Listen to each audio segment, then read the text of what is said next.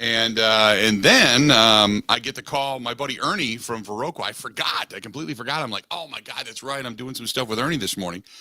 So I was running around the house getting some stuff done. So I sit down and talk with Ernie for about a half an hour. And then I'm like, okay, I'm going to meander back up to the studio and, do a few things. And then I realized, holy crap, I left all the equipment in the car from last night, from the huddle. And so I had to scramble to put the studio together. Just kind of a wild morning, and which gets the adrenaline going, right? So you're up, you're fine, you're ready to go. I'm excited tonight. Go 49ers. I'm a 49ers fan today. Hopefully they knock off Seattle and continue the Packers' quest for the postseason. I know it's a long shot. I get it. I was leaving Stenny's last night. Guys are in the corner. Group of guys. Unit! Say unit! By the way, there's no way the Packers are winning out. I'm like, you are the bucket of cold water on a great experience, which is okay. I'm like, I know, I get it. I understand it. But, there's hope. There is what it is.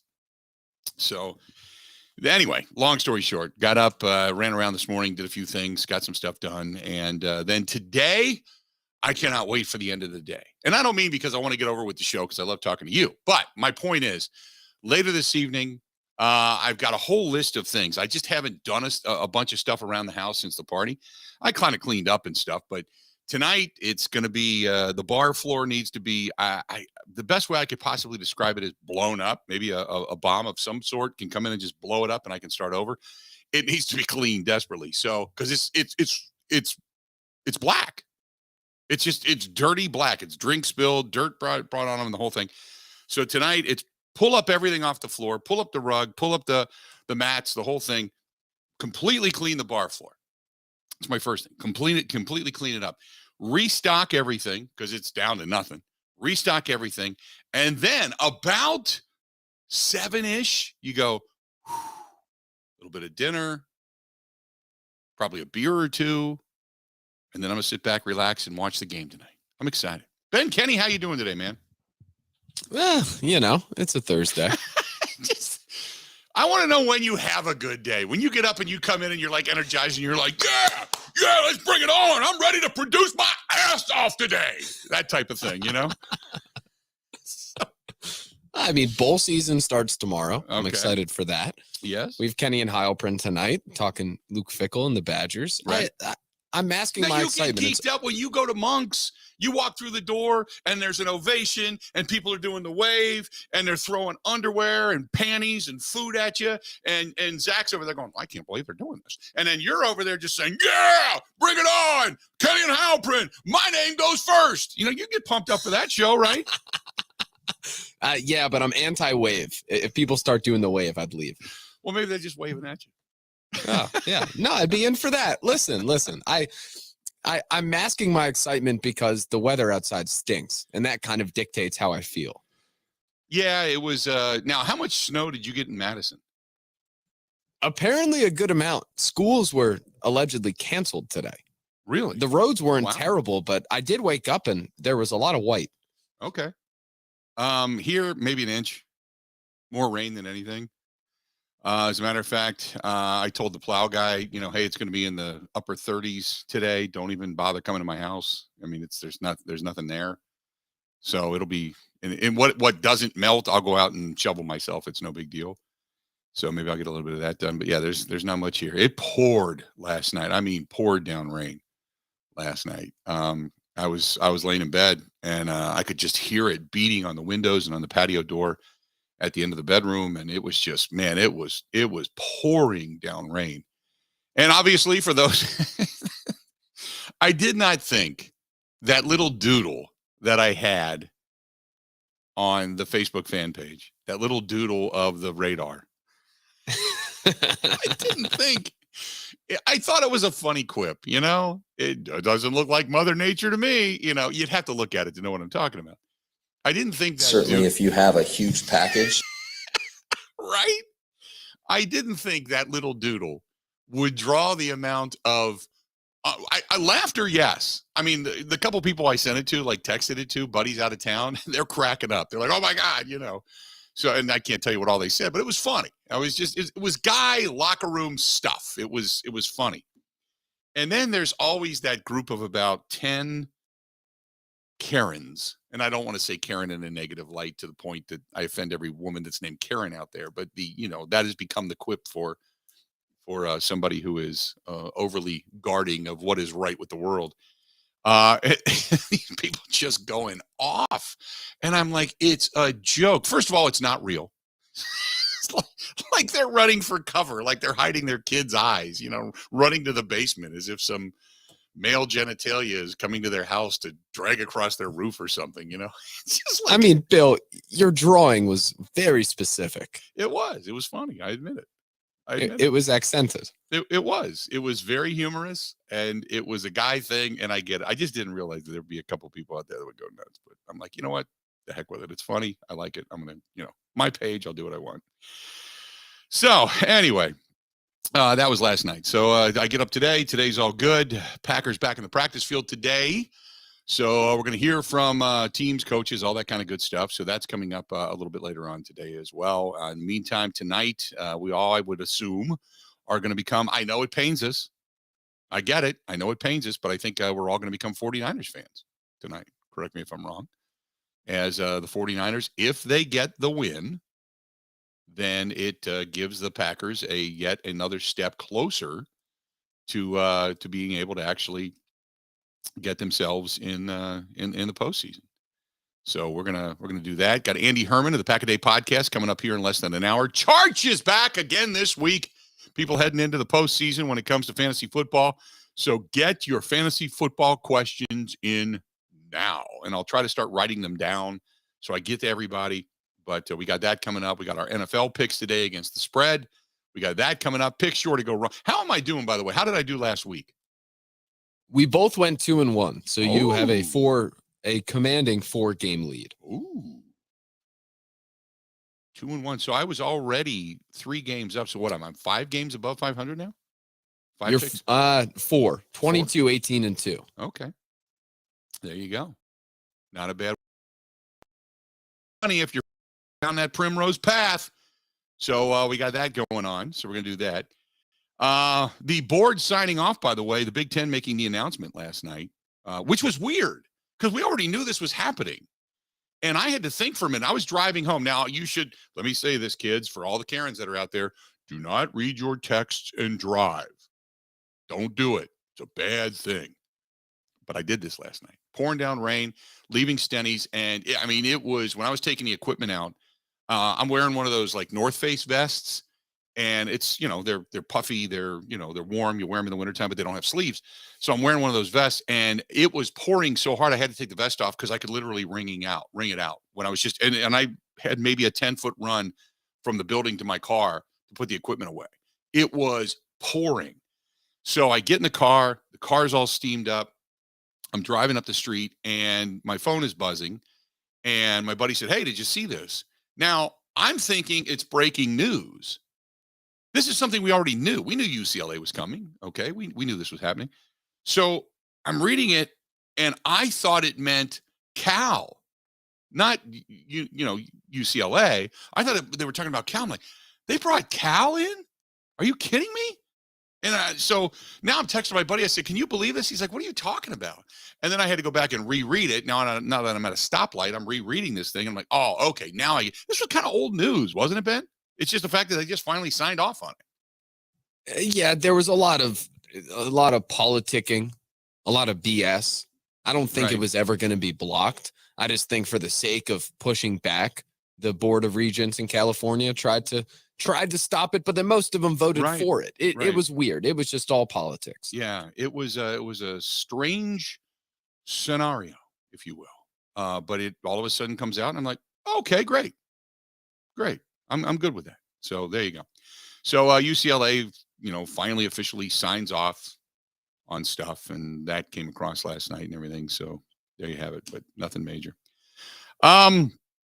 So we got a lot of stuff coming up today. We're going to get into the discussion about the Packers coming back, which of course we do talk Packers during football season. Absolutely. Got the game coming up tonight.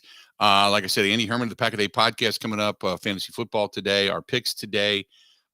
We got a rather interesting story regarding the Rams. I'll tell you this. I got a buddy of mine that writes for the LA Times, And he doesn't necessarily cover sports. He does more politics, but he's a big, big sports fan. And he was a huge Rams fan when they were there originally before they went to St. Louis. And then when they came back, he's a season ticket holder, the whole thing.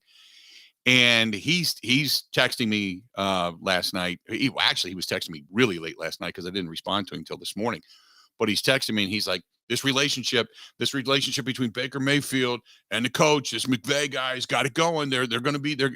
And they're like enthusiastic. Like this is going to be something they build on, that once Matthew Stafford goes away, this is it. Baker Mayfield, he is, as he said, he found his home. I mean, they're all fired up about that. I'm home. Good to be home. They're fired up. And McVay, this is going to energize McVay, and McVay's going to stay. And they have an energy coming. They're a 3-4 win team coming into this game. And they have an energy like they're going to a Super Bowl. Like we're back. And I woke up this morning. I texted him. Now, granted, it was like 7:30 our time, which is what, 5:30, 4:30 their time, whatever the hell the time difference is right now out in LA. And so I'm sure he's getting it this morning. But I said, wait a minute. This is like when Jeff Saturday took over for the Colts, and the Colts got him that win, and everybody's flexing, yeah, And then after that, they came crashing back down to reality. I said, don't fool yourself. Baker Mayfield is Baker Mayfield. Now, maybe he may find somebody to work with him to make him a little better, whatever it happens to be. But make no mistake about it, Baker Mayfield is Baker Mayfield. I don't look at him differently. Not now. So, but they're believing. They're believing. So now, you got that to deal with. And we talked about that yesterday. Like, look, the Packers, they need to win out. Can they get past Miami? This is like, whoa, let's make sure they get past the Rams on Monday night first before, right now it's just the Rams. You can't do anything if you don't beat the Rams. If you don't beat the Rams, all the scenarios in the world don't matter. You just got to beat the Rams. You lose, you're done. It's that simple because of the tiebreaker. So we'll wait and see. Yes, Phil, I did read that this morning too when I got up. Justin Turner again being tied to, or at least an interest drawn from the Brewers. So that would be a great pickup to have a third baseman that can hit. That means you solidified your infield. You've got your catching battery pretty much done. You believe you've got at least somebody that can roam center field. Maybe you pick up another, outfielder bat along the way, but now you're about building the arms in your bullpen. Suddenly you've got enthusiasm again for the Milwaukee Brewers. I got to be honest. I'm the Justin Turner thing, if it should happen, would be the capper to say, no, they're not packing it in. They just retooled and they're going for it again. So I would be thoroughly excited if indeed all of that comes to fruition. Thoroughly excited. If Justin Turner walks through the door, you bolster the bullpen a little bit more, bring in a bunch of arms, buckshot approach, see who sticks, see who doesn't, and move on. You got a good starting rotation. Now you've got guys that at least seemingly can put the ball in play, put them between the white lines consistently. Now maybe this team can actually make something. And I don't know if you've watched Christian Yelich on Instagram, but every now and then he's posting.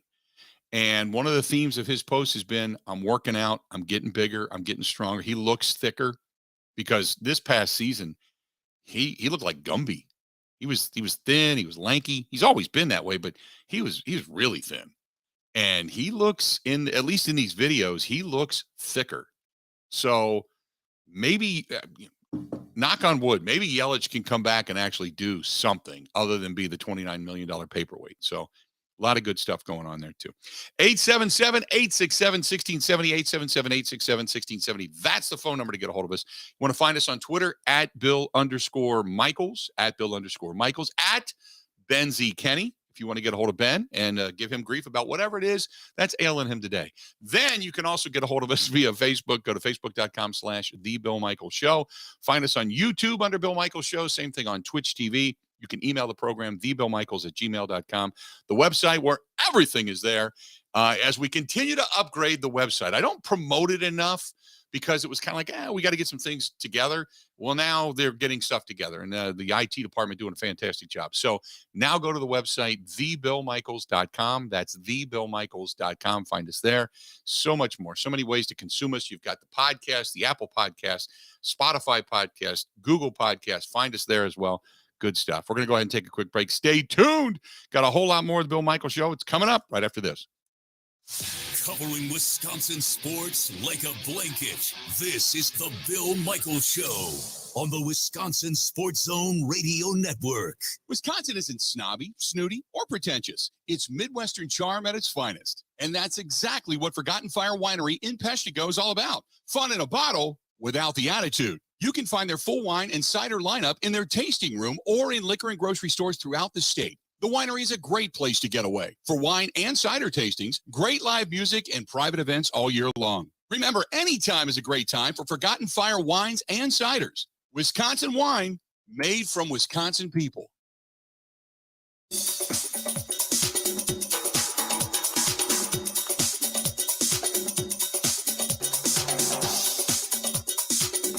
Bill Michaels will resume in 3 minutes.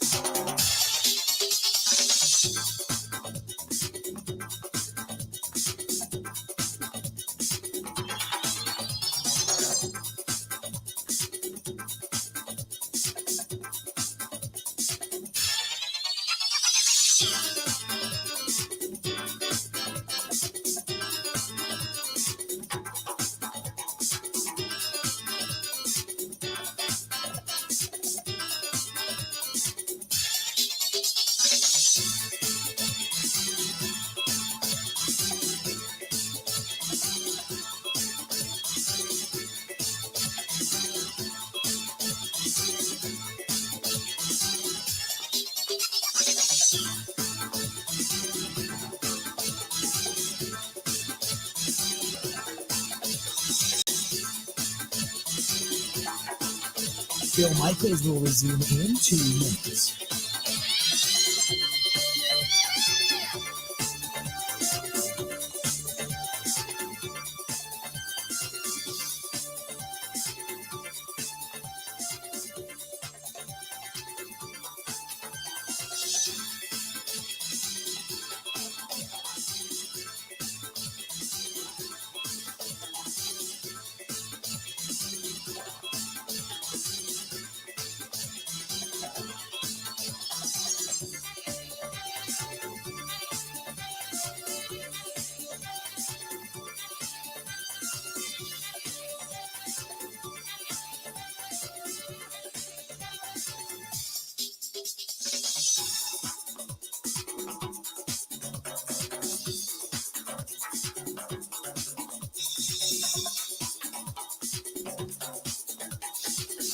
Bill Michaels will resume in 1 minute.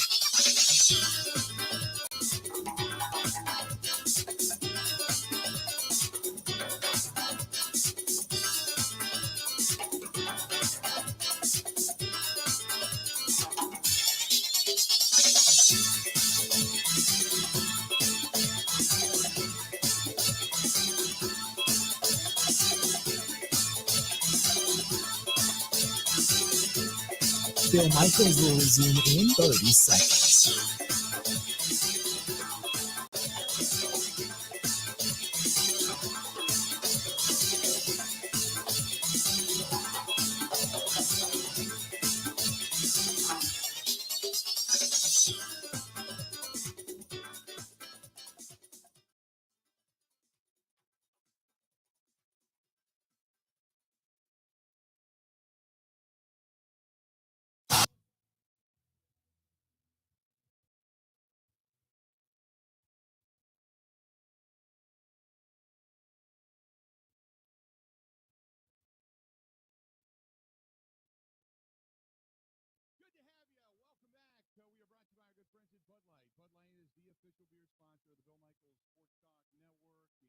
To them for being a part of the program. As always, good night last night down at Stenny's, and the Bud Lights were flowing last evening down there as they had some specials. Cool night last night, too, because they had an Admirals game in town last night. So the Milwaukee Admirals were playing, which we tell you about Admirals hockey all the time. We got to get Aaron Sims on the show, too, talk about their season. They're playing pretty well.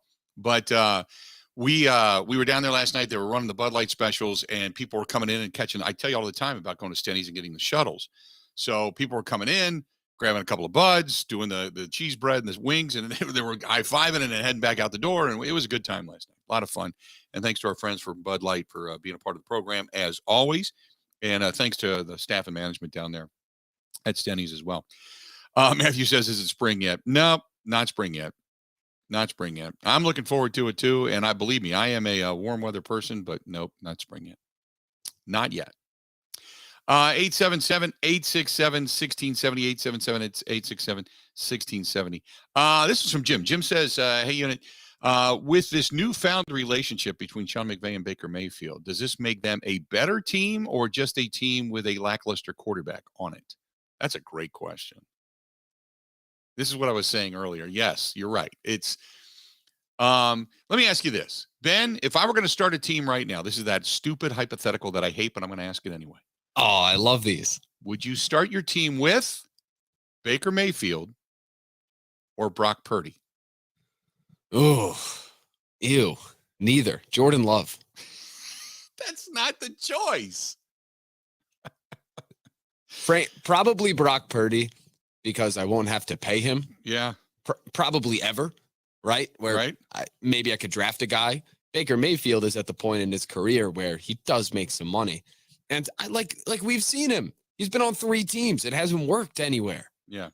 I don't get this whole Baker Mayfield thing. Yeah. The Baker Mayfield thing has been he gives you the flash and then he wears on you, might be the best way to put it. Is that a good way to put it? He just absolutely wears on you after a while. Indeed. Yeah. You know?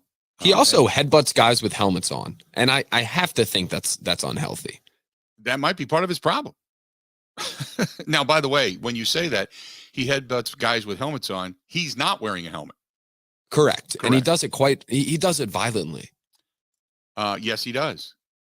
He's the, maybe it's all those days cleaning up the Progressive Stadium or Progressive Field, for the commercials or something. Maybe he, inhaled something or something. But he does the flex up thing and screams and yells. Oh, when he planted the flag in midfield at the shoe. Yep. That was fun. Yeah.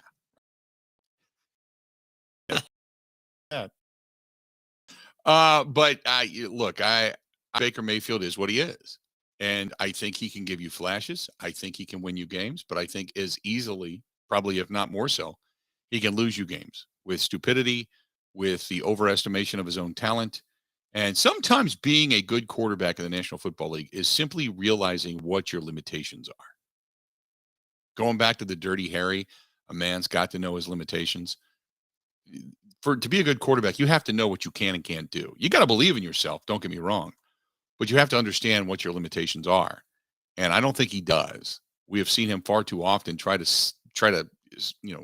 zip something in there that the accuracy isn't there, the overthrowing is there, and the fact that it just isn't on target and it's not fast enough to get past the defenders. We've seen it time and again where balls get tipped, they get picked off, and he can't believe it. And then he's laying face down on the ground after taking a hit going, I can't believe it didn't get in there. Well, we all saw that coming, but apparently you didn't. So, but Baker Mayfield at times can be his own worst enemy, much like Dak Prescott.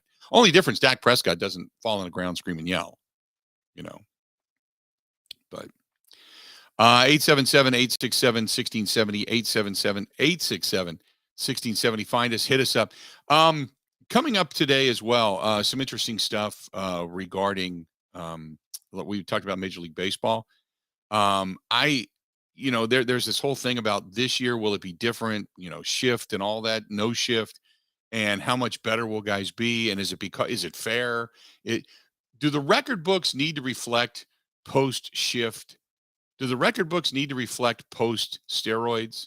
Do the record books, especially for pitchers, if they decide to, the pitchers are far too advanced, they're all going into these labs and they're throwing 95 plus miles an hour now. And so hitting has gone down dramatically and it hasn't caught up. And so they're going to move the mound back, or there's been talk about that, about moving it back 6 inches to a foot. And, do we have to then go post mound move, post mound height move, all that? Baseball's baseball. It's going back to using the old, phrase coming out of the movie Bull Durham. You see the ball, you hit the ball, you catch the ball, you throw the ball. I mean, that's all there is to it. Yeah, they can make some of the diameters and the metrics, but we didn't change the numbers once they started moving in the fences. We didn't start, changing the numbers after they reconfigured many of these Macedonian fields. Remember the old Three Rivers, and remember the old Riverfront Stadium and Fulton County Stadium, the depths of County Stadium for that matter. And then, you look at the old, Yankee Stadium, which, the home runs were hit, but those fences were further. You look at what they did in, when they reconfigured, which was then the Jake, now it's Progressive Field. They reconfigured that, and then they reconfigured what they did down in Houston, and all these fields started to become smaller. Look at the field now in Oakland. If you've seen any of it at all, it is a cavernous stadium, and foul territory is ginormous, where many foul balls go to die rather than being just foul balls, and that's where outs are made. So do you change it because you're in a bigger stadium versus a small? There's a whole argument about whether or not they're going to have to change things in Major League Baseball. And I'm just like, you know what? There's been so many changes over the years. There's been pre and post amphetamine era and cocaine era and stickum era and, steroid era and all the different eras. We don't change it every time there's a change in baseball.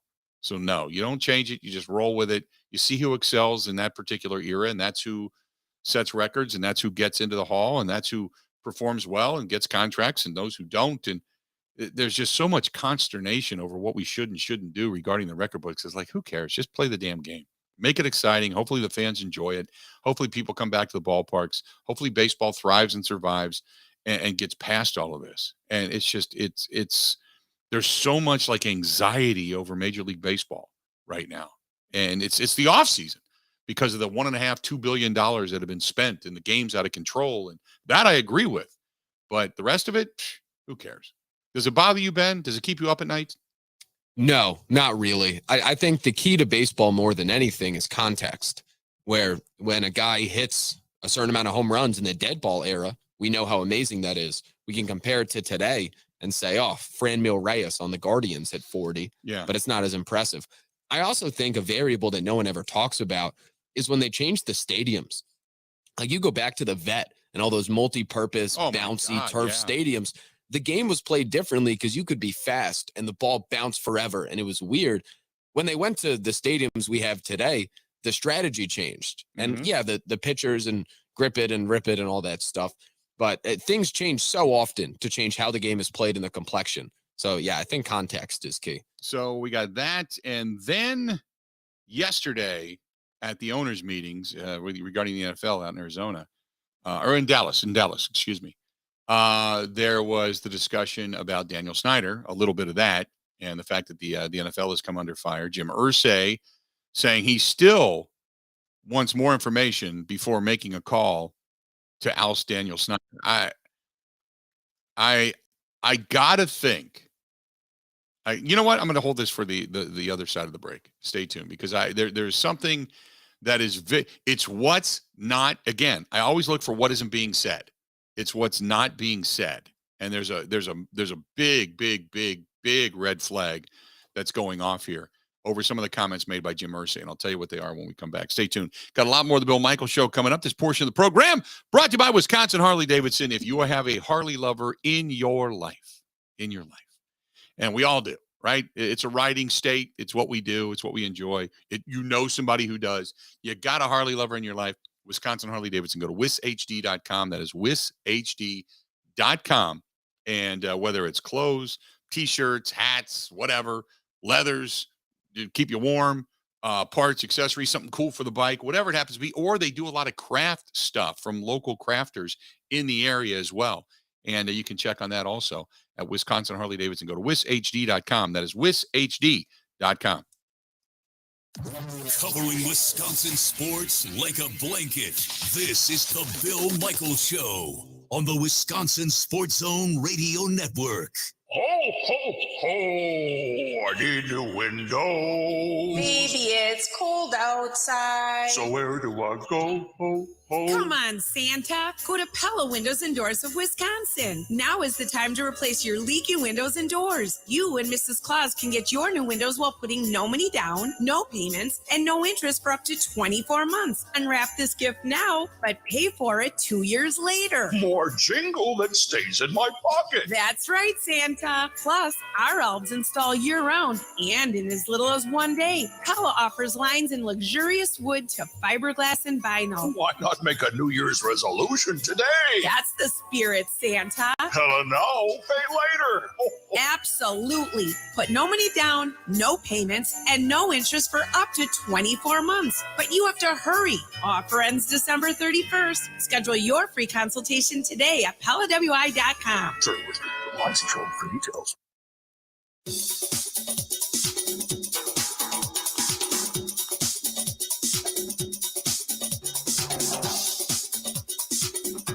Bill Michaels will resume in 5 minutes.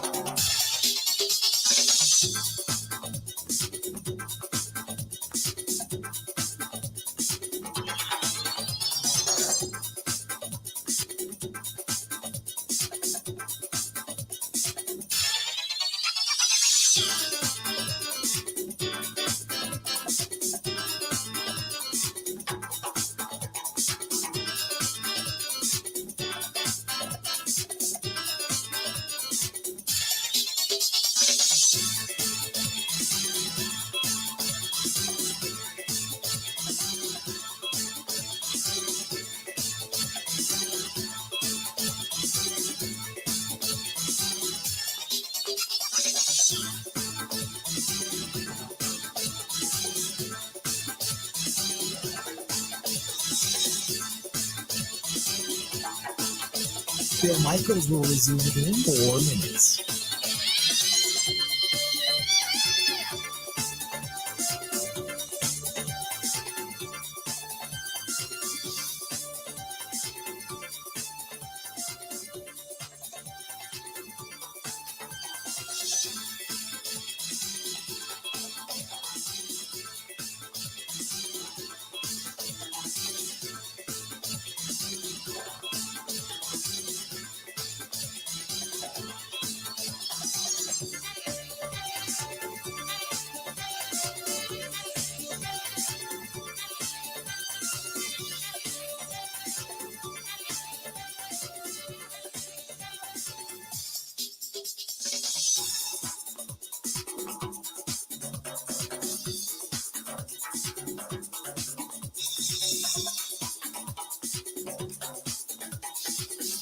Bill Michaels will resume in 3 minutes.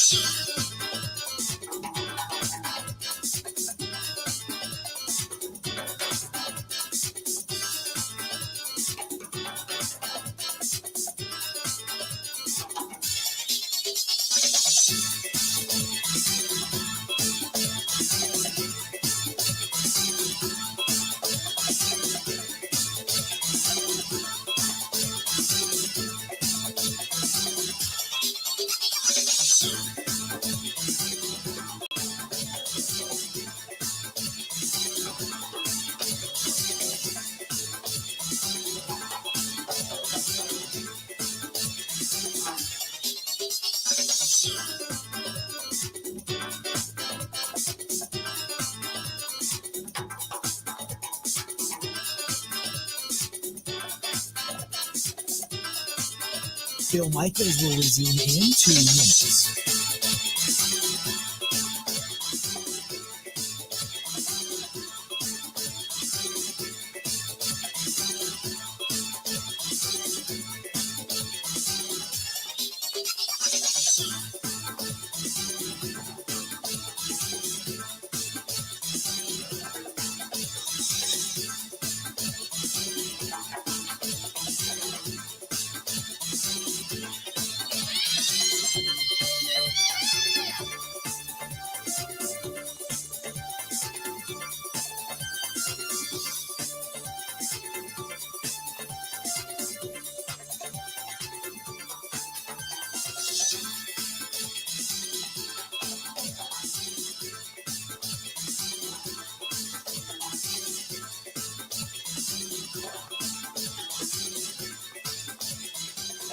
Bill Michaels will resume in 1 minute.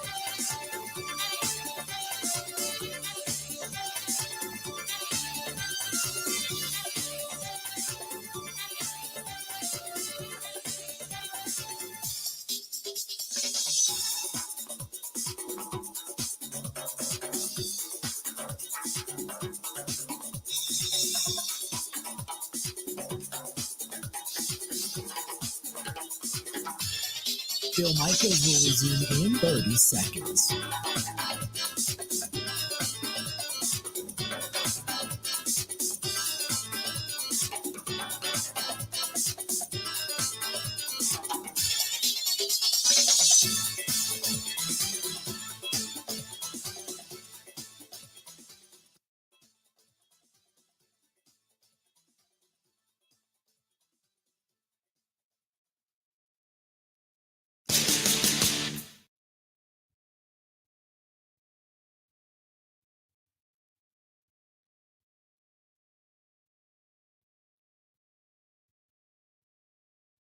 Welcome back. Good to have you. Hey, if you're going to be doing something this weekend, I might see you there with some football being played on Saturday. I got a dinner on Saturday night, but either before or afterwards, might see you down at the nice thing. I did not do the cigar thing. I know there's some people here doing cigars, but I didn't do the cigar thing this past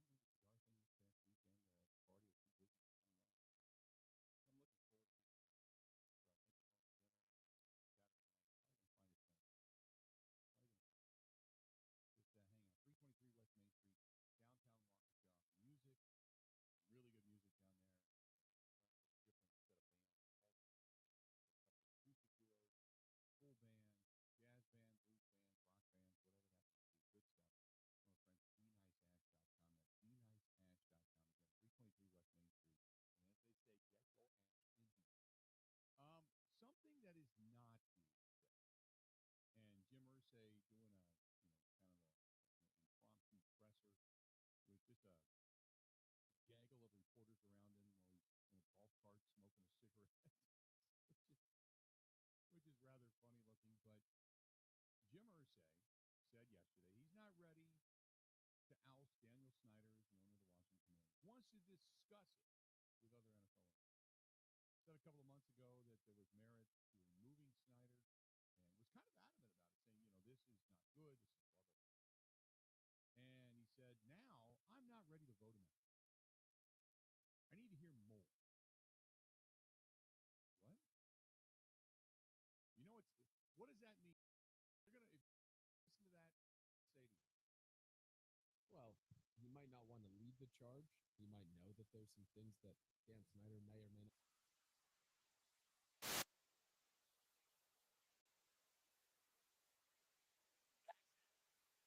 It's the fact that he is saying, I need to hear a little more. What? Basically, the House committee, the investigation said this guy's a scumbag. He's a liar. He's a thief. He's created a sexual atmosphere within his work environment that has been completely harassing towards women. He has gotten and garnered dirt on everybody. He is just the epitome of bad ownership, of what you don't want in a company. And Irsay says, I need to hear a little bit more. What? I don't know if we want to do that. Come on. Are you kidding me? You know why? Because there before the grace of God. Because he knows if you open up that Pandora's box, here we go. Here we go.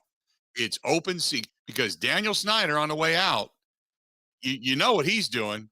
He's not going to be making it rain with the money like this where he's flapping his hands together. No. This is going to be all the reports he's got on everybody. Dan Snyder, here you go.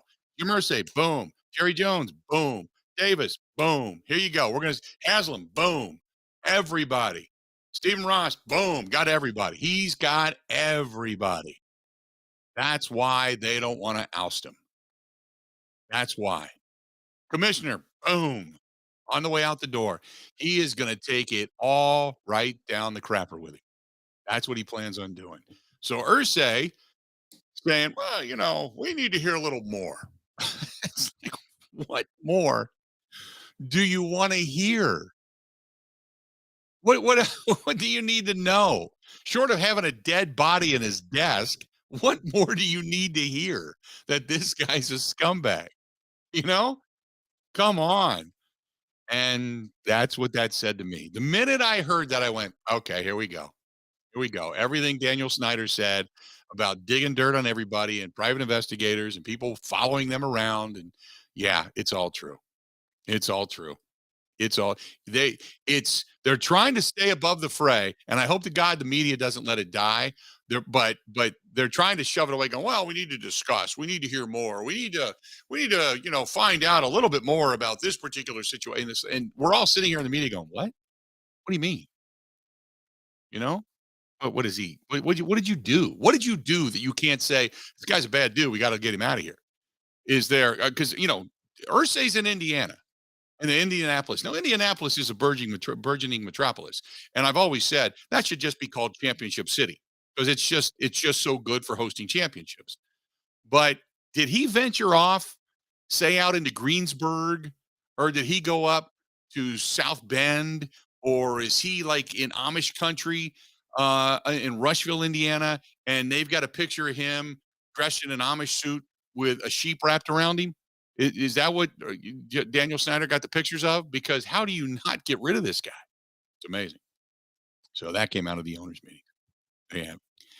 877-867-1670, 877-867-1670. This is from John. Says, I'd be really curious to get your take on the Brewers' new catcher, William Contreras. Looking at the reaction to the trade so far, he shows zero interest in being a Brewer. Should we be worried? No, because when you're being paid and ultimately you suit up and you get in there with your teammates and such, no, I maybe he doesn't want to leave Atlanta because he likes that situation. I mean, I don't know the reason. It certainly appears that Atlanta got hosed. Like what the Brewers gave up to get the players they've gotten, it seems like, again, like Matt Arnold has been sitting on a stash of, naked animal photos where they made some incredible deals. So it's almost like it's, knock on wood, too good to be true. So maybe Contreras didn't want to leave. Maybe he's got his guys there. Maybe his friends are there. Maybe he doesn't want to uproot his family. I mean, who knows? Who knows? But once spring training starts, once you get into the camaraderie of the guys, once you get into the system, maybe he doesn't like the city. Maybe he's had bad experiences in Milwaukee. Maybe we have, the supposed ghosts down at the Pfister Hotel when they stay there scared the hell out of him one night. He doesn't want to come back. Who knows? But once guys are getting paid and the paychecks are coming and they're playing and they feel like he wants to be relevant. I can see that too. But they're relevant. Yeah, then there you go. There you go. I'm not too worried about it. Usually once you get indoctrinated, because Hader didn't want to leave.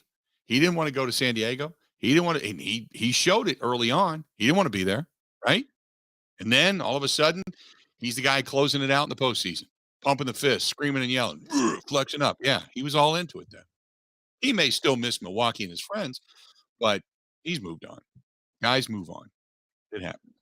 Unless you're absolutely positively in a city you just freaking hate, which that happens few and far between. You know why? Money. When you're getting paid, you're going anywhere. It's the transient nature of baseball. And any concerns? No, none. I mean, will he be thrilled to know that they probably won't give him the next contract? He probably isn't the best situation. But the tweet people refer to, he was sad he's leaving Atlanta. Right. Because I believe he was on the World Series roster, but he's also a big part of a young core of that team. I think he was more sad to leave that situation. That's what I believe. So no, I'm zero. Zero worries. I'm good with that. 877-867-1670. If you want to chime in, do it. Give us a buzz. This one is from John. John says, do you think that the secondary is going to get better now that they've had a chance to self-scout? Does suddenly somebody look at Joe Barry and say, Joe, you got to play this differently? Why? And if so, why wait so long? You know what? We'll deal with that when we come back because we're up against the break. But that's a really good question. And I want to address that. Stay tuned. This portion of the program being brought to you by our good friends over there at the Water Doctors, H2 the letter O doctors.com. That's H2 the letter O doctors.com. Get a hold of John and his staff, the Connecticut Water Softening System, the absolute positive best that I have it in my home. I use it every day. Shower with it, drink it. It's all throughout that. The laundry, the whole thing. Awesome. Best water softening system I have ever had. And that's the reason I have taken it with me home to home to home. It's just that good. And when I was going to leave it in my last house, they were going to pay extra for it because they just knew the value of having it in your home, the $4 or $5 grand, whatever it was. But I was renting it at the time. But they wanted it. And I'm like, no, it's coming with me. You guys buy your own. I'm good to go. So it's just fantastic. 262-549-7733. 262-549-7733. That's the Water Doctors. Go to H2 the letter O doctors.com. H2 the letter O doctors.com. Ready? This is the Bill Michaels Show on the Wisconsin Sports Zone Radio Network.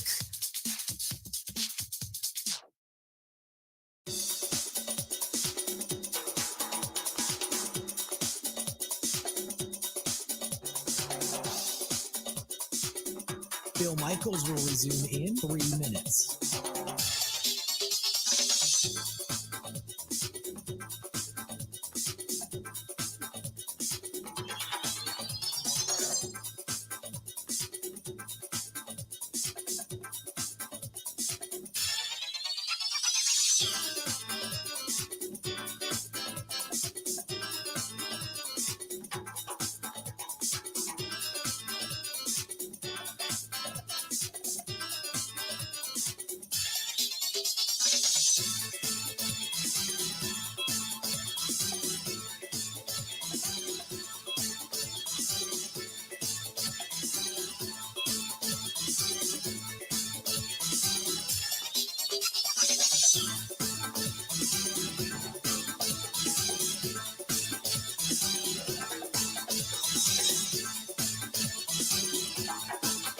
Bill Michaels will resume in 2 minutes.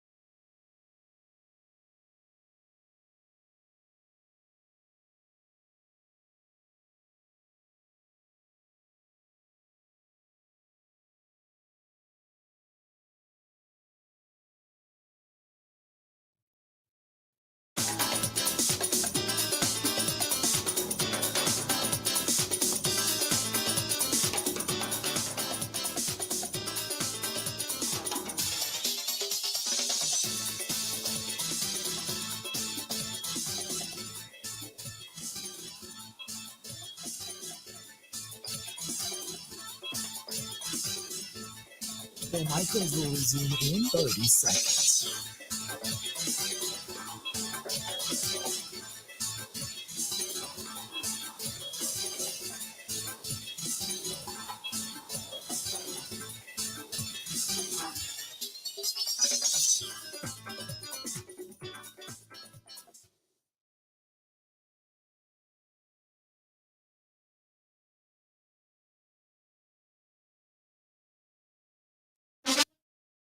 Now, in Green Bay, here's Mike Clemens. The Packers have 3 days of practice sessions to get ready for the Rams today through Saturday, and then a walkthrough on Sunday. Last night, the team activated their big backup offensive tackle, Caleb Jones. He's been on the illness reserve list, battling mononucleosis. Rookie wide receiver Romeo Doubs is back at practice. Doubs suffered a high ankle sprain on the first play of the game in Detroit back on November 6th. Will he be ready for Monday night? Yes, I'm fully expected to play Monday. Went full speed on it today. It felt great being able to play. The Rams have a new weapon to watch out for. Number 15, Tutu Atwell, a second-year wide receiver with 4.3 speed, just 5'9". Atwell says he's the one that drew away the safety that helped Van Jefferson get single coverage on his dramatic touchdown catch to beat the Raiders last week. Coach McVay called a 4 verts play. Van had a go ball. It was too high safety, and the safety rolled down to cover me. And it was just one-on-one with Van, and I just seen the ball in the air, and I just already knew Van was going to get it and run up under it. So when he caught it, it was just like, let's go, man. So and we was all inside. I was happy for him, and it was a great game. 3 of the 4 Packers' remaining games are here at Lambeau. They need to win them all for any hope of a spot in the playoffs. Packers safety Adrian Amos. Just a must win. I mean, we've won games in a row before. It just hasn't been the pressure that we have to, but these past couple of years, we strung off, 6, 7, 8 game win streaks and before, and then why can't we now? That's Adrian Amos. In Green Bay, I'm Mike Clemens on the Bill Michaels Show.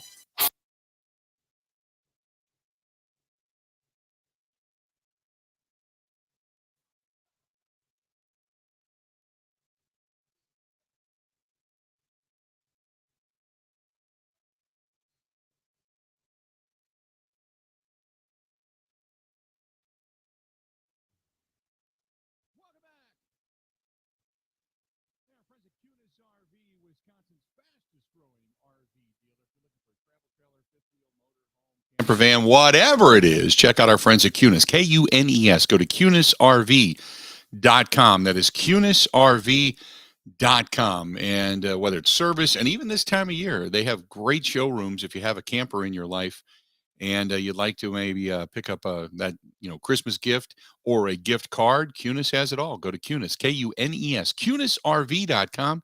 That is KunesRV.com. So, we were sitting here before we went to break. I was asked about, self-scouting and will the defense play better and such. And, the one thing about it, and I don't know if you read this, I think it was in Fanside or something like that. It was an offbeat Barstool. I can't remember what it was.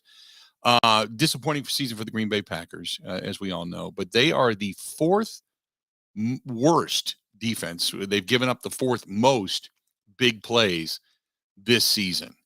And a big run, as they say, is defined by a gain of 10 yards or more. A big pass play is 20 yards or more.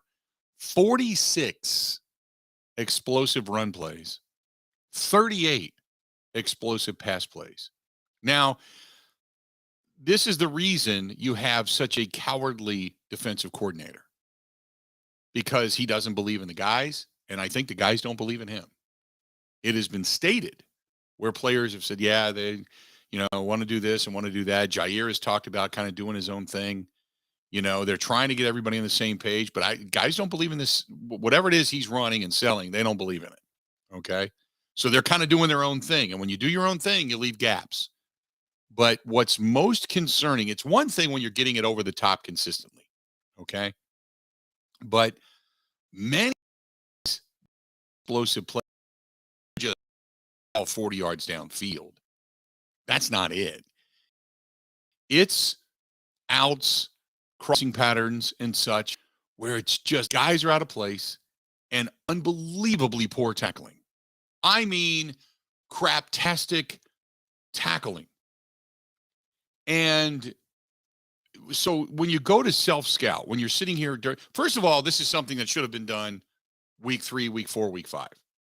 Maybe right after the game in London. Okay. So to sit here and say, well, we're going to self-scout this week, you're 2 weeks into December. You're a little too late, so to speak, to now getting around to doing this.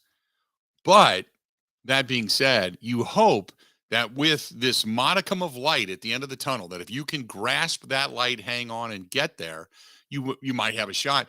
That's one of the things that needs to change. We were talking last night with Mike Clemens and Grant Bills and the Wisco Sports Show during the huddle last night. And we were saying, what needs to change? That was the question I asked everybody. What needs to change?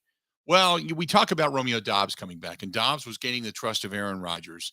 And then obviously Christian Watson and his emergence. And suddenly you look at the offense and go, well, maybe they do have a couple of weapons they can throw to. And then you throw in a guy like Randall Cobb, who's having a pretty decent season for his age. You know, a guy that can still get it done and be that safety net guy. Lazard's a sure route runner. Every now and then you're going to hit Tanya, and your run game is decent. You know, if Zach Tom can hold on for a couple of weeks and just sustain the left tackle position until you get David Bakhtiari back and you win games, who knows, right? Plus, the quarterback's feeling good. Yesterday or 2 days ago, he sounded good. He's like, boy, I was out working on my tan. My thumb feels good. My ribs finally feel better. Yeah, man, I'm feeling good again. He sounded good again, right? So maybe offensively, maybe it'll come together. But the defense is the biggest concern, right? So if you're just now self-scouting, you have completely done this team a disservice. So I don't believe that just this week they've been doing it. But that being said, what you have to do coming in the next 4 games is get everybody on the same page in some way, shape, or form. Just start fundamentally. Now, they're not going to be hitting. They're not going to be running around on the field, nailing each other, you know, and pounding each other into the ground because it's just the CBA doesn't allow for that, and you're trying to get your work done. But it is mind-numbing how poor the tackling has been for this team and how many big plays they have given up due to the inability to just fundamentally tackle the ball carrier. So the Packers... if I remember correctly in the article, it said something about despite all the issues or something like that, the Packers, they rarely deviated coverage-wise from their approach. The Packers have one of the more predictable coverage schemes in football. And I started reading this, and then it said it references Pro Football Focus and everything, so it gets into the deep analytics of this. But basically, everybody knows what you're running in the down and distance situation that they're presented with. They know what you're doing, which speaks completely ill of Joe Barry. If Joe Barry is not done on Black Monday at the end of the season, whenever that may be, then I have absolutely positively zero faith in Matt LaFleur. None. He should no longer, if indeed it's not Goody's call, then Matt LaFleur should no longer be the head coach of this team, because it is predictable and obvious to everybody, including coaches on other teams, what it is you're doing and how bad it is. It's a really, I'll have to find it, and then I'll post it over on the Facebook fan page. Check it out there. It's a really good read. All right, stay tuned. We got a lot more coming up. Bill Michaels Show, Pack-A-Day Podcast. Andy Herman coming up next.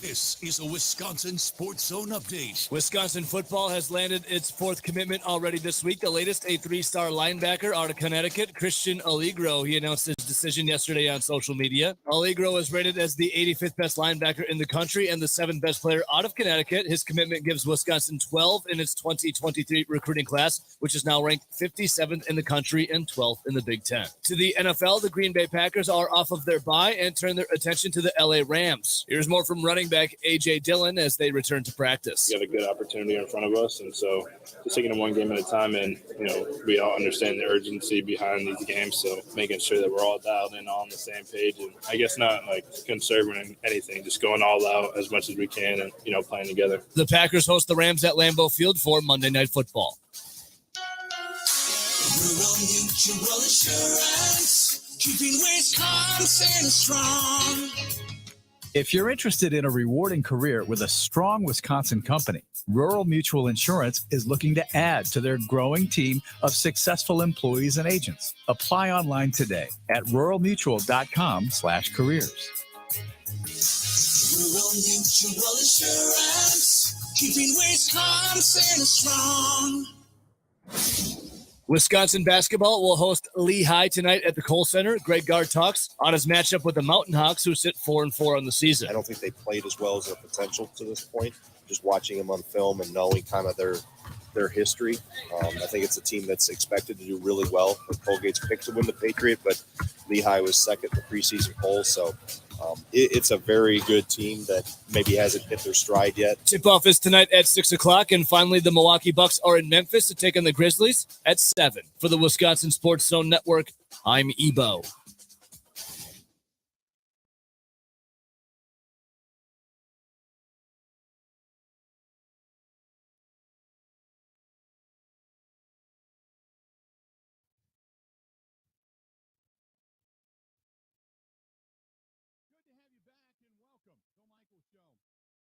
Continuing on hour number two.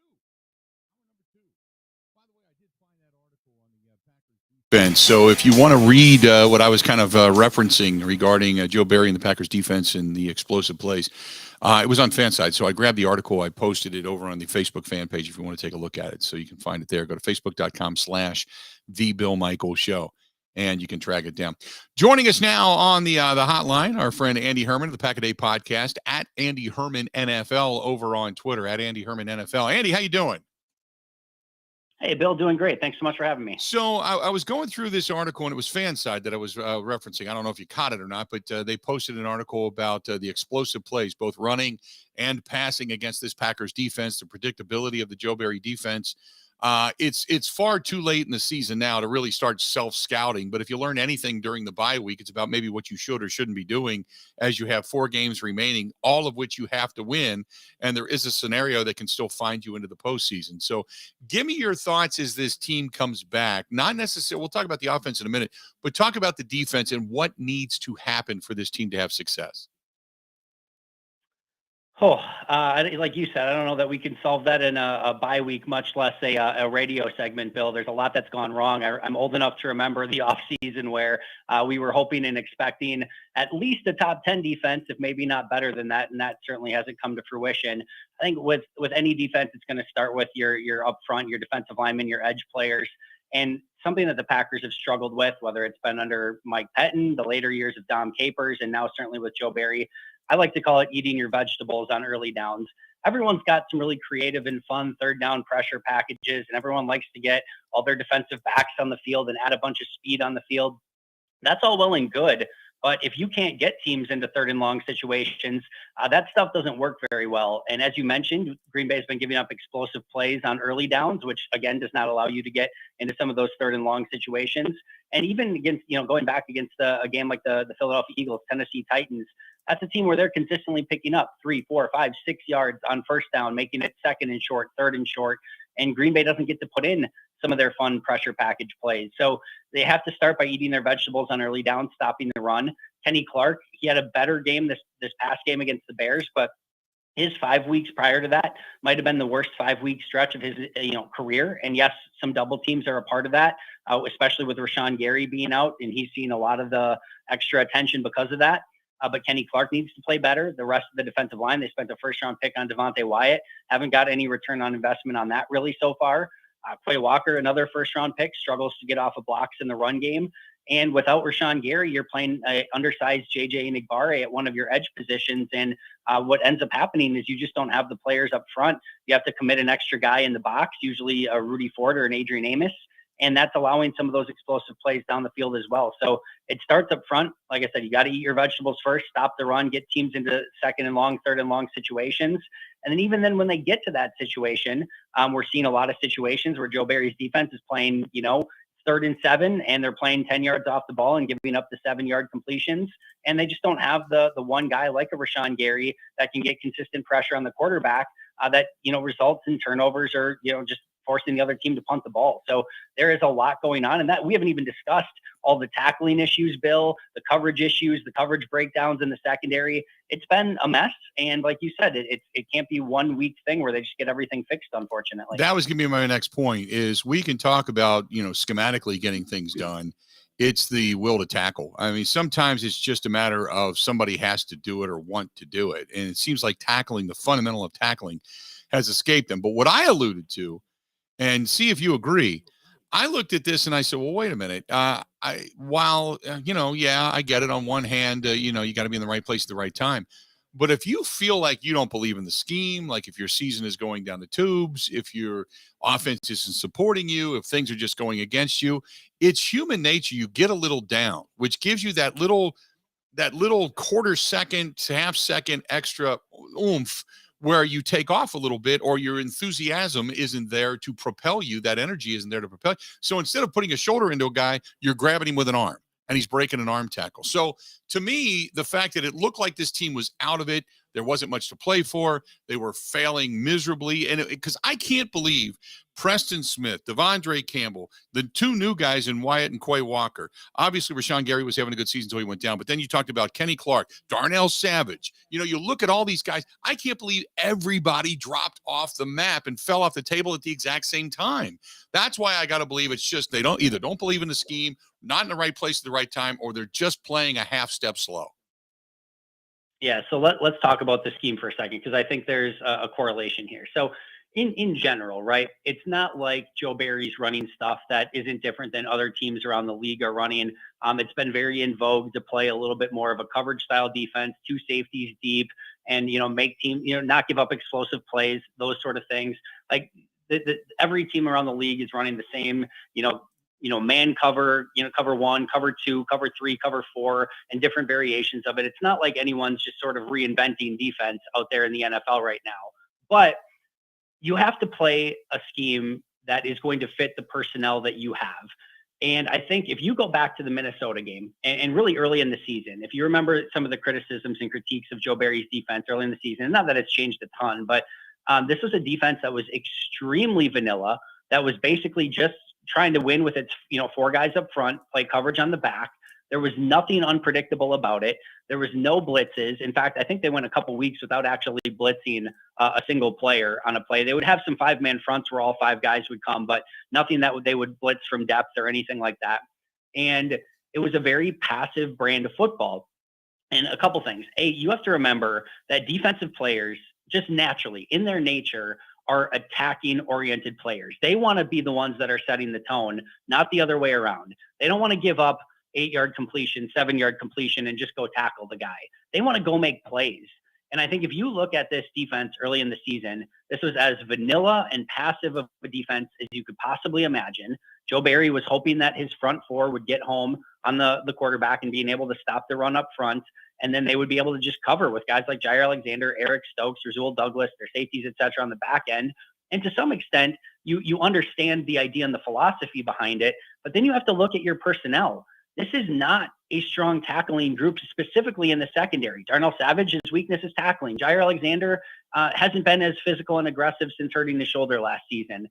Eric Stokes, definitely not a tackling player. You're, bringing in a Quay Walker in the first round. Speed linebacker, can get sideline to sideline, but he's not the most physical player at the point of attack. So you've got some issues, and even like an Adrian Amos, not the most fleet of foot, not taking the best angles anymore. So he's not exactly the 1A. You don't have a bunch of Cam Chancellors back there where like taking guys and pummeling them on the second level. That's just not how this defense is built.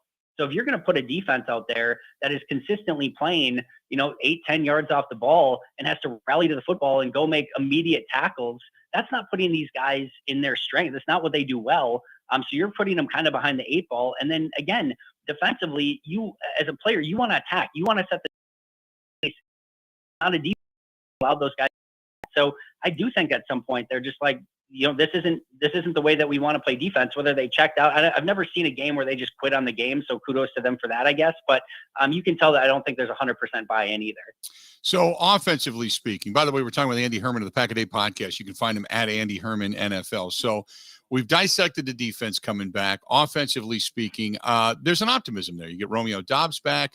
Rodgers says he feels good. The thumb feels good. He said, the ribs are feeling really good. He seemed like they're, at least on the McAfee, podcast, it sounded like he was in a good spirit, had a little time to work on the tan. Seems like he's coming back with a bounce. The only deterrent is you don't have David Bakhtiari for whatever period of time, but you're hoping that Zach Tom can fill the bill. So at least there's this optimism that maybe with the discovery of Christian Watson, also another guy he started to trust in Romeo Doubs coming back, maybe this offense can pick it up. And if this offense can give you early scores rather than trying to come from behind, maybe then you get Joe Barry to actually say, okay, we're up by a score or two. We don't have to play on our heels and we can become the aggressor. That'd be nice. I would love to see that. And I do think there is optimism surrounding the offense. I actually think, I know Christian Watson deservedly is going to get a lot of the credit, and we'll touch on that as well. But I think it does start with the offensive line. I know Bakhtiari coming back was a huge part of that, and his absence will certainly be felt. But when they made the move, obviously getting Bakhtiari back at left tackle, but put Jenkins back at left guard, move John Runyon to right guard, and then put Yash at right tackle. That was really a huge difference in their season. Elton Jenkins looked completely out of sorts. Part of it's coming back from a torn ACL, but he just did not look natural at all at right tackle. Getting him back at left guard and allowing him to play his natural position, he has looked light years better these past 5 weeks than what he did when he was playing at right tackle, coming back from the torn ACL. John Runyon Jr. has basically looked the same going from left guard to right guard. In fact, I almost feel like he's played a little bit better. I think he's almost had to just think a little bit more. And sometimes I feel like Runyon can kind of get on cruise control. He's a good player, but when he does, he can allow some or have some mistakes, I guess I'll say. So I think it's almost allowed him to maybe think a little bit more and almost play a little bit better. And the big one is Yash Nyman, who I think had done solid work at left tackle, but he always looked just like kind of a swing tackle to me where, he can fill in a pinch and you don't have to change your offense, but you're not winning because of him per se. At right tackle, despite the Packers seemingly having serious trepidation over whether or not they wanted to move him to right tackle and wondering if he could play the position, I actually think he looks much better and much more natural at right tackle than he did at left tackle. And I actually think he's one of the key reasons why this offensive line's been playing so well. So I know Zach Tom will be in there for David Bakhtiari, but Tom played well last week against the Bears, albeit against one of the worst front fours in football. But I do think that it starts with the offensive line, and then all beginning of the season, the big issue for this offense is they couldn't beat press man, cover one defense. And, they didn't have a deep threat to really take the top off of the defense and really pose any threat. And now Christian Watson has changed that in a very major way. He is the exact skill set that this team needed on this season. Somebody that not only can threaten the defense deep, but that has a gravity towards him that is taking not only his corner, but a safety with him 20 yards down the field, which is opening things up underneath for some of their possession receivers. And then, of course, you can just get it to him on an end around and he can take it 60 yards at any given moment as well. So the offense, a lot of optimism right now surrounding what they've been doing. Does this offense have enough weapons, in your opinion, to be successful?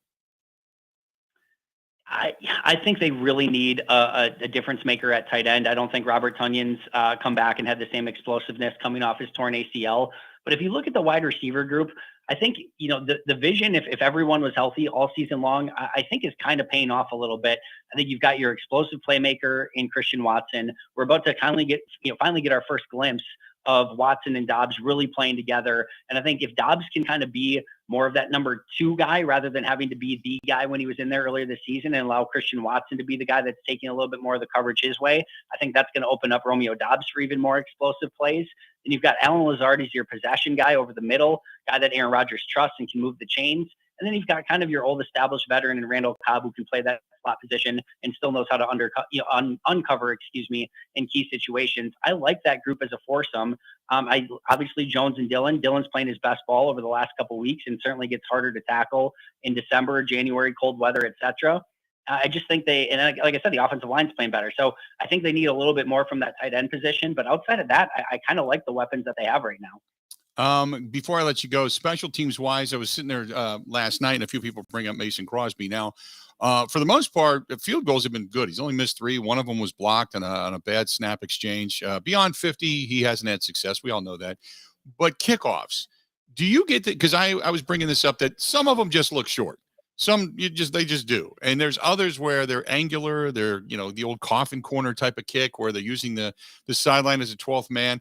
Can you distinguish between what is and isn't supposed to be going deep into the end zone, what is and isn't supposed to be going to a sideline, and where maybe there has just been leg strength failure?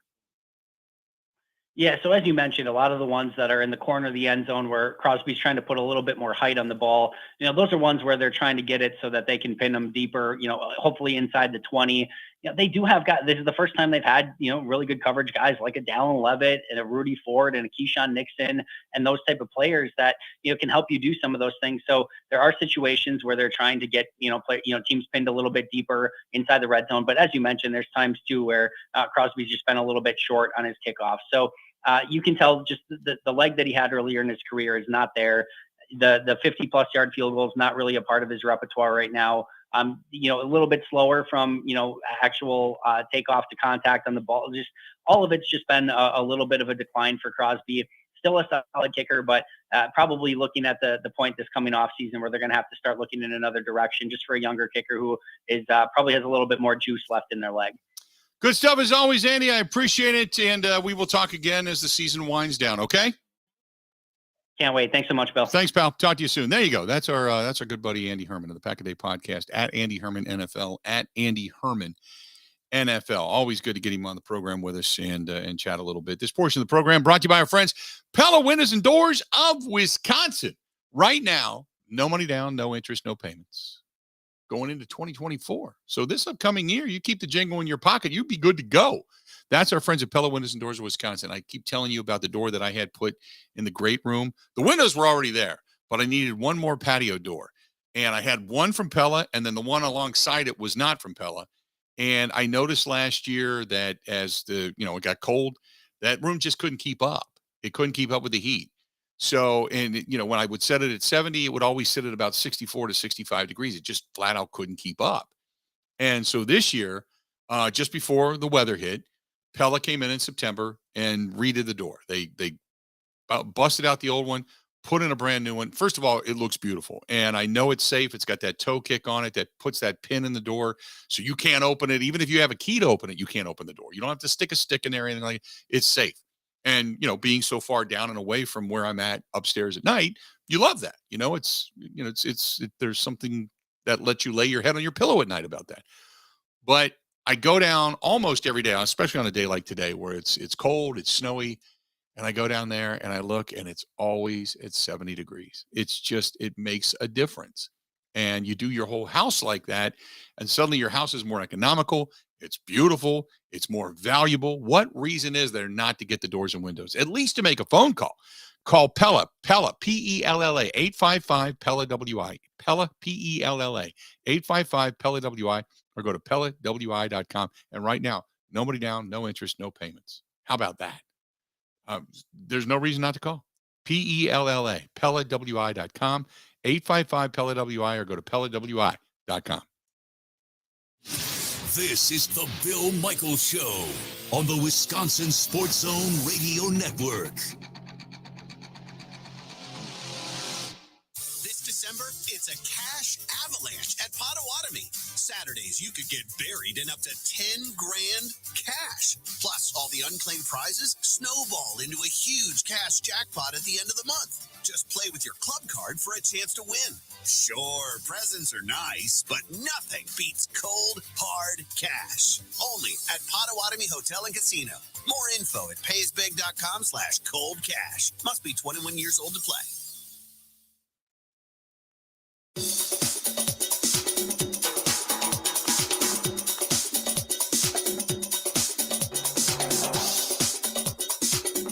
Bill Michaels will resume in 3 minutes.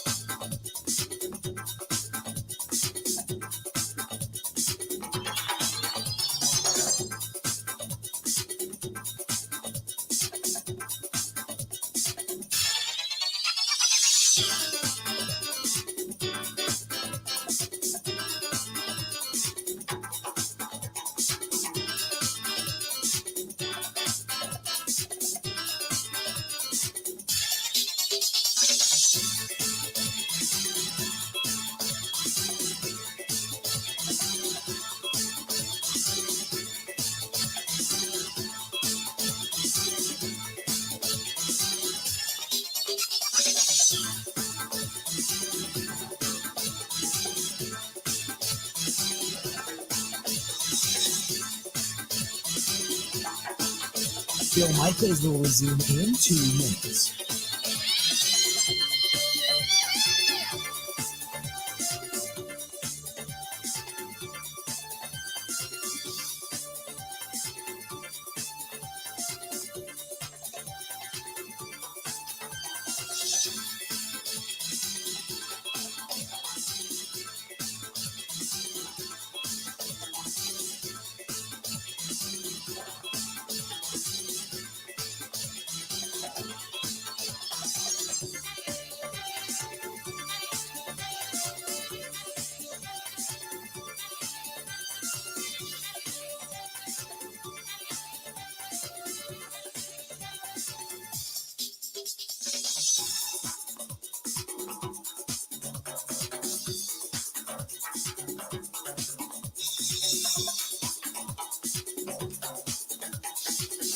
Bill Michaels will resume in 1 minute.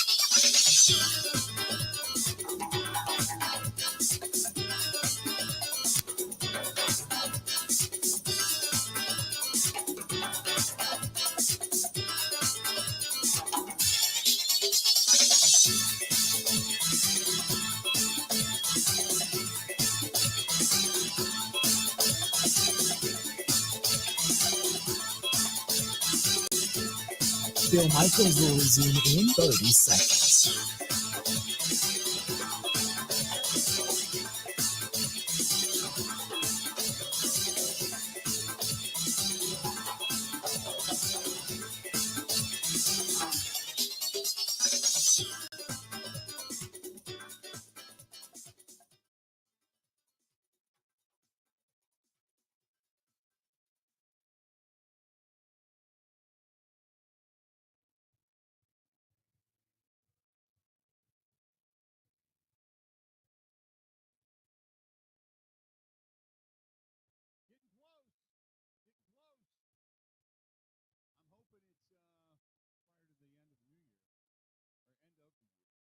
But Stoley's Hog Alley out in Oconomowoc. Summit, to be exact. Hopefully they're open, but been out there a couple of times now, and they're getting close to the renovation being done. And boy, it's going to be a hell of a party when they do. And the expanse and the room and just the place looks magnificent. So kudos to Jeff and the job they have done. In the meantime, go out and see Alicia at Stoll's Old 109 out in Watertown. They got a big New Year's Eve party all planned for you. So if you're out in the Watertown area, there's no better place to be. Just stop out, tell them we said hi, but they have got a really good package together, some good music and such for New Year's Eve as well. So Stoley's Hog Alley in Oconomowoc, getting ready to reopen. We should probably take the show on the road and go there. He's been such a big supporter of ours and such a big supporter of the motorcycle ride. Good friends. They were here at the party this past weekend. Had so much fun. We just had such a good time. And it was so hopefully when he does reopen, we can maybe go over and do something for him and help him out. We love those small businesses that support us so much. And thanks to them. 877-867-1670, 877-867-1670. Mark says between Dobbs and Watson, they're going to want the TDs. They're going to want the TDs. This should be fun if Aaron just does his effing job. Yeah, they want the TDs. They want the numbers. Yeah, they want the celebrations. They want to work together. Damn straight. I don't blame them. I gotta think. Correct me if I'm wrong, but I gotta think when the Packers come back to practice today or even on Tuesday, knowing the scenario for them to have a shot. As a competitor, that's all you want is a shot. You gotta think there's a different level of energy.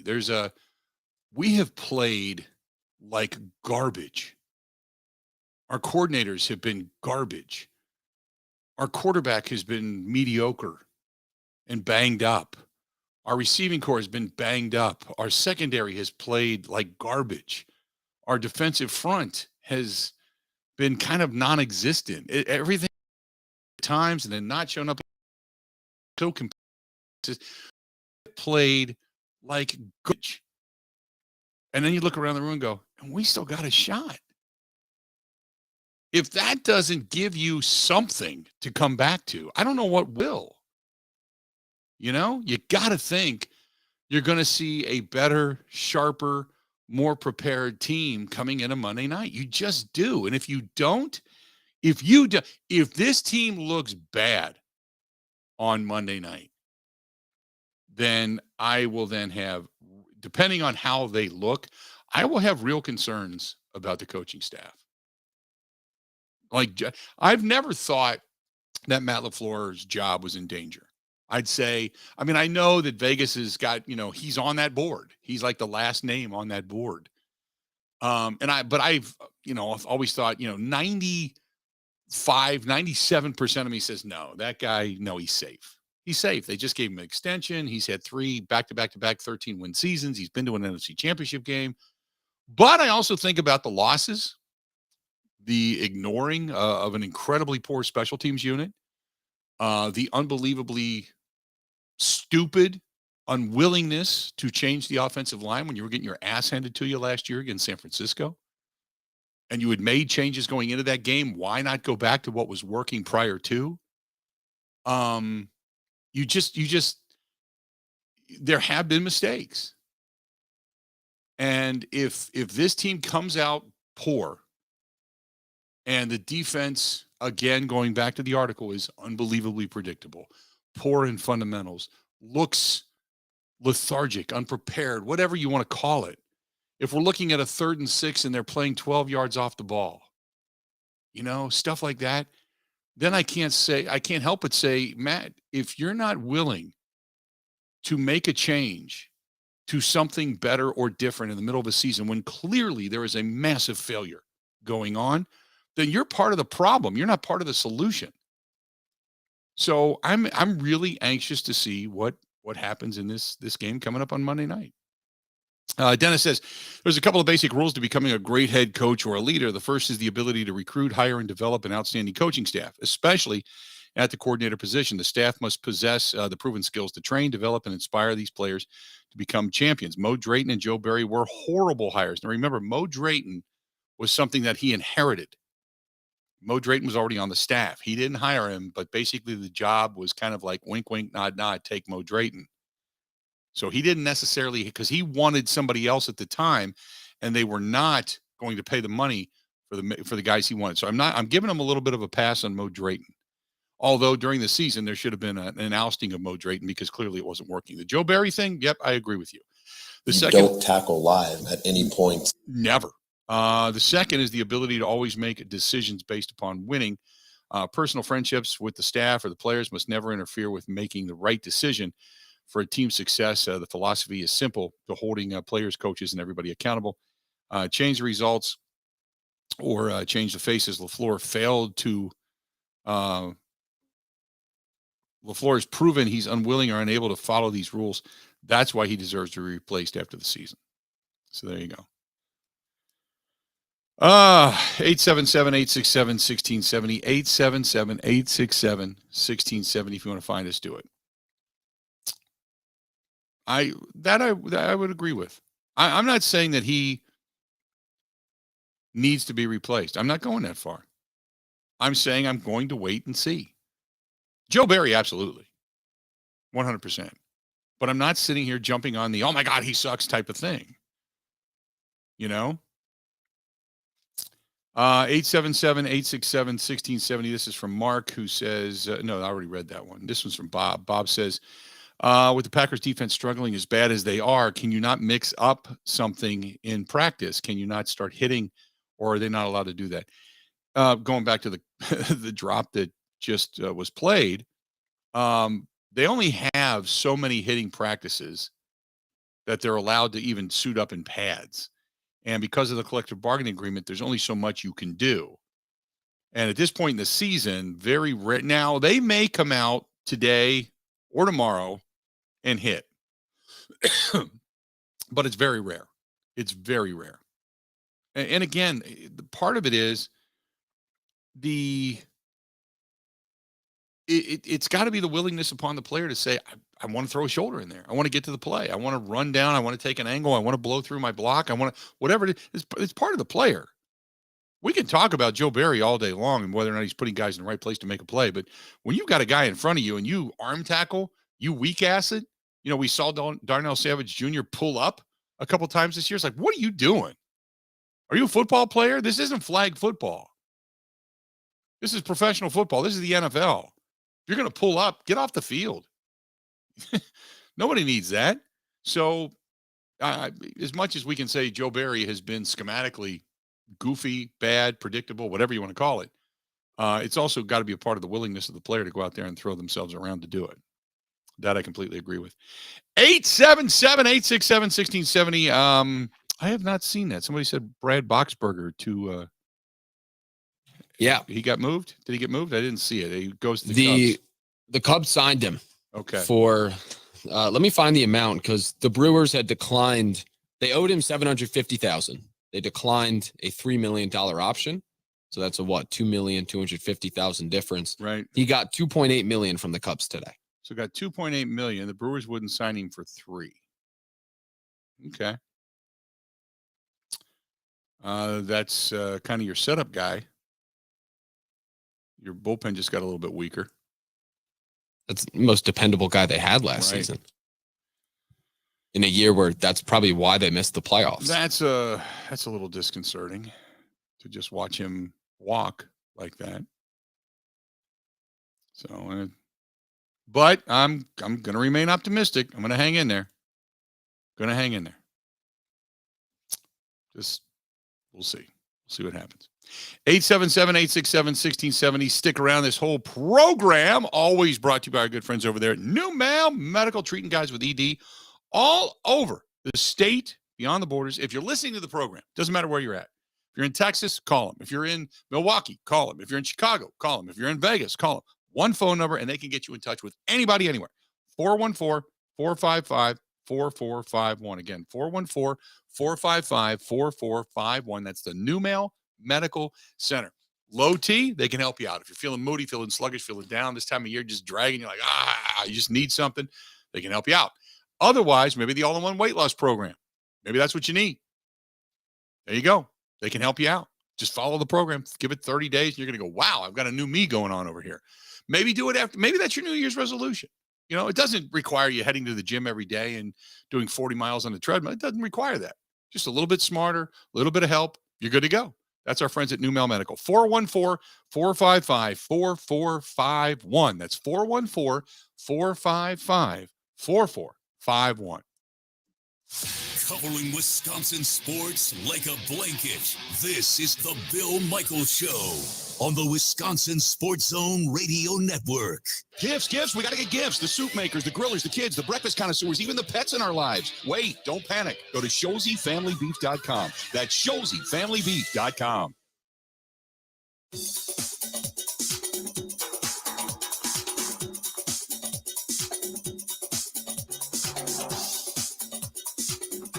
Bill Michaels will resume in 5 minutes.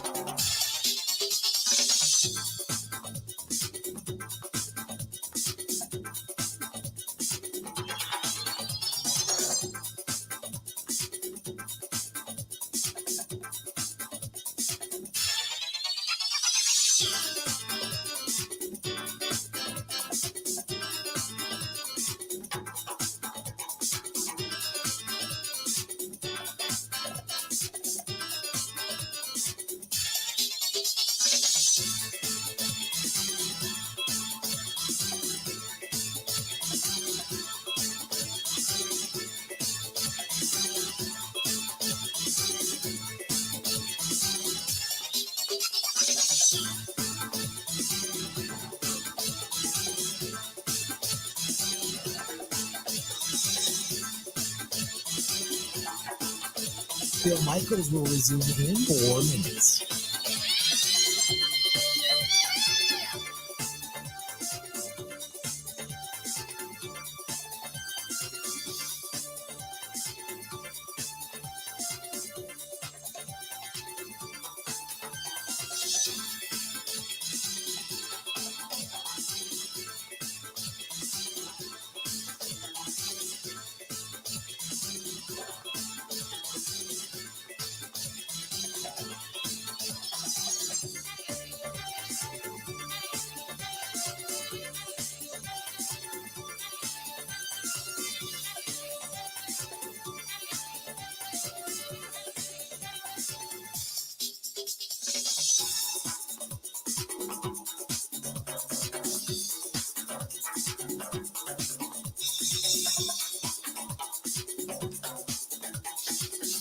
Bill Michaels will resume in 3 minutes.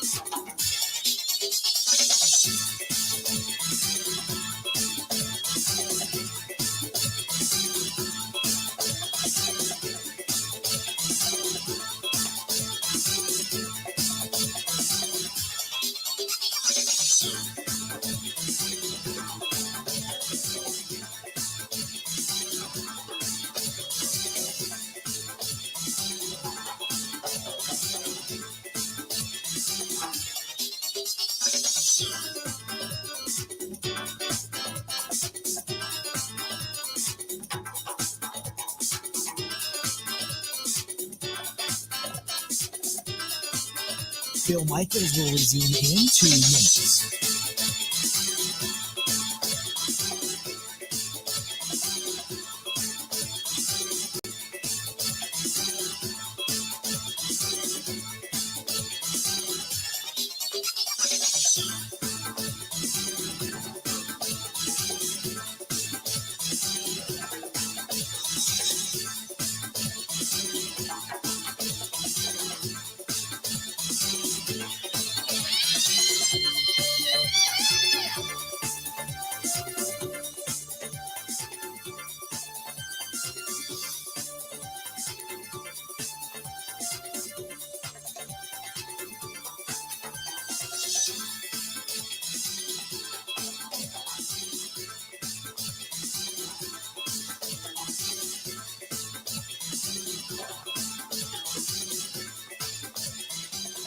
Bill Michaels will resume in 1 minute.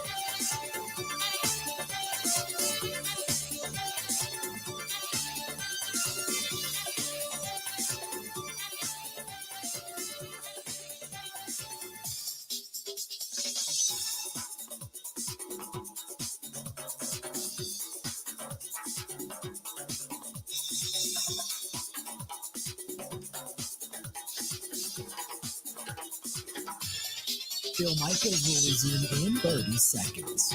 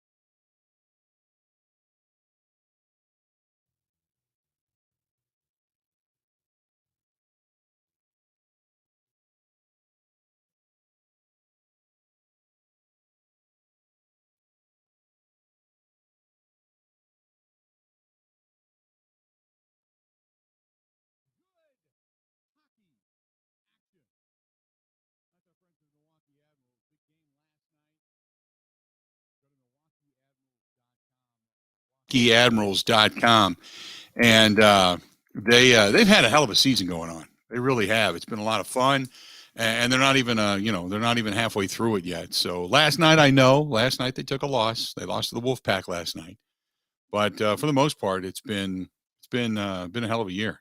So if you have not been down to an Admirals game yet, I recommend you do so, because they've been really, really fun to watch, big time. I'm going to get down there, as a matter of fact. Coming up here, I believe it's the 27th. I'm going over. I'm going to watch him take on the Wolves at home. But yeah, last night was a 3-4 loss shootout, or 4-3 loss shootout last night to the Hartford Wolfpack. They got Toronto coming into town this Saturday. And this month they've been winning some serious games, and in this month they've hit a little bit of a buzzsaw, but for the most part they've been playing pretty well. They've also had some down. They're going to be the Wolves down at the Rosemont Horizon, then back again on the 21st and 27th. So some good game on AHL TV as well. So check out MilwaukeeAdmirals.com. That's MilwaukeeAdmirals.com. Again, MilwaukeeAdmirals.com, and good hockey action down at the UW Panther Arena. 877-867-1670, 877-867-1670. Here's a question. Ben, do you believe that the Packers reflect their head coach? I do. I think there's a lot of evidence we can point to throughout this season where maybe not in every single way of his personality, but going to London, all the talk at the press conference was how ridiculous the travel was. It kind of looked like it showed up on the field. The Jets come to town. It's a noon kickoff. He talks about how it could be a sleepy noon kickoff. Packers got their butts kicked. There are a bunch of games where up at the podium, even forward, like public facing, he's made comments about short week and all that stuff, the preparation. And then we kind of see that on the field. So in that way, yes. Now the argument is that the Packers are exactly like their head coach because their head coach is soft. And I go back to, and I was talking about this morning. I go back to the first year Matt LaFleur was here, and I'll never forget it. It was Rodgers on a rollout to his right, didn't throw the ball, held on, and then threw it away. There was guys open underneath. He just didn't want to throw it to him. Matt LaFleur runs down, I mean, like at a sprint, runs down the sideline, screaming at Rodgers. And Rodgers is like holding his hand out, like, what do you want me to do? And Matt LaFleur, like, pointing at the guys, like, with his sheet in hand, like, at the guys that were open, saying, throw the effing ball. You could clearly see it in his mouth that that's what was said. And I thought, boy, that guy's got some chutzpah. You know, he's coming in, he's putting his mark on this team. He's handling it. You know, he's got a working relationship with Rodgers, but Rodgers is going to have to respect this guy. You know, this is kind of like Holmgren and Favre. You know, we're going to be great. We're going to work together, but you're going to do what I want you to do. And since then, like this year, it's just the opposite. We've seen LaFleur say, this is going to London. This is a business trip. This is a business. We don't have time to go out and visit. We're not there to go see the sights. We're there this is a business trip. And then Rodgers, a couple hours later, is going, no, we're going to go to a pub. We want to see, you know, the locals. We want to see, you know, it was completely the counter opposite of what Matt LaFleur stated. We've seen Rodgers more times than not yell at Matt LaFleur. What are you doing? What the F are you calling? You know, we've seen it. You know, the close-ups we've seen. And it's kind of like I have seen this erosion of his grip on the team. And we talked about it, you know, even after the Lions game, like it just feels like he's hanging on the edge of the cliff and his fingertips are over the edge of the cliff. And one by one, the fingertips are slipping off to maybe losing the locker room. Now, as Andy Herman said, we have not seen the team quit. They haven't quit on him, which is good. But we're not seeing that same grip, that same intensity. We're seeing a lot of uhs and thans and, oh, look at the tape. And, you know, and this was a guy that was firmly in command before. And now it's just a lot of stuttering. It's a lot of just trying to answer questions that are legit, but takes offense to, like, the whole thing of, I can't believe I'm even answering this after one game. Are you stupid? That did not come out of the mouth of the head coach, did it? One game? What the hell are you watching? One game. So it feels different. Just from the head coaching perspective, it feels different. So there's a lot to me riding on this, coming out of this, you know, I'm not going to say the second half because we're way beyond that, but coming out of the bye week, the rejuvenation, the self-scouting, the putting the train back on the track, four games, light at the end of the tunnel. This is where you grab everybody and you say, damn it, I'm going to drag you across the finish line. This is a head coach. You do that. Then you find that player that's willing to do that for you, you know, which should be Rodgers. But, you know, whomever else it happens to be, and says, this is what we're going to do. And, you know, and you know, plus you've got the home games. The only game you have that's on the road is in Miami. So you've got, you know, if you can do that and look confident and feel good and sound right, and you get the fans behind you and things can really matriculate in the right direction. It just, you know, as Tom says on the Bud Light live stream, he says, look at the Jets and the Titans games. LaFleur's teams were bullied, physically beaten in the trenches by those teams. And he's right. The Jets specifically, man, they just beat you up. And there was no, you didn't have an answer, you know, you didn't have anything that made you say, we got this. You know, Quinnen Williams whooped your ass. Sheldon Rankins whooped your ass. And you had no answer for that. So I'm really, really interested and excited and anticipatory when it comes to what's going to happen on Monday night. You're either going to come out, you're going to say, we're going to put our stamp on this thing and we're going to make believers of, not out of everybody else, but out of people in the locker room. Or this is, you know, then you really start to question where you're at in leadership. No doubt. Tom Silverstein of the Journal Sentinel just tweeted out, LaFleur said there's a lot of familiarity between the Packers and the Rams staffs. He doesn't expect things to change that much with the Rams offense now under Baker Mayfield. It just basically comes down to who he thinks will execute the best, which it's probably true with Matt LaFleur speaking now. We'll hear Matt LaFleur coming up in the next hour, by the way. We'll hear from him. But it's, you know, cross your fingers that the Packers come out with a tenacity. By the way, I know that people were asking me about David Bakhtiari. I've got it, you know, I don't know what's being said in behind the walls of 1265. if you've ever had an appendicitis and an appendectomy, it is a muscle that's, right here in your mid torso. Now they do it differently. They don't just cut you open in that big zipper cut anymore. They do it differently. They can do it laparoscopically now, I believe. So it's a little bit different. It's not quite as painful, but I even go back to the beginning of the season, right before training camp, when Joe Burrow had his appendix out, and said it was pretty painful. It took him a while to kind of come back. I can't imagine now being a pressing 300-pound lineman and sitting there saying, "Oh yeah, no big deal. I'm going to go back and just use my body and my weight and my torso and my leverage and all of that, and I'm just going to be fine." I can't imagine him only a couple of weeks removed from that he's going to be ready to go.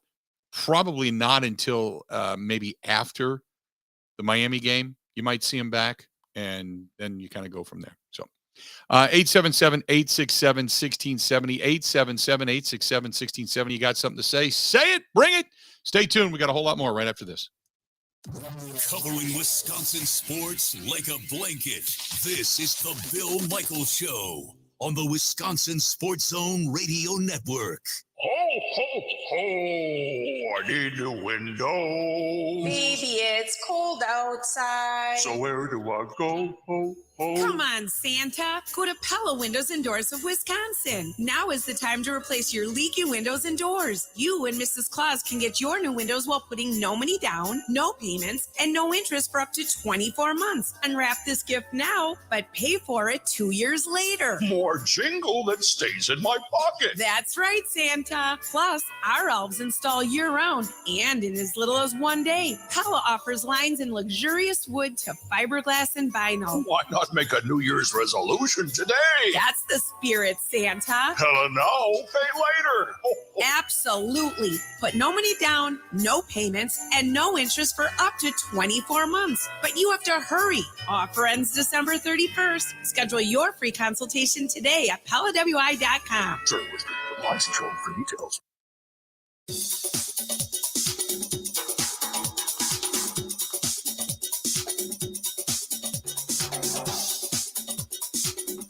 Bill Michaels will resume in 3 minutes.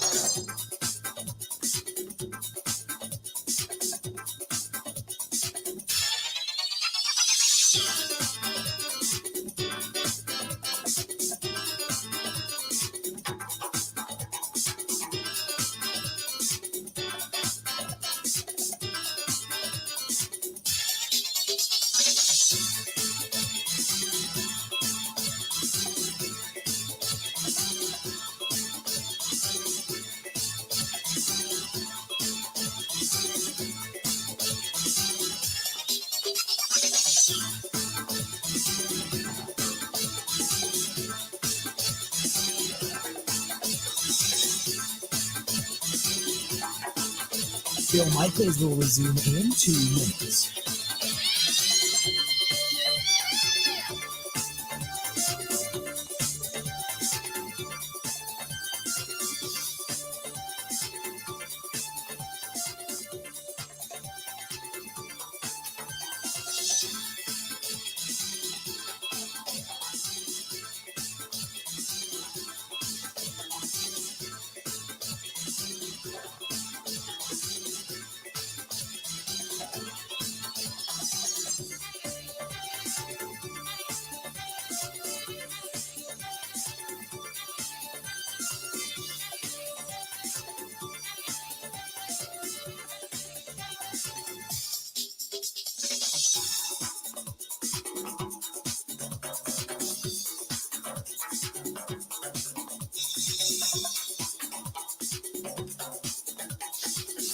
Bill Michaels will resume in 1 minute.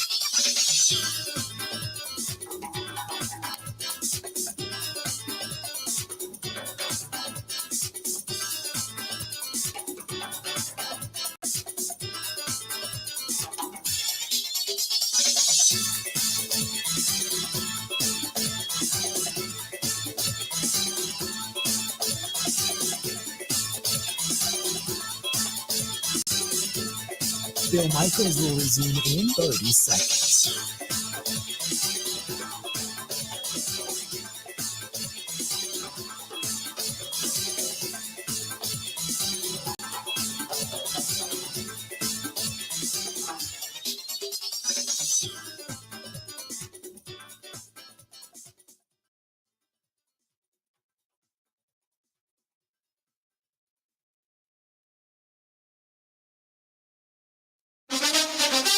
Now, in Green Bay, here's Mike Clemens. The Packers are getting ready for the Rams on Monday night. Although Green Bay is a long shot to make the playoffs, here's one fact to consider. Under Matt LaFleur, since 2019, the Packers' record for games in the month of December is 15-1. Packers halfback A.J. Dillon. At this point, or very close to this point, the last 2 years we had already clinched the playoff.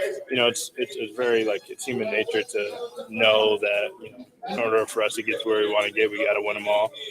But, you know, I don't think it's like the elephant in the room or anything like that. Wide receiver Alan Lazard on finally getting a bye week to rest up the body before the final push through these last 4 games on the schedule. Definitely feel like a new energy, you know, back in the locker room today, you know, just for the rest of the week and everything, just being able to knowing what we have ahead of us, and it's very well within our reach. The Rams are 0-2 so far at Lambeau Field under head coach Sean McVay, who when he got the job as head coach, his first hire was Matt LaFleur as offensive coordinator. McVay, on learning the forecast for Monday night, is mostly cloudy and a game time temperature of 12 above. You know, it's a special place. You know, I love this game. I mean, you can feel the history and what a special venue it is, you know, how important it is, you know, to just that area.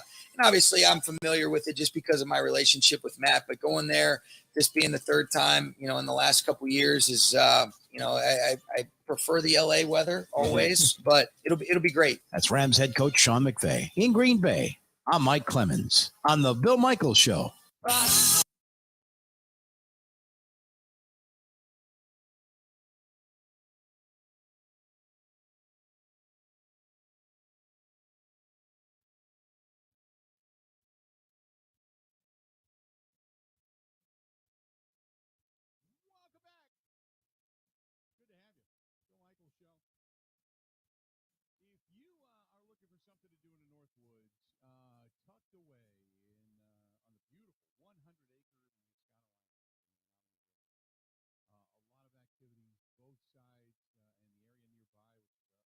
UP. It's the Four Seasons Island Resort. You can check it out at thefourseasonswisconsin.com. But whether it's the upstairs lounge bar, downstairs Boundary Waters bar, spacious rooms, just a beautiful place. Now they have snow up there. You know what that means, right? Right? That means the snowmobile trails are open. So now you can pack the sleds up. You can go up there for a weekend. As a matter of fact, there's times on the weekend when you're up there at this time of year or into January, you know, February and such, that there's more snowmobiles in the parking lot than there are cars because people come from miles around just to go over and hang out. It's a really fun time. Check out thefourseasonswisconsin.com, but better yet, get a hold of our girl Barb, B-A-R-B, Barb at thefourseasonswisconsin.com. That is Barb at thefourseasonswisconsin.com, or call them 715-324-5800, 715-324-5800. 15. Tell you heard about it here. You got to, and then you get 15% off. Coming up after the top of the hour, got to get into it. It is fantasy football time. Paul Charchian is going to be here. If you got a fantasy question, you're in, man. You're in. If you're heading towards the postseason, you got to get some questions in, get some answers from our guy, the Charch. Give us a shout because we're going to talk with Paul Charchian come up here in just a little bit. So call the number. We'll put you on the air with Charch. 877-867-1670. 877-867-1670. Give us a call or hit us up over on Twitter on the Bud Light live stream. You can find us. Go ahead and give us your questions there. Email works just the same. Give us a question there on email as well. So plenty of ways to get a hold of us. We would love to hear from you. And if you got a question for Paul Charchian to help out your fantasy, and give us an either or. Every now and then we get somebody that texts me or hits on the Bud Light live stream and they get pissed because we don't ask the question. And I need 2 out of the next 5. You're not going to get your question asked. I'm not going to ask it. It's too difficult to kind of go through everything. Give me an either or. You know, you need to start this running back or this one. Maybe 1 out of 3. But don't give us, you know, hey, I need 2 out of 5 and I need 1 guy in the slot. And by the way, which one's mom's hotter? You know, just stop. So give us a shout, though. We'll try Zach Wilson. Sorry. That's okay. It's like hot mom Tourette's for Ben. That was Kenny. a layup. So go ahead and get it to us, and we'll try to get your question in for Paul Charchian. Real quick, this is from Steve. Steve says that he wanted to know, have you heard anything on Steph Curry? And if you didn't see it, Steph Curry, I don't know who he was trying to stop, but he kind of took a swipe as one of the Indiana Pacers were going past him. He tried to swipe at the basketball and kind of hit his arm. It was really reminiscent of what Dwayne Wade did. Remember when Dwayne Wade did it, though? Dwayne Wade went down. Steph Curry got up. He was holding his shoulder. He was like flexing. He's like, and then he walks off the floor. He leaves the floor. Remember when Dwayne Wade did it? Dwayne Wade did it, and he had to go leave the floor in a wheelchair with towels over him. Remember that? I'll never forget that. I'm like, it's a shoulder injury, dude. It's a shoulder. This is come on. But he left in a wheelchair. They had to bring a wheelchair for him. So anyway, but Steph Curry, no, I have not heard the results of the MRI as to whether or not he's going to be down for a while. Boy, they can't win on the road though. Their biggest bugaboo right now is they just can't win on the road. So there you go. So anyway, we've got Paul Charchian coming up here after the top of the hour. Stay tuned for that. We're going to talk with Charch. Bottom of the hour, a little bit of betting. You and I, and I'm above 500. So if you're following me, you're making some gauge. You're following Ben, might be paying a piper a little bit. But we're going to make some more bets here at the bottom of the hour, bottom of the next hour. Yeah, go ahead, Ben. No, I was just saying yes. Oh, okay. I'm bad. Don't tell my picks. Bet against them. There you go.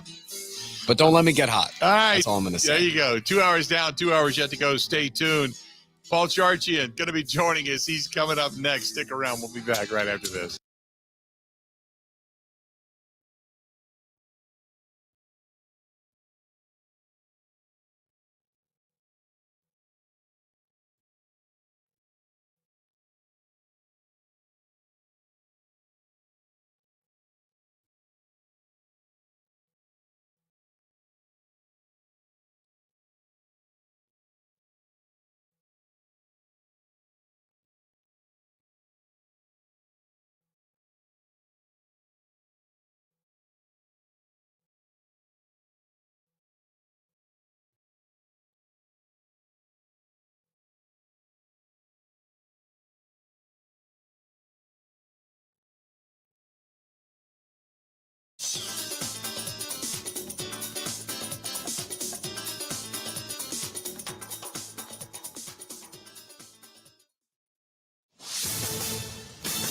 This is a Wisconsin Sports Zone update. Well, the Packers return to the practice field today to start their prep for Monday night's matchup with the Rams. Green Bay should have a healthier Aaron Rodgers when they take the field. Quarterback said his broken thumb and banged up ribs benefited for the bye week. Packers sitting at 5-8. The odds of them making the playoffs, not great, currently around 11%. Turning to the Badgers, they were on the field this morning for practice as they get ready for the Guaranteed Rate Bowl against Oklahoma State. Wisconsin played its season finale against Minnesota without running back Braylon Allen due to ankle and shoulder injuries. But the second team All Big Ten selection is on the mend.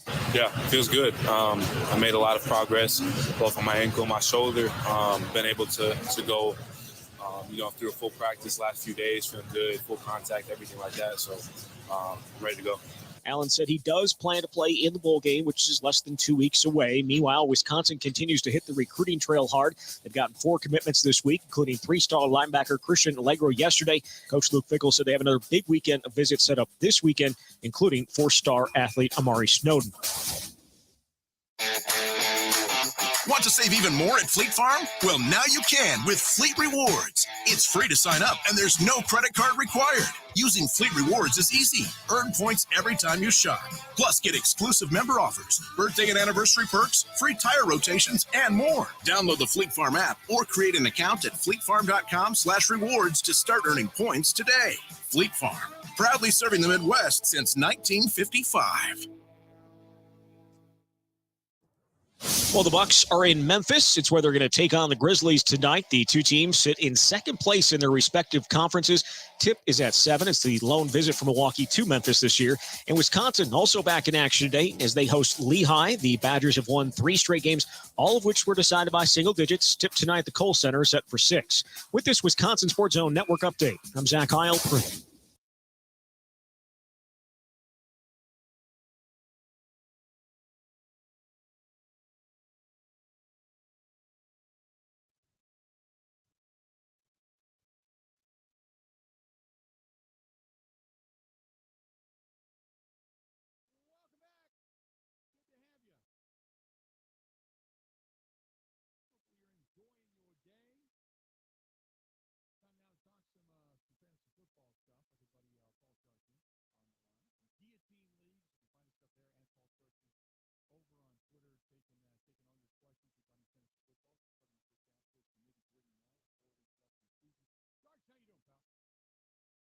I'm doing great. You can also, if you join me on Twitter, get into my spirited debate about Christmas Vacation, the most overrated holiday movie of all time.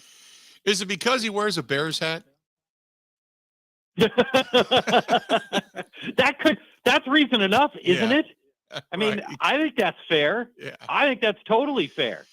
Now it's comedies, by and large, comedies don't age that well.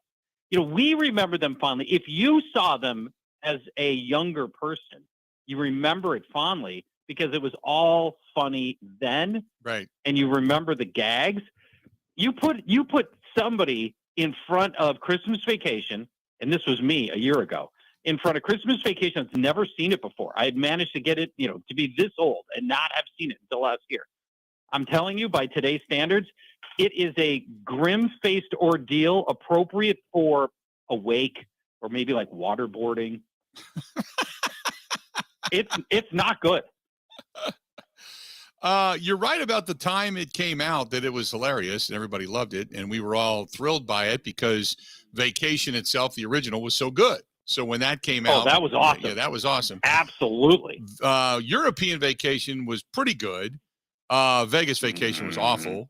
And the fact that European Vacation, they were grown up and it was completely a different cast of children and such. It was, it is what it is. But that was a money grab, and that was awful. Yeah. Awful. Yeah. I just, and the first one to me, legendary. Right. In fact, let me tell you a brief story on this. The first Vacation movie. I'm in like middle school, and my dad comes home from a work trip, and he's got a copy of National Lampoon, the magazine, with him. And if you may remember back then, it was kind of it was a little bit dirty, and it was a little bit, it was pretty adult. So he says, all right, I'm opening this magazine to this story. But you can only look at this story because the rest of the magazine is too adult for you. But read this. And it was the story of Vacation that would later get turned into the movie for Vacation. Right. And I laughed my ass off. It's so hilarious. And then it gets turned into the movie, which was even better. And the movie was fantastic. Had, so many timeless gags in that movie. Grandma, and all the other things, right? But yeah, so I mean, I love the first one. Christmas Vacation, not good. Yeah. No, it's the Christmas Vacation I watch because I watch it. And it gives me joy, but yeah, you're right. But you know what? I'll say this: when they had it on for the 24 hours about a week ago, I had it on just like in the background. It's like a bad football game. I had to have it on. It was great. Well, there's nostalgia. If you want to tell me you're nostalgic for it, I'd listen to that. Let's see here. We do have fantasy football to get to, but one of the things that caught my eye, and I got to admit, I'm starting to look through all the different, the matchups and such, and for whatever reason, and then you said, wait a minute, Patrick Mahomes is a negative matchup against the Houston Texans.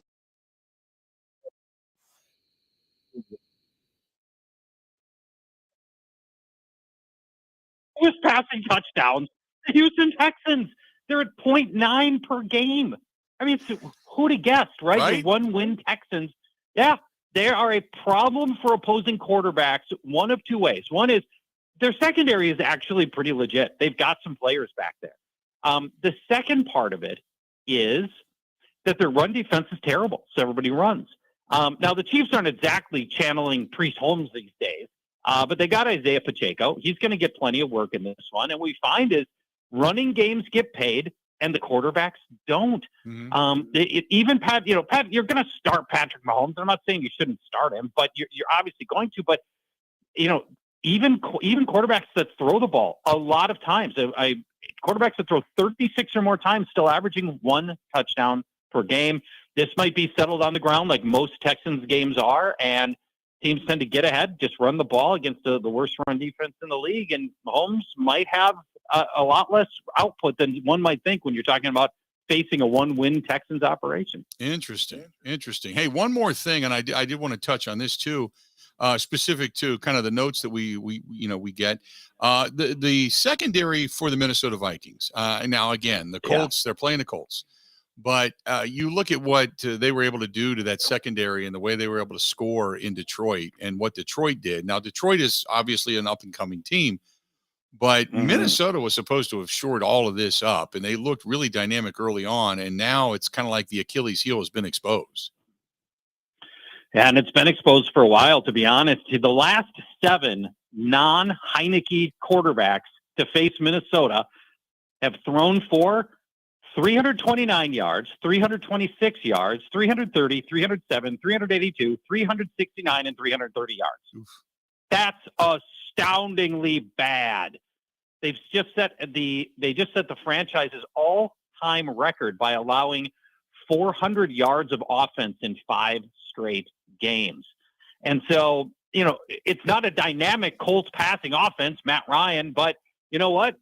I like him here. Matt Ryan is absolutely startable. He throws to Michael Pittman, Paris Campbell, Alec Pierce. I mean, they don't sound like a lot, but neither did DJ Chark and Josh Reynolds. And those guys lit up the Vikings last week. So, yeah, there's a lot of starters from Indianapolis against this terrible Viking secondary, and I don't have any reason to believe that it's going to get particularly better this week. I got one from Corey who says, PPR league, flex position, Elijah Moore or Ken Walker?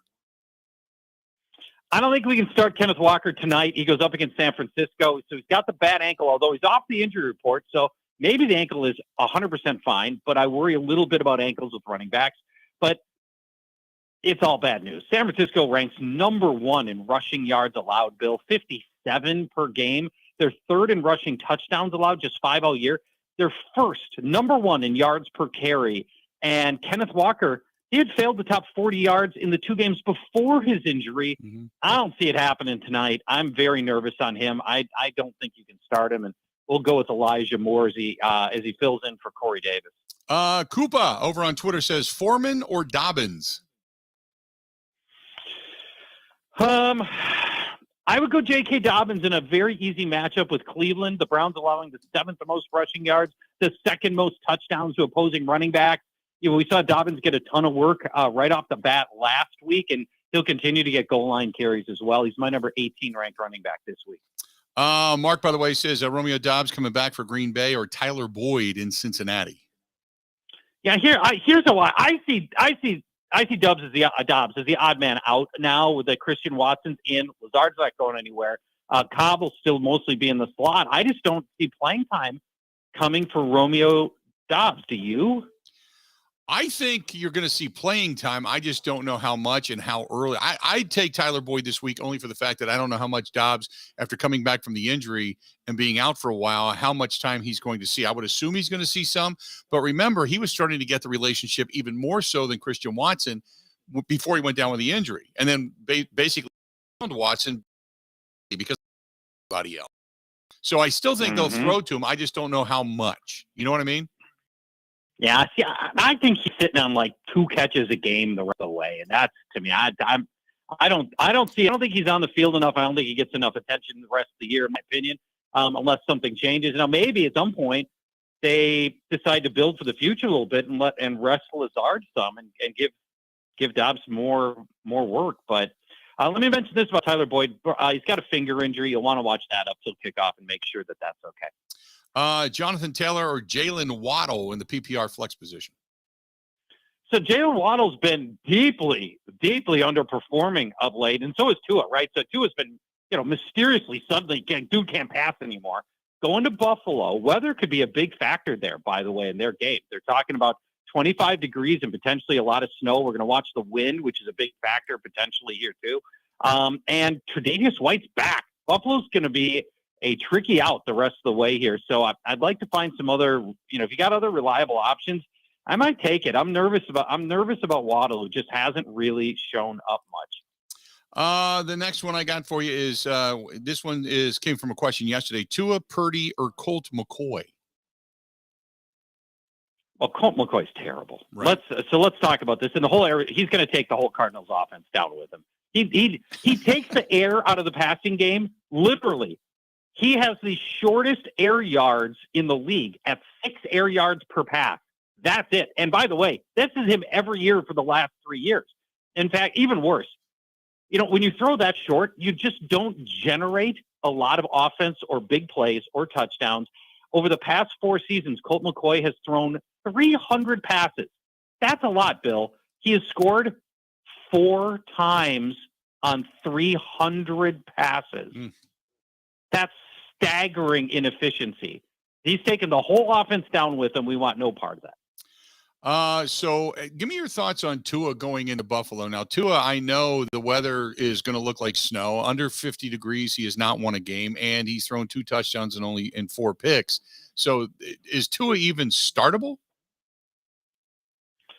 I've got him as my 11th ranked quarterback this week. It's back-to-back, as we mentioned, terrible performances from him, and I can't guarantee a turnaround here. It's hard to say that it's definitely coming. Bills have been better lately, as I mentioned. They shut down Mac Jones and Mike White over the past 2 games, and only one quarterback has topped 2 touchdowns against the Bills all year. And when Tua faced this team earlier, he threw for 186 yards and 1 touchdown. That's it. So I hope, going into your fantasy playoffs, I hope you've got other better options than Tua, because I'm nervous right now. This is the other one. I've got him as my 14th ranked quarterback. This is the other one, and James just said, I have Tua and Geno Smith. So both guys, Geno Smith tonight, he's got a really tough matchup against this defense. And, I would assume also Brock Purdy has to have a pretty decent game. Don't turn the ball over. Don't put him in bad positions to give Geno Smith the opportunity. But, boy, if you just had to take 2 starters, Tua is probably the better starter. But, boy, which one would you take, one over the other? They're both in tough matchups. They're both in tough matchups. I think I would take Tua just because I think the Niners defense is just so good. But, that's part of tonight's game, right? San Francisco, Seattle. The NFL just walks into these amazing storylines like tonight. Geno Smith, comeback player of the year, left for dead in the minds of everybody. Seattle ends up, starting him, and we don't even know if they really wanted to or not, but, they shed Russell Wilson. They end up with a far better quarterback, plus all the picks. And right now they're on pace to get, I think, the 4th pick in the draft out of that deal. And then, Brock Purdy shows up, Mr. Irrelevant, and he's so good. They rested him in the 4th quarter last week. They got so far ahead with Brock Purdy throwing the ball. And let me give you this stat from last week. I think this is amazing. 2nd quarter last week, Brock Purdy, Bill, he threw 2 touchdown passes outside the numbers and at least 20 yards downfield. Jimmy Garoppolo had 2 touchdown passes outside the numbers and 20 yards downfield in the last 2 seasons. Wow. Brock Purdy can play a little bit. Yeah. Now, how much is it going to hurt him real quick? And I know you got to go, but how much is it going to hurt him without Deebo Samuel for the next 3 to 4 weeks? Well, there's no team that's better. They're so well suited to replace him, whether it's George Kittle rumbling through the middle. Juwan Jennings, their slot receiver, is going to get a bunch of extra run, and he's actually really good. And then they've got this for the runs that I think they'll miss out of Deebo Samuel, who would run the ball 4 or 5 times a game. They've got this kid, Jordan Mason. Kid looks great. He's averaging 5.5 yards per carry. I love him as a sneaky sleeper this tonight. And he's going to get some extra work in this game, and they clearly like him as well. So that's another sneaky angle that people could look at to capitalize on Deebo being out. Charge, good stuff as always. But real quick, Jared Goff or Justin Herbert? Somebody just got it into me. Jared Goff, Justin Herbert. Justin Herbert's my number 2 ranked quarterback this week. Would love him against Tennessee. Good stuff, bud. As always, I know you got to run. We'll talk again next week, okay? Sounds great. Bye-bye. All right, buddy. Talk to you soon. There you go. That's our buddy Paul Chargian joining us for a couple of minutes on the hotline and giving you a little bit of that fantasy advice. Hopefully it helps. As always, 877-867-1670. If you want to give us a shout, do so. Also, don't forget, coming up at the bottom of the hour, we are going to talk a little betting. Ben and myself, we're going to be picking some of these games against the spread, and I currently lead. I'm currently making a little bit of cash, so maybe if you want to continue to follow, hang in there. We'll see if we can't make you some. This portion of the program brought to you by our friends at Great Lakes Dragaway. If you got a speedster in your, say, Christmas list, and you want to give them something cool for 2023, get them a season pass down at Great Lakes Dragaway for the drag strip and everything, all the festivities and such that go on down there, motorcycles, dragsters, your own car, whatever it happens to be. Go to GreatLakesDragaway.com. That's GreatLakesDragaway.com. Go have some fun with speed. Do it with speed. Ready? This is the Bill Michaels Show on the Wisconsin Sports Zone Radio Network. Quick Trip brings you quick, hot savings. We're making a splash this month with our Nature's Touch milk. Just $2.99 a gallon. All our 1 gallon, 2%, 1%, and skim Nature's Touch milk is on sale and ready to hit your fridge. Oh, how can you beat fresh, straight from our dairy milk that's ready for movie night milkshakes or to make those morning waffles extra fluffy? Hey, we got you covered with quick, hot savings only at Quick Trip. Here they come, the holidays. What to get the special people in your life? Good food? Better yet, great meat. Go to SchulzeFamilyBeef.com. That's SchulzeFamilyBeef.com.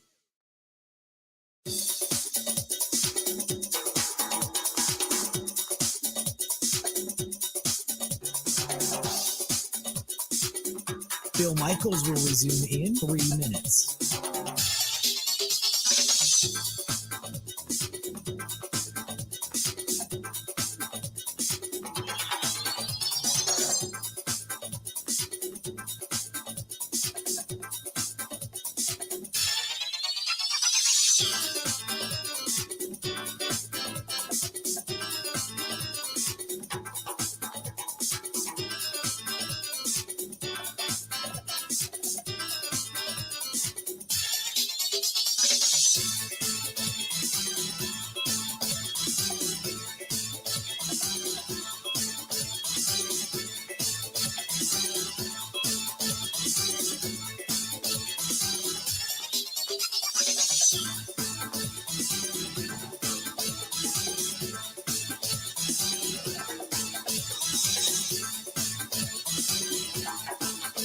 Bill Michaels will resume in 2 minutes.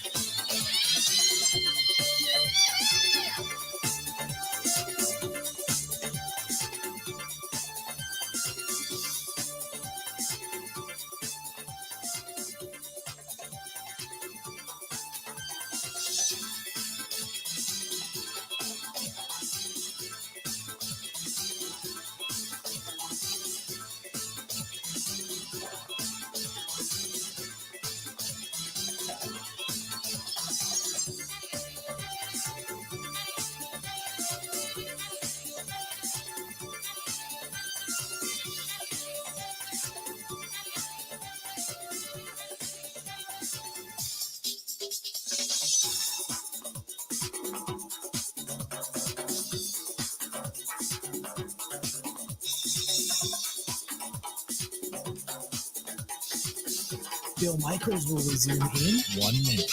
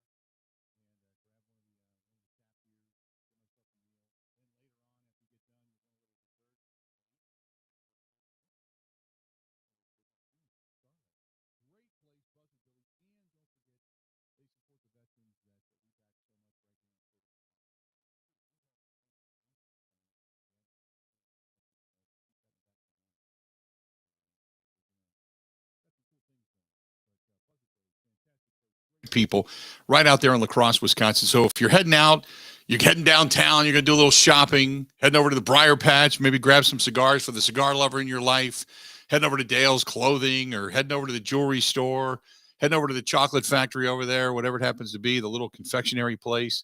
I love those places. Love walking around down there. But stop over to our friends and see our friends at Buzzard Billy's.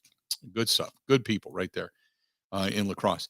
877-867-1670. This one is from Marcus. He says, don't we feel as a Packers nation that Aaron Rodgers has to be the leader of this team?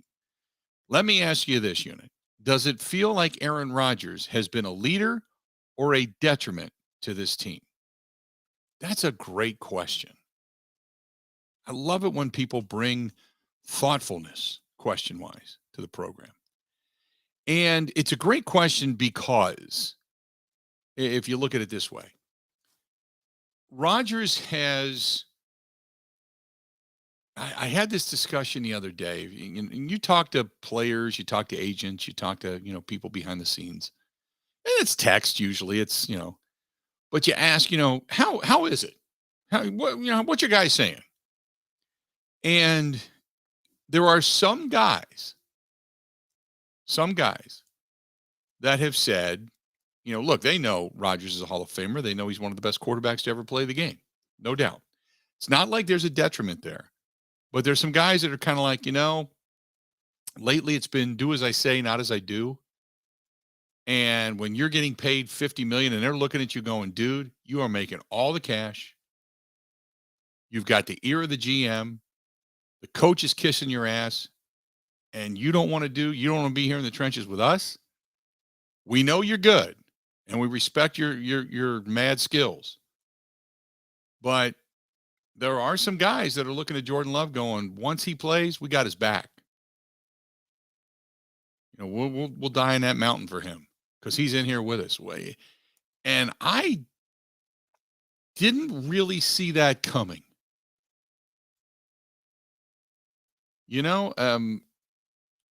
So to answer your question, if Rodgers is doing anything and everything to lift this team, and I said this a while ago, I said, to be a leader is not to stand on the pedestal and preach. It is to get into the mud with those you're trying to lead and lift them up. That's it. Great management. Doesn't matter if you're a player on a field or a manager in an office or a company. Great managers do that.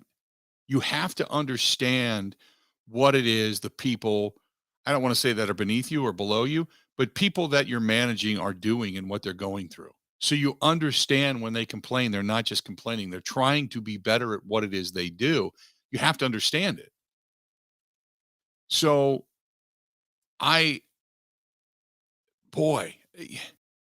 if Rodgers and he's leading and he's not going Tom Brady and just screaming at anybody to scream and not pointing out the head coach and throwing, yeah, can it happen? Can he be the leader? Absolutely. Yeah.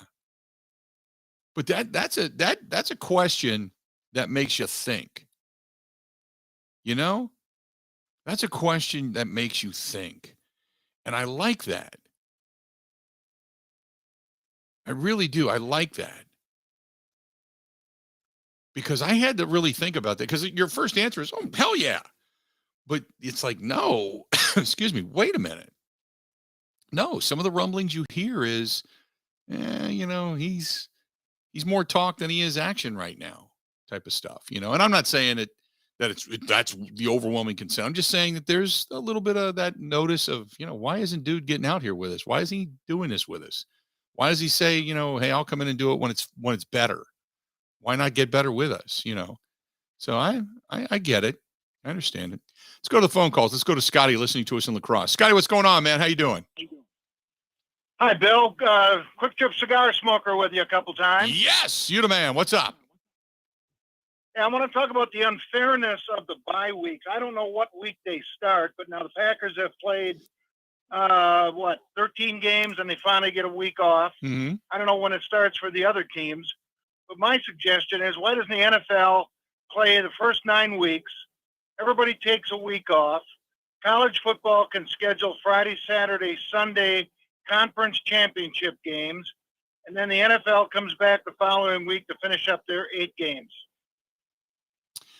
Now here's one thing. The Packers chose not to take a bye week after London.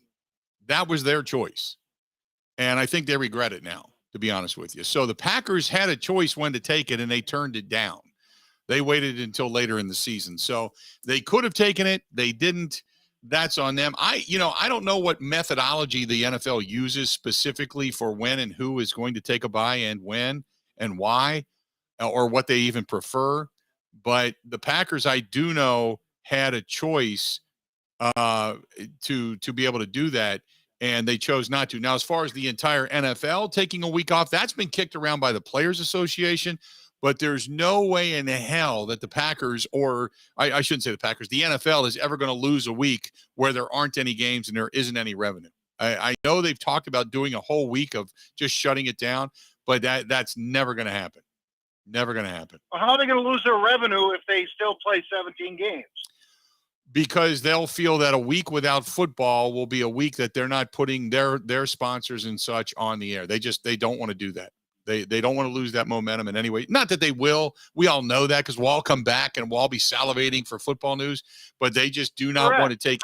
They do not want to take anything off of this continual week, schedule. Once they get into games where they're starting preseason games, they don't want to take anything off. They give the 1 week for the beginning of college football, and after that, it's all NFL all the time, all the way through the second week of February.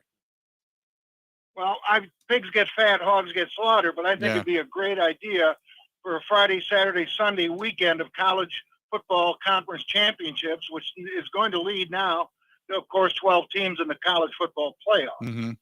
Yeah, no, I understand. I just I know the NFL just flat out doesn't want to give it up.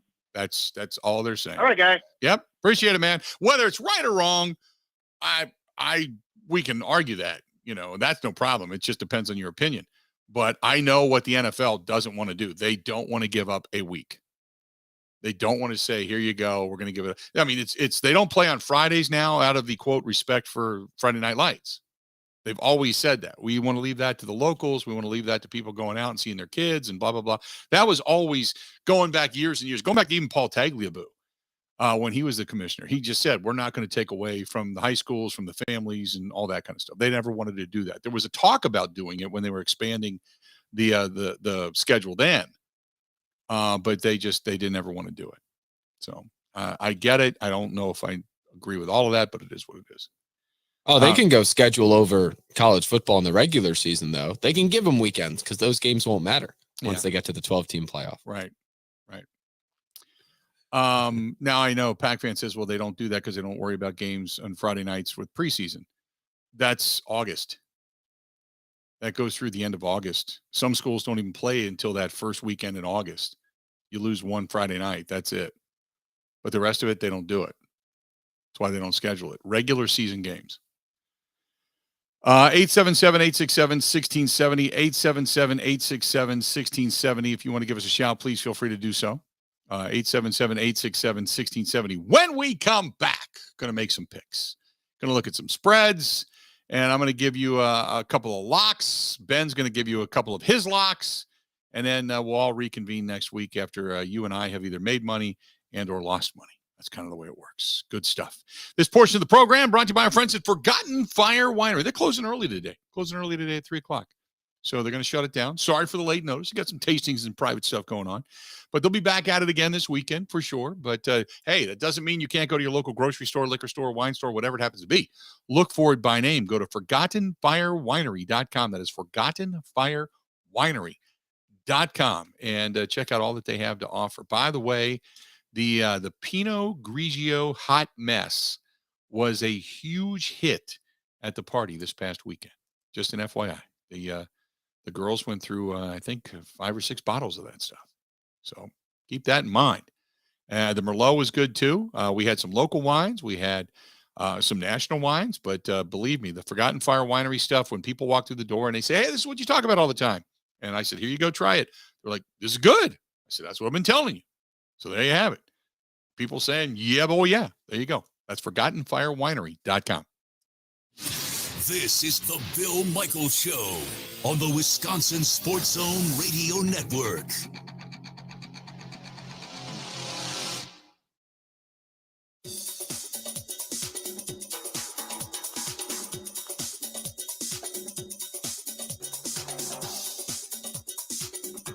Bill Michaels will resume in 5 minutes.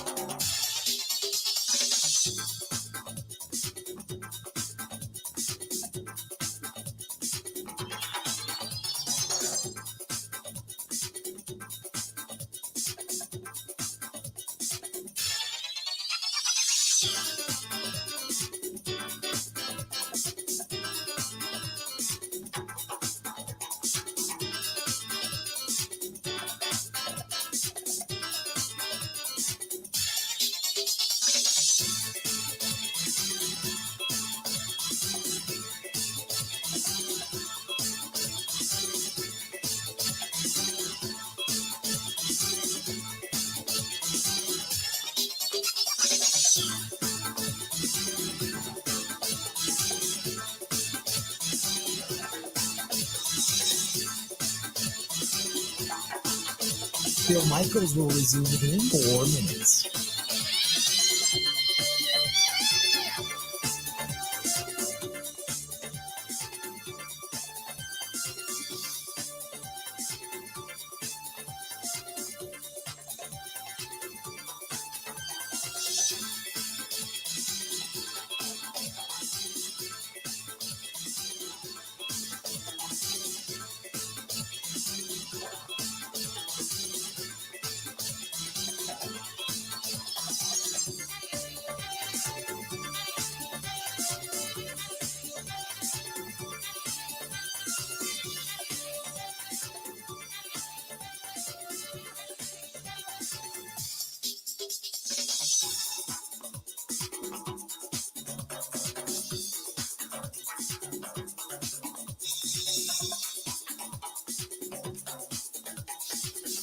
Bill Michaels will resume in 3 minutes.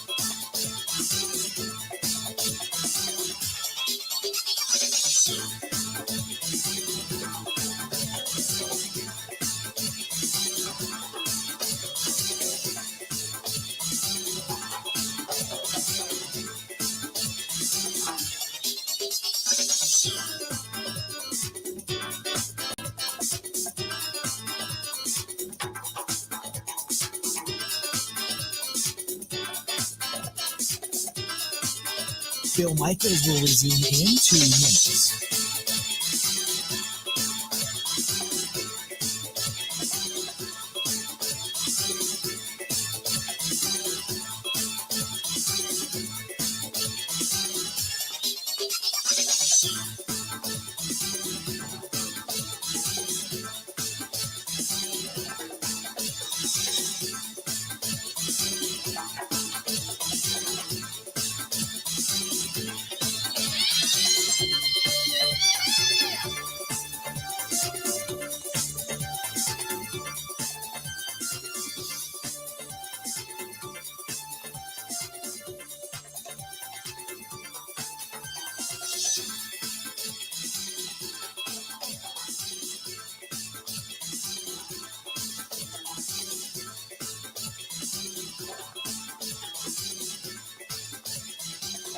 Bill Michaels will resume in 1 minute.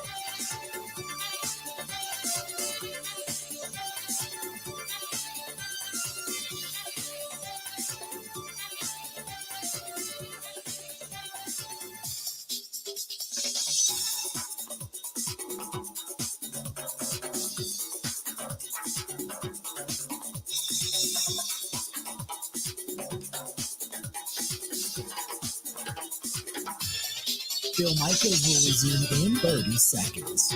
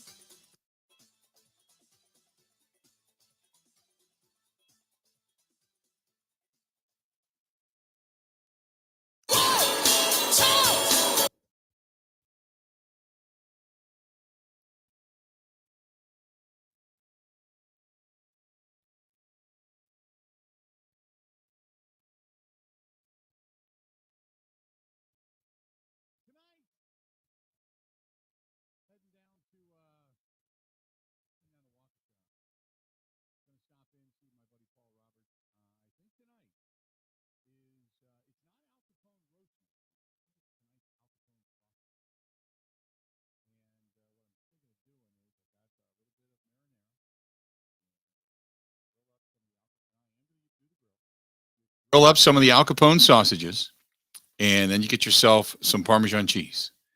You grill up the sausage, put it on a plate, maybe in a little bowl, throw in some of the marinara, and then grate some Parmesan cheese over it. Oh, my God, it's so good. So good. Tonight, head down to Robert's Specialty Meats. I would say you should do the same, whether you're ordering your Christmas ham or just grubbing down like you're going to the electric chair later like I'm doing tonight. There you have it. That's our friends at Paul Roberts and Robert's Specialty Meats Waukesha. Robert's Specialty Meats Waukesha. Sunset Grill in Waukesha. Or Sunset Grill. Sunset Drive in Waukesha. And tell them we said hi, but go to robertsspecialtymeatswaukesha.com. That's robertsspecialtymeatswaukesha.com. And tell them we sent you. Tell them we sent you down there and order it up. He is your hometown butcher. Time now for Ben and I to simply make you money. How we looking? Ben, I'm going to let you go first, man. Time now to pick with some spreads. Here we go. Well, you did that last week, and I went 2-1, so maybe it'll work. There you go. The problem is the first pick I'm going to make, people aren't going to like. But as I said last night, I have one of those gut feelings about the game coming up tonight in Seattle. We haven't had a big-time Seattle night game, crazy environment in a while. I think Brock Purdy stinks. I think time will show that it's not going to be all perfect like it was last week against Tampa. Seattle's 3-point dogs at home, and I'm going to take them. Sorry. Do you know that the teams that the Seahawks have beaten are 31-46 overall? They're not beating good teams. Oh, you play who's on your schedule. You're right.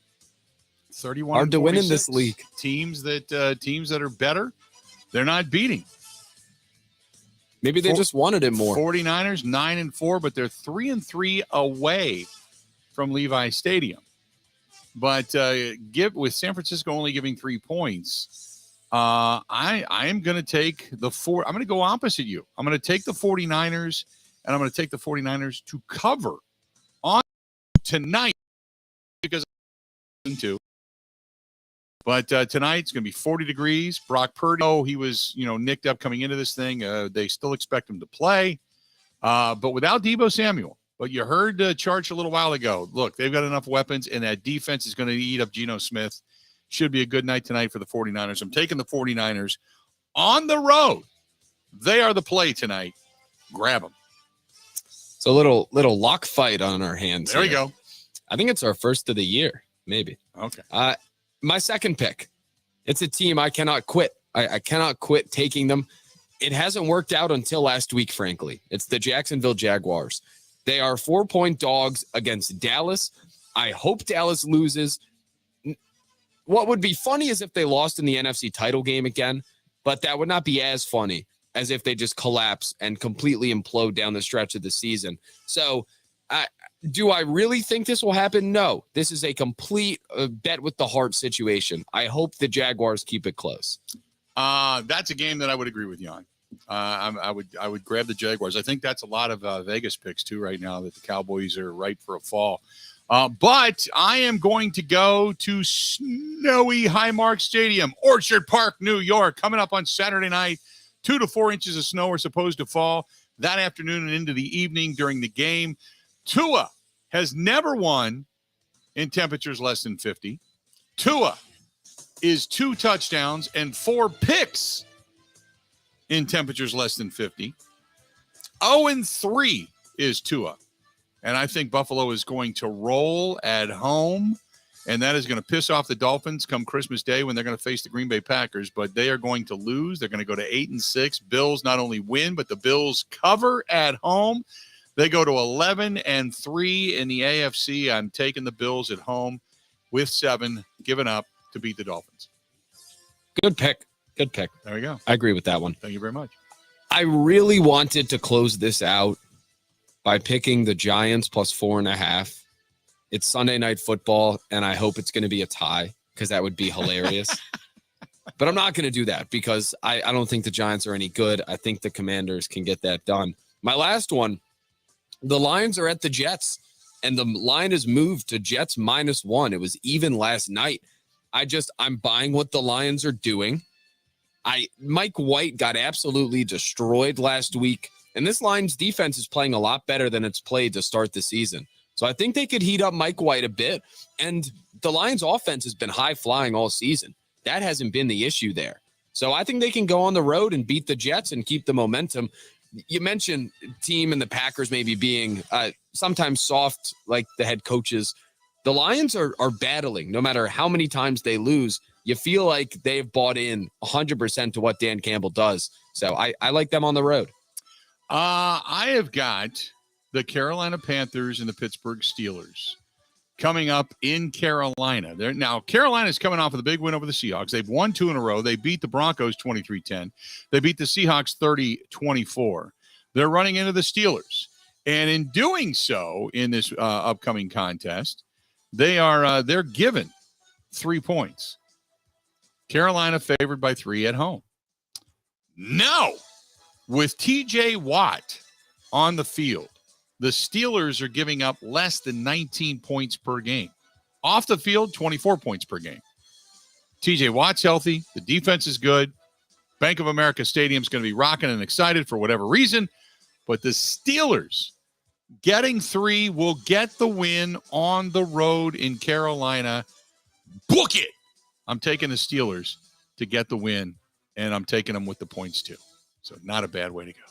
You got to think they're excited there in Carolina. NC State hired Robert Anai from Syracuse to be the offensive coordinator. Okay.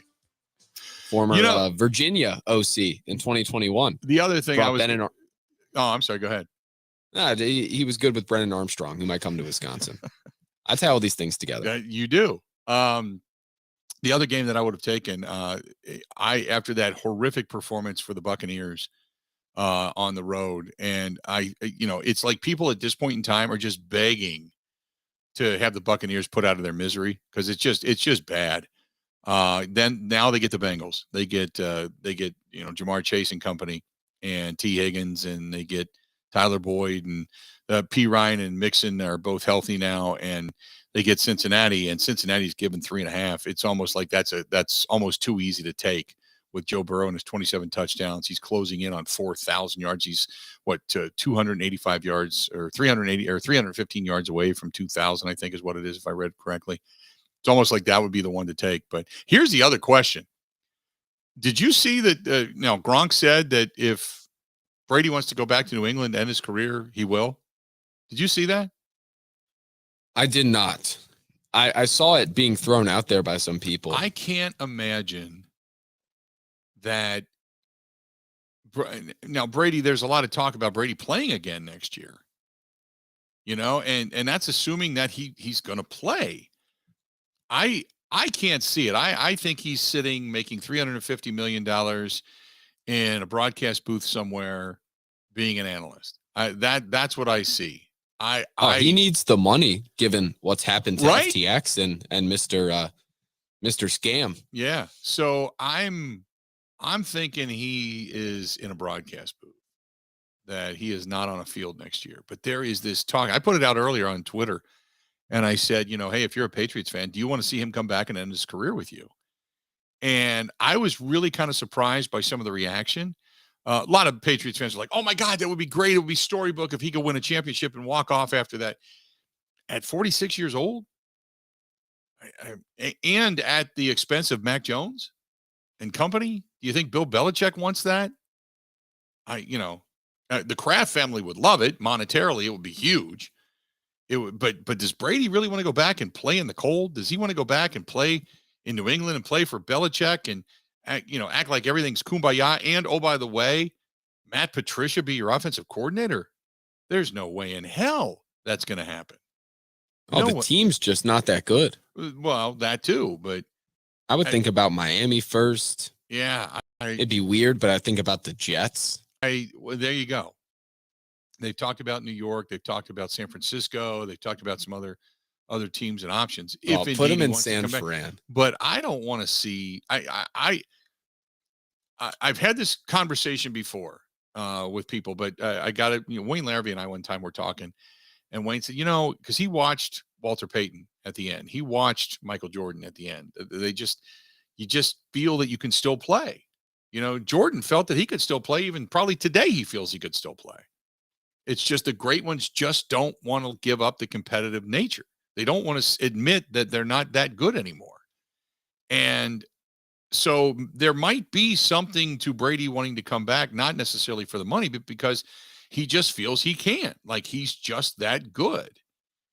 I certainly the mind, he could probably read a defense with the best of them, but the skill set, I just don't see that, man. So look, it's just something they're talking about. It's out there, but I can't imagine Tom Brady coming back for another year. And I certainly can't imagine Tom Brady saying, yeah, let's go to New England. Let's end our career back in New England. I can't imagine it. 877-867-1670. Hey, our friends over there at Quick Trip, they have got Quickmas going on right now. Oh, enjoy some Quickmas. They've got deals on gallons of milk, half gallons of milk. As a matter of fact, I'm going there after the show today to pick up some milk. Got to go through it pretty quick here at the house. That's always the bedtime, nighttime thing. So love Quick Trip in so many different facets, whether you're stopping in and picking up a 5-hour energy, whether you're stopping in picking up milk, bread, bananas, whatever it happens to be, or maybe heading to the beer cave. It is awesome. And do not forget, still with 4 weeks left in the season, the opening drive contest is still a part of your daily routine. Just stop in, type in your quick rewards card, get some gas, you're good to go. You could be a opening drive contest winner. And if the Packers, for each yard garnered, you get $10. And if the Packers score, it could be up to 500. So good stuff from our friends over there at Quick Trip. Going to go and take a quick break. Come back. More of the Bill Michaels Show next.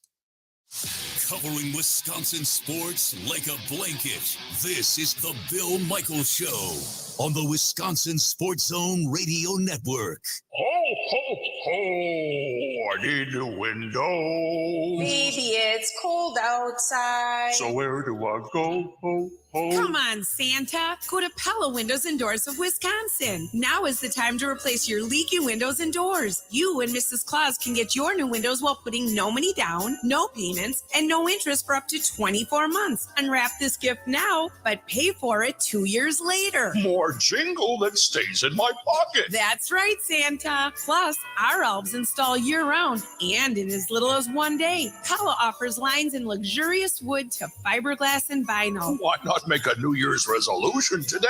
That's the spirit, Santa. Hella no, pay later. Absolutely. Put no money down, no payments, and no interest for up to 24 months. But you have to hurry. Offer ends December 31st. Schedule your free consultation today at PellaWI.com. For details.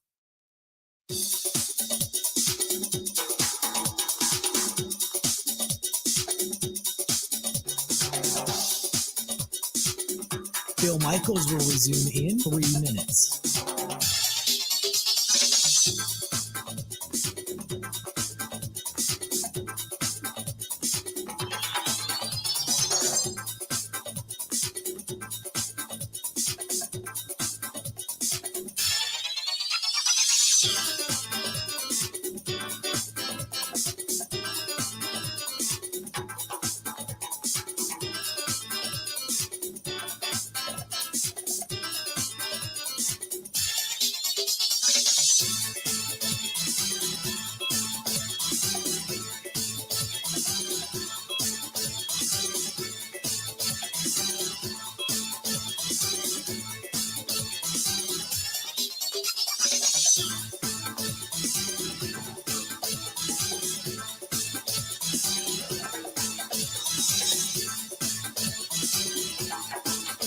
Bill Michaels will resume in 2 minutes.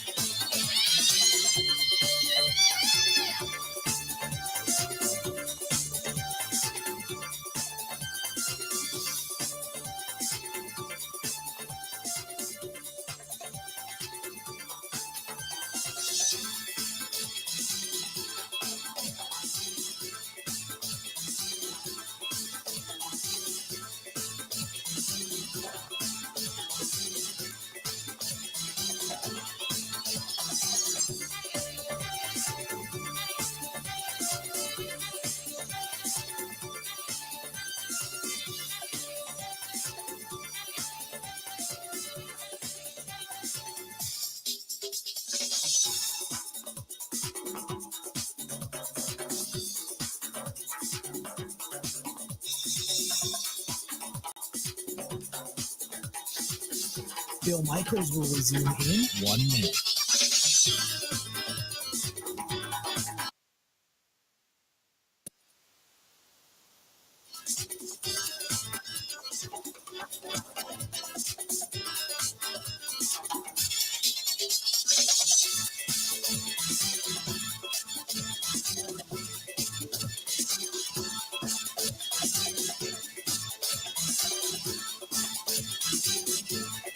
Bill Michaels will resume in 30 seconds.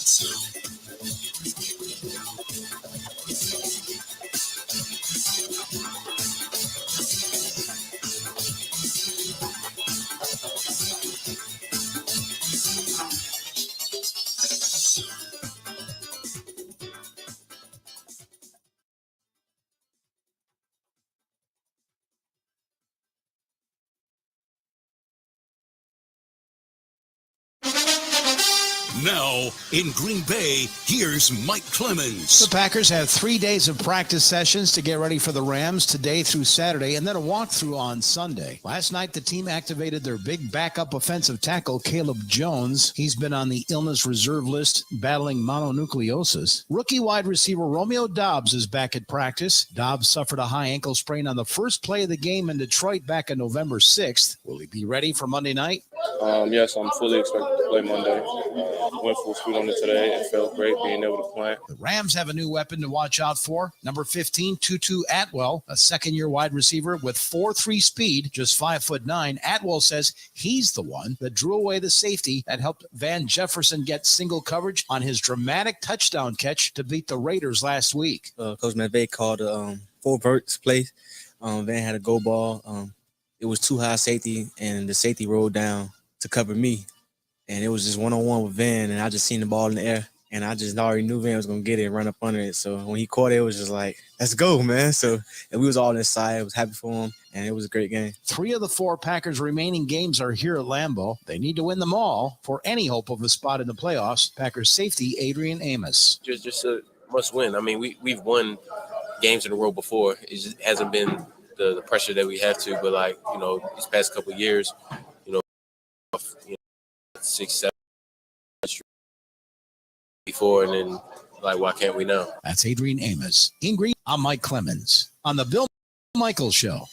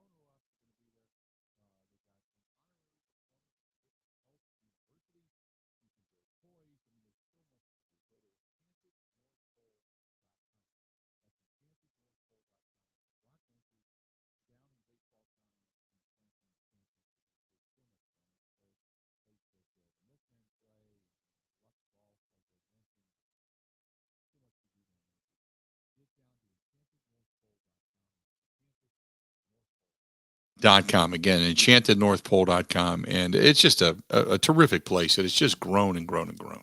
So there you go. 877-867-1670.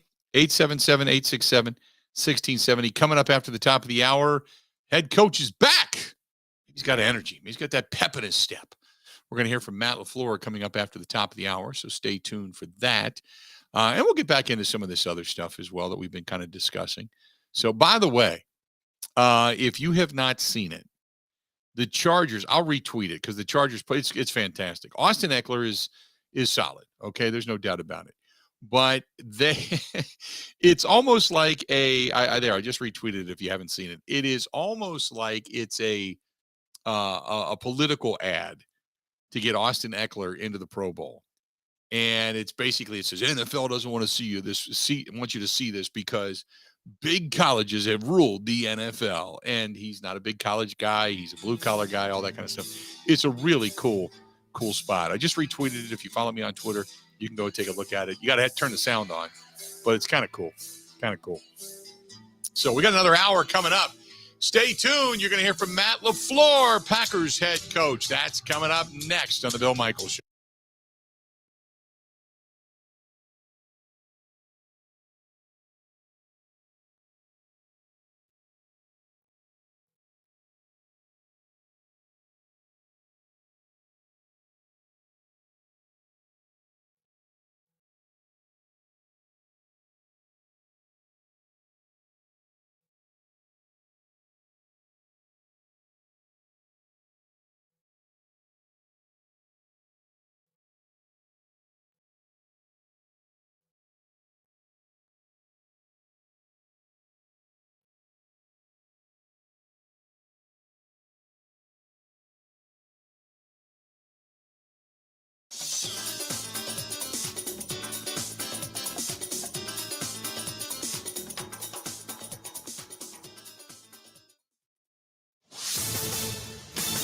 This is a Wisconsin Sports Zone update. Well, the Packers return to the practice field today to start their prep for Monday night's matchup with the Rams. Green Bay should have a healthier Aaron Rodgers when they take the field. Quarterback said his broken thumb and banged up ribs benefited from the bye week. Packers sitting at 5-8. The odds of them making the playoffs, not great, currently around 11%. Turning to the Badgers, they were on the field this morning for practice as they get ready for the Guaranteed Rate Bowl against Oklahoma State. Wisconsin played its season finale against Minnesota without running back Braylon Allen due to ankle and shoulder injuries.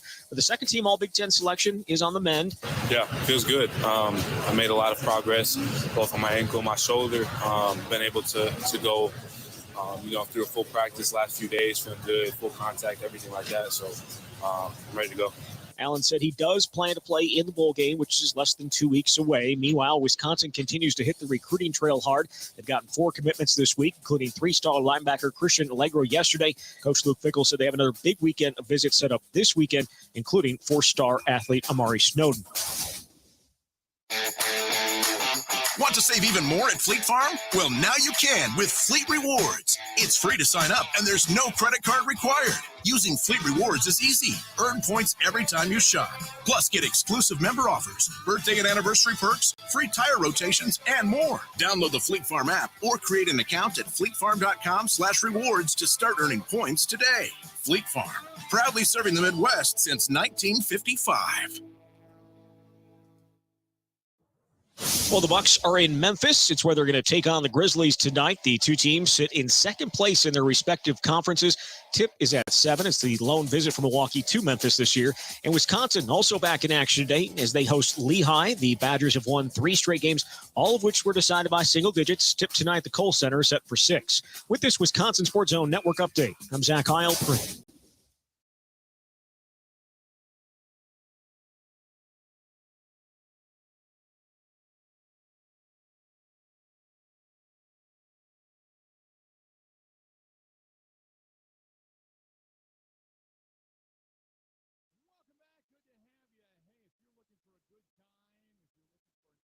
Avalanche of winnings. They got it going on down at Potawatomi Casino Hotel Casino.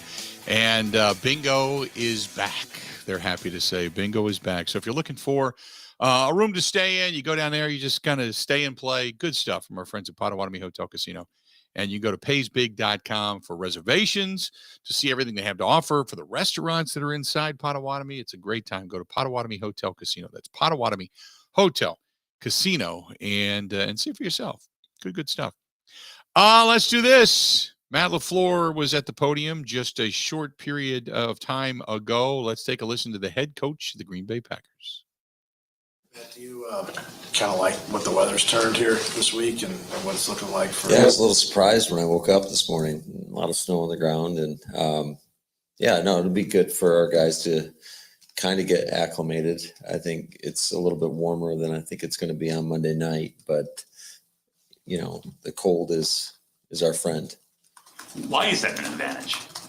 We don't live in it. It sucks. So where's the advantage for you guys? I think the I don't know if it necessarily is. I think it's a lot about mindset and getting your mind right to go play in.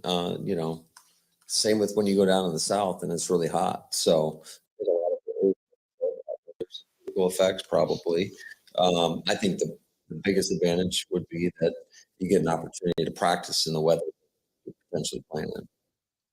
What's the biggest challenge of preparing for this Rams offense when there's only one game of Baker Mayfield running it? Like, how do you prepare for that? Yeah, I think you look at the totality of the scheme.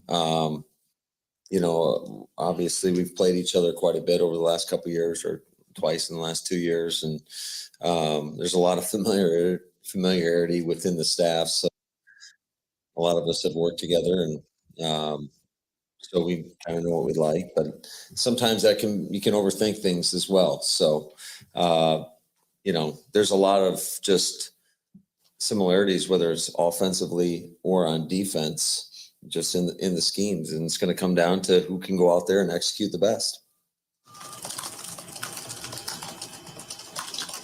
Any feel on Dave of whether he can come back at all?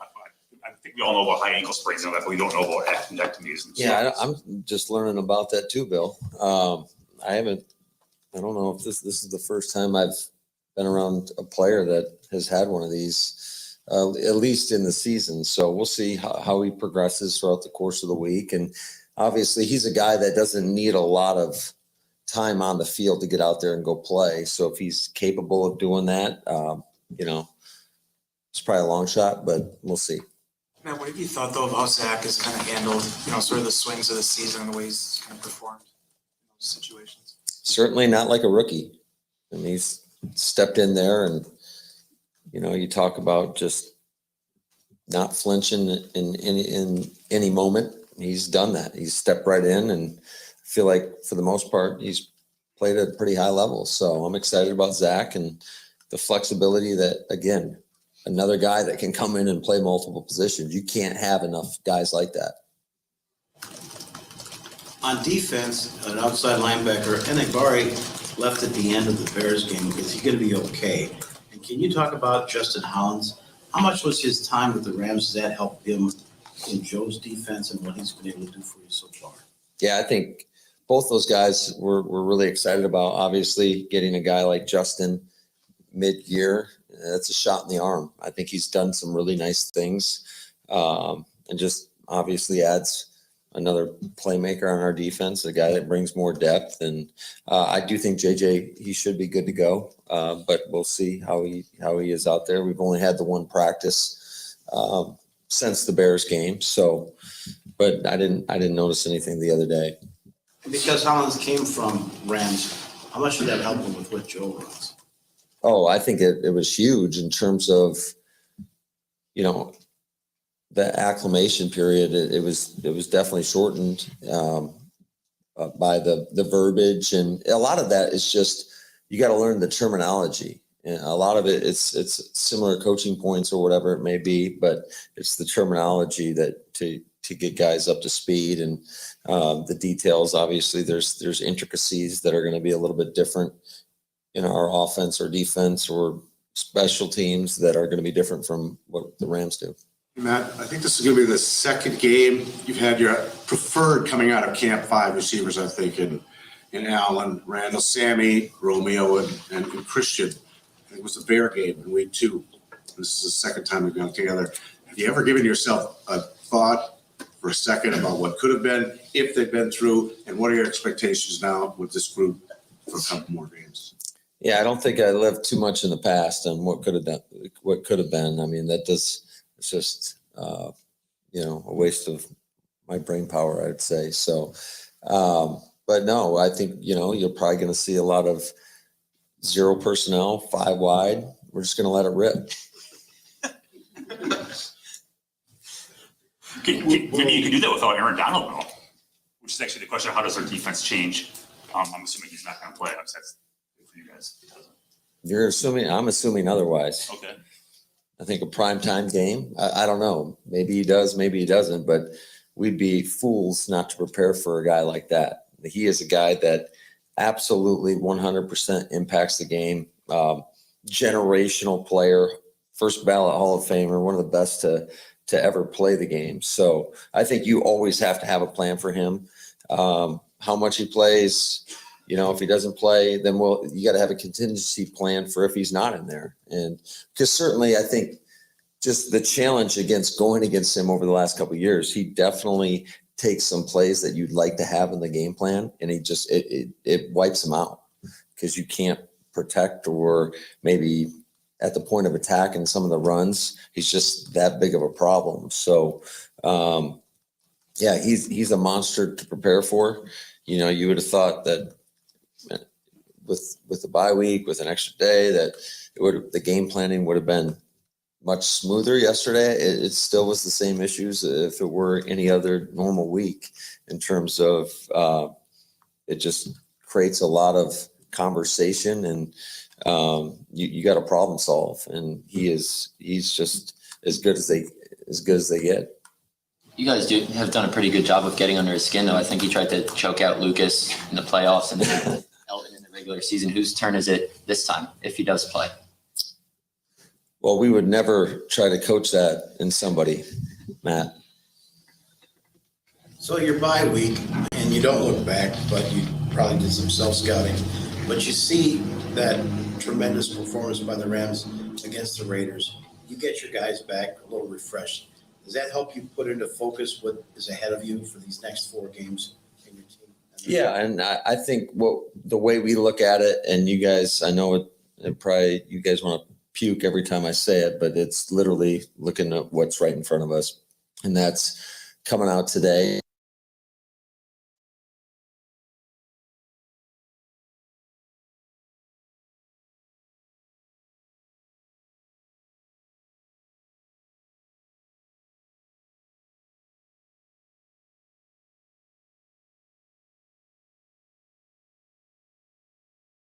That you can control, you want to do to the best of your ability to give you the best opportunity to go out there and play at your best level on Monday Night Football. Because I do think regardless of who's playing, who's not playing, you talk about these primetime games, they've got a lot of guys that maybe are getting opportunities, and you're going to get their best shot. So you got to get your mind right, and you got to be prepared to play. You would a midseason at everything you've done, or is it just kind of a shorter version of what you do, evaluate everything you've done? I think you look at the totality of it, but trying to you're a little bit more focused on what you maybe done a little bit more lately, because there's just it's a long season, and a lot changes over the course of the year, and so that's just, I think everybody handles that maybe a little bit differently. Hey, Matt, what was your reaction to Aaron Jones on the Man of the Year nominee last week? And then what do you think that says about him to have that back-to-back years to be that guy for this team? Yeah, he's consistent in every facet. He gives his all to this team every day, on the practice field, on the game field, every play, whether he's at the point of attack, whether he's got the ball in his hands, whether he's out there, helping a teammate. And I think he lives that same life off the field. I think he gives everything he has to the community. He does so much for so many people. He's just such a positive person to be around on a daily basis. And it makes coming to work and working with guys like that so much more fun. And I cannot speak highly enough about Aaron Jones.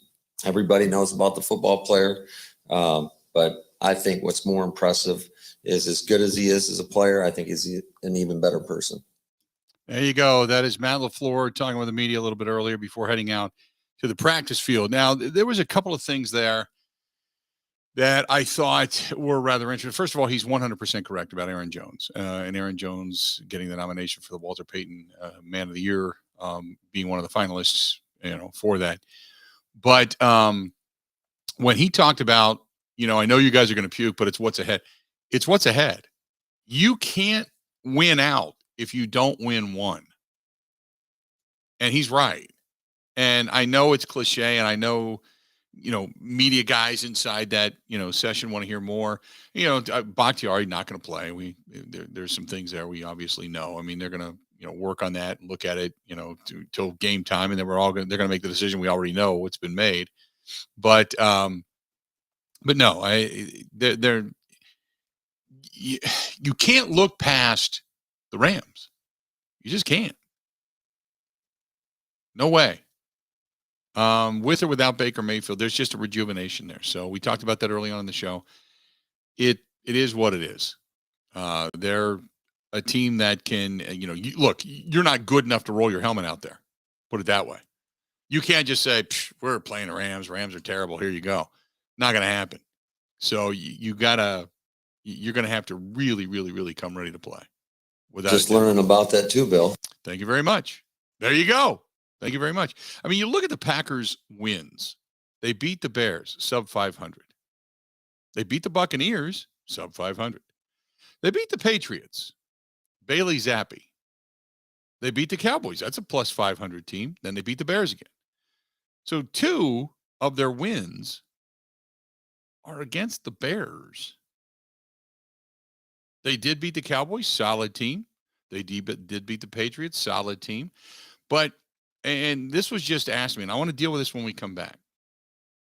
Chris writes, hey, Bill, you look at some of the Packers' losses and some of the games they could have won. If they just make a play here and a play there, are they a better team than what their record indicates? And that's from Chris.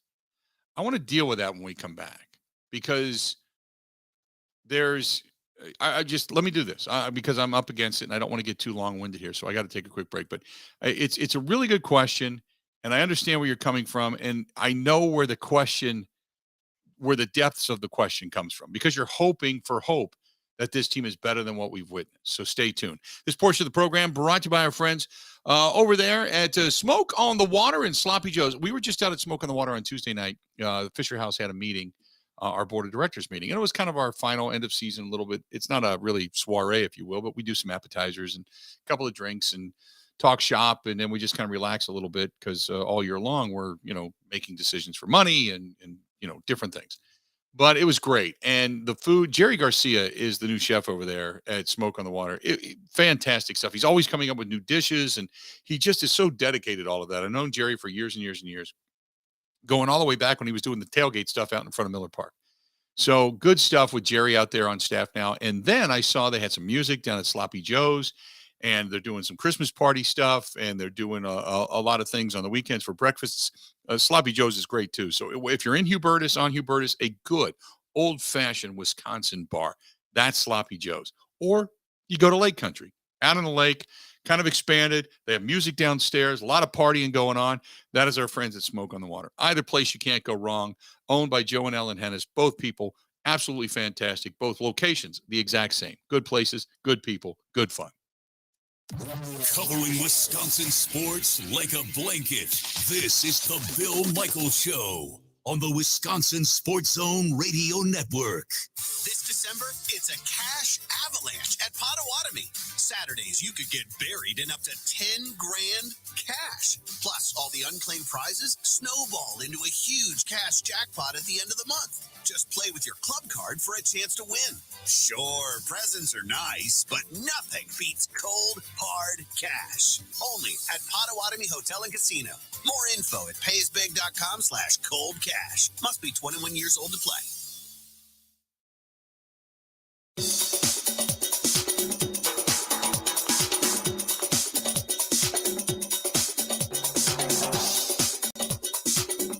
Phil Michaels will resume in 3 minutes.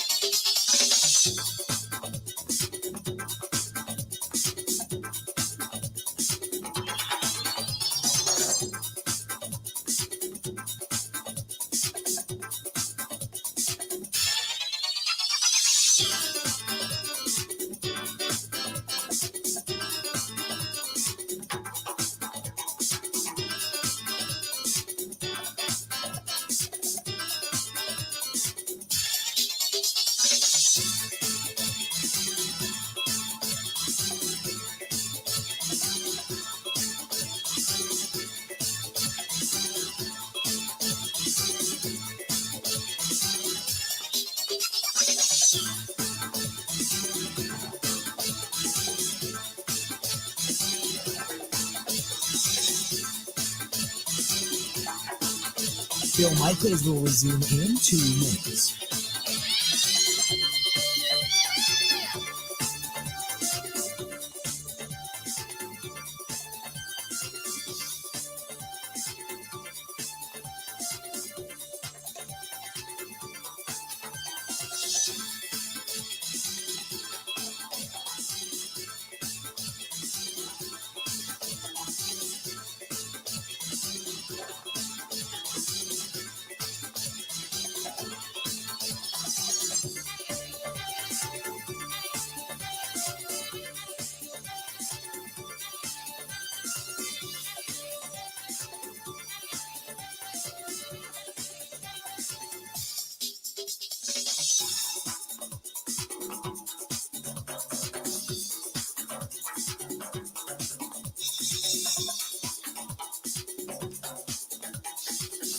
Phil Michaels will resume in 1 minute.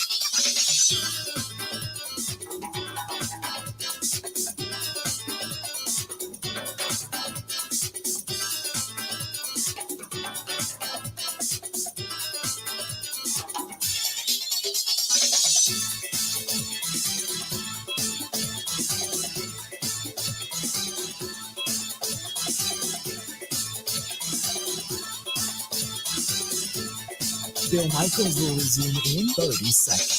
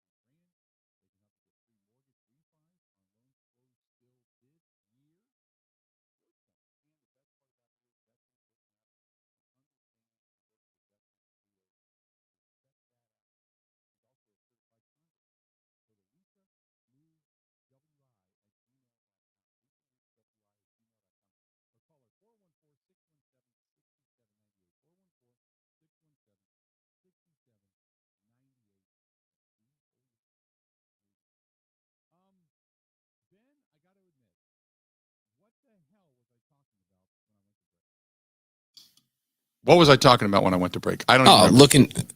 Looking back at the Packers season, the thing is, this is proof that I'm a good producer because I would say we were getting into an argument about Christmas movies, but I'm not going to say that. You were talking about looking back at the Packers season and the one or two plays that could have gone either direction. Yes. To wonder if things could be different. I had 3 emails here, and I'm thinking, which one did I read? And I'm like, damn, because I read them all. Oh, it's the one about Die Hard. Yes. No, yeah, well, we'll get into that in a minute. But no, it was, is this a better team than what the record indicates? Okay. So I want to go back here. First of all, excuse me, the answer is no. They are what they are. The reason they are what they are is because they've made enough mistakes, committed enough errors, played it poorly enough, without tenacity, without passion, enough to be where they're at. They've dug their own hole, whether it's missed tackles, dumbass passes, guys not knowing where to go, turning inside when they should be going outside, Rodgers throwing one way, not the other, all of this. It's been a calamity of errors that has happened this season. You go back to the Giants game. Could they have won that game? Another play or two here or there? Absolutely. Could they have won the Commanders game in Washington? Absolutely. Could they have won the Lions game? Absolutely. Could they have won the Titans game? No. They got their ass handed to them. Could they have capitalized on great field position consistently in the Eagles game and won that game? Yeah. But they chose not to tackle. They chose to play back. Joe Barry, whatever reason, chose that he's going to put spies on Jalen Hurts, but Jalen Hurts is just going to run wild until guys go, oh, yeah, there he goes. And they couldn't tackle. This could be a dramatically different season. But because of their own ineptitude, it's not. So are they better? That's what the last 4 games are going to show us. Have they learned from their mistakes? We keep, and I know, excuse me, I make fun of it. But Matt LaFleur going, well, I got to check the tape. Well, what tape are you checking? It's the same mistakes. It's a bad call on 3rd and short. It's a bad call on 2nd and short. It's arm tackles, missed tackles, a lack of aggressiveness. Guys not even tackling, but doing the ole, hoping to trip somebody. Bad reads by every time they pee, you want it to look clear. There you go. Bad reads by your quarterback. And the quarterback wanting to people to be up here, but they're not. They're down here. So you have to lower yourself to say, I am going to help you come to here. Don't just look at them and yell at them because they're not here, or become frustrated because they're not up here. So they are what they are because of their own ineptitude. And they get another shot at it, and they have been gifted in the spirit of giving. They have, and maybe it'll happen again tonight, but they have been gifted an opportunity to make still the most of this season, a season in which we should have been sitting here going, this team's done. They're out. Let's talk about the draft. This coming Monday night, his first time in prime time is going to be Jordan Love starting, the whole thing. Gifted season. They've been opportunity. If they come out and they're flat and they don't tackle and they have misreads and they can't get a play in and they're calling timeouts because the play clock's running down and, that's their own fault. And that's coaching. It's a tenacity by the player and coaches who are they've lost him. They've lost him. What else would you say? Is Gutekunst going to go, you know what? This group of guys I put together, between you, me, and the fence post, they really suck. A whole team has not fallen off all at once. They didn't get old all at once. They didn't forget how to play football all at once. I think there's a lot of things going on here, but the number one thing I'll look at is coaching. That's it. Do you also think we're partially caught up in the moment here where the team hasn't played a game in 2 weeks? And we have tomorrow's show. We have Monday's show even to talk about the next game.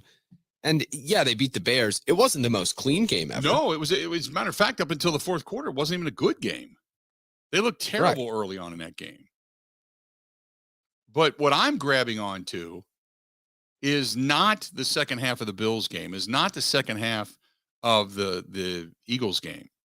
What I'm grabbing onto is they got the energy, and they showed up and they won.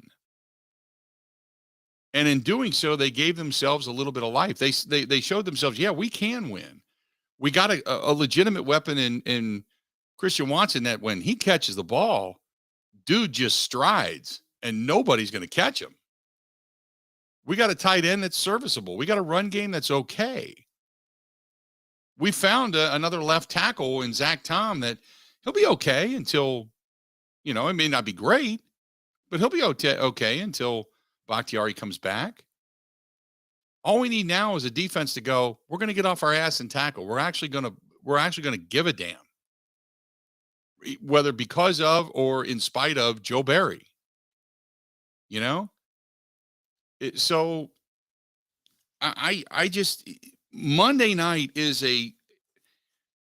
I am waiting for Monday night with an incredibly optimistic and impassioned sense as a fan. And look, as somebody who understands the reality of what it is and where they've dug themselves, the likelihood of them getting to the postseason and doing anything is really, really few and far between. It's almost nil. I agree with that. But as a fan, I can look at all the optimistic stuff. I can sit here and say, it was supposed to be a pretty good defense on paper. So what's happened? Did everybody get bad at one? I mean, even Andy Herman, when he had him on earlier, he's like, no, no, guys don't believe in this scheme. They don't believe in Joe Barry. Now, do I think guys are suddenly going to come back and go, Joe, we got your back? No. But I think guys are going to look at each other and go, we got to play together. We got to be on the same page. We got to play together. If we play together, we can win.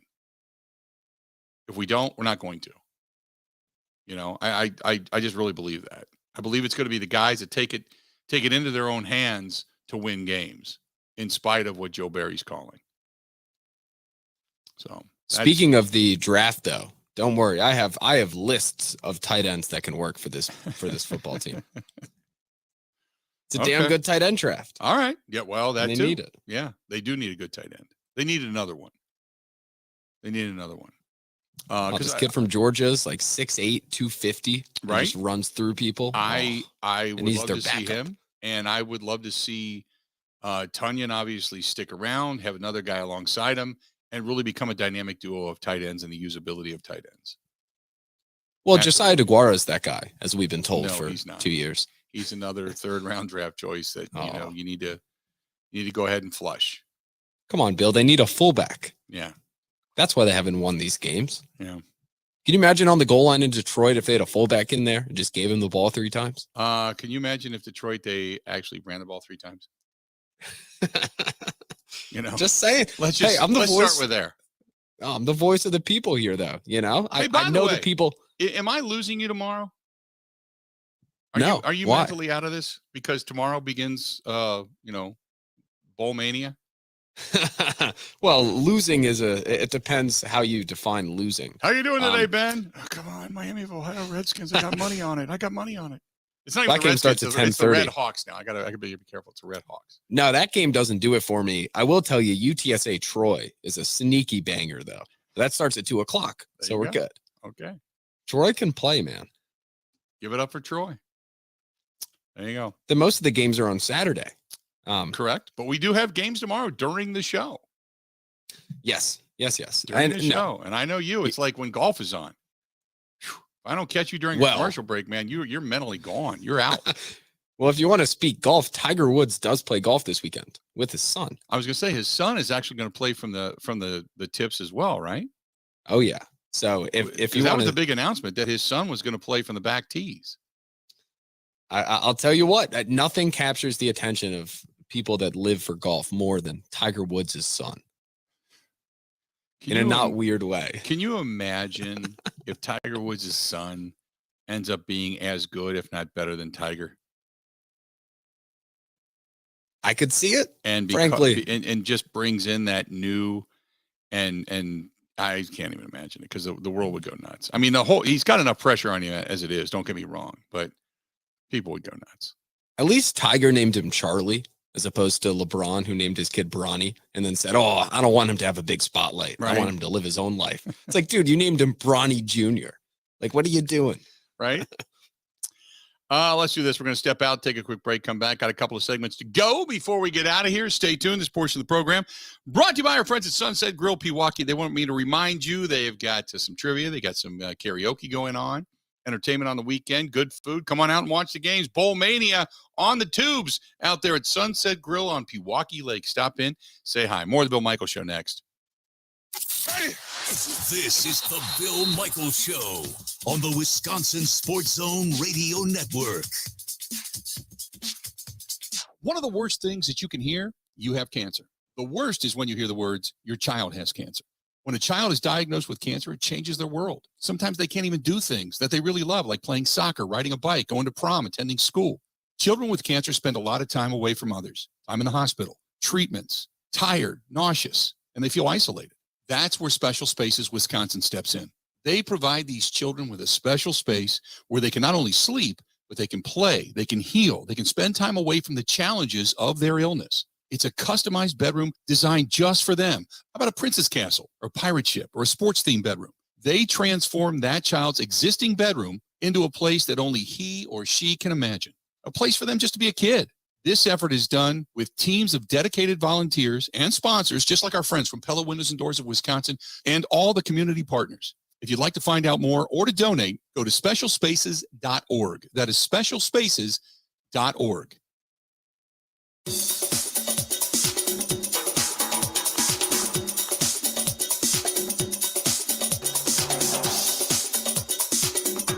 Bill Michaels will resume in 5 minutes.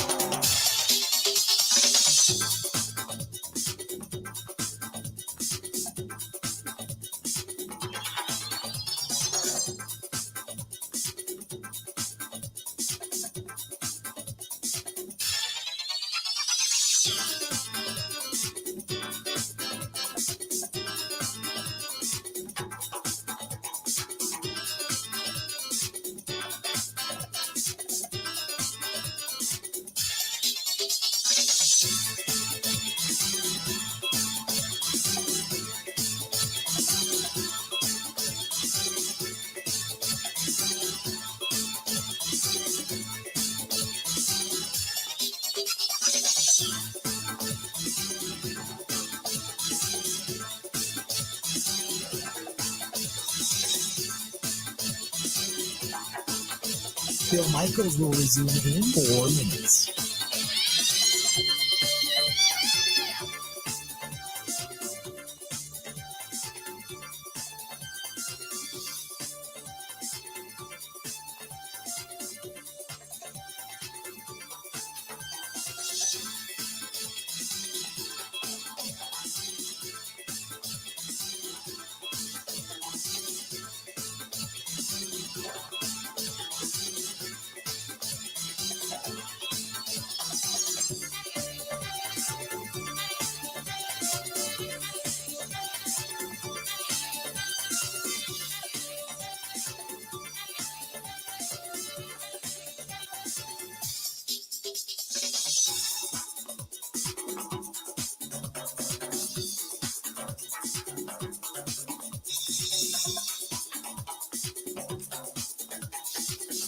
Bill Michaels will resume in 3 minutes.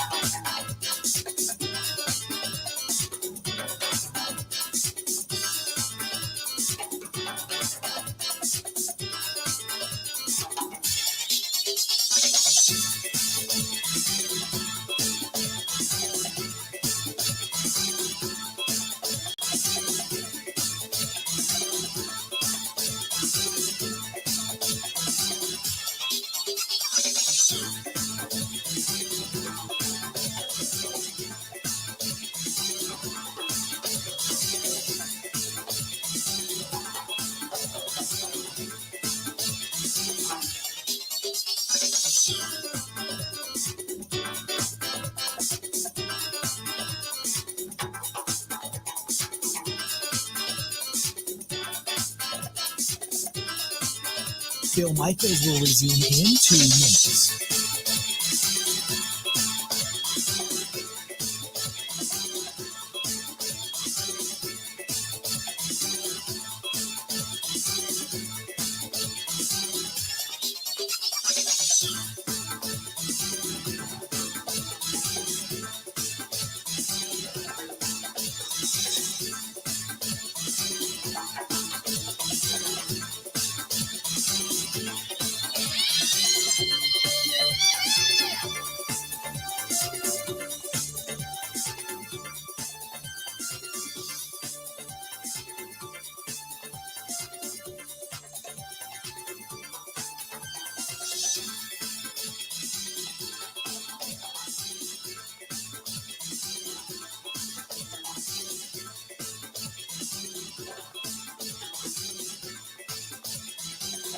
Bill Michaels will resume in 1 minute.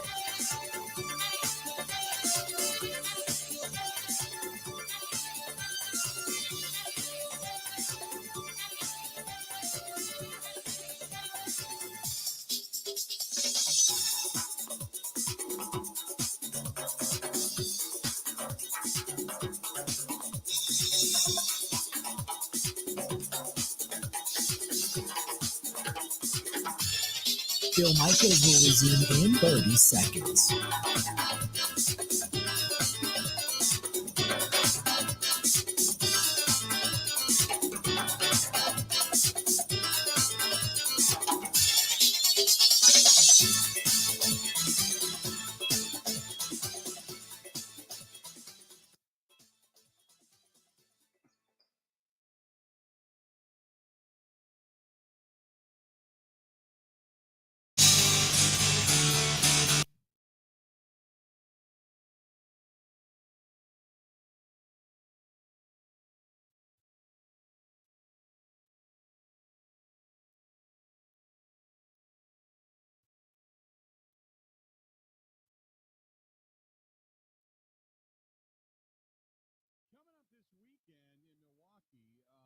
Have not taken a look at it yet, the ICHC.net, ICHC.net. Now, what is that, you're asking? Because it's the Irish Cultural and Heritage Center. They have a few. I was talking to our buddy Corey over there, and coming up this weekend, it is Christmas O'Carolyn. If you want to get into the holiday spirit, it is Christmas O'Carolyn, and it's taking place at the Irish Cultural and Heritage Center, which is a beautiful, beautiful hall.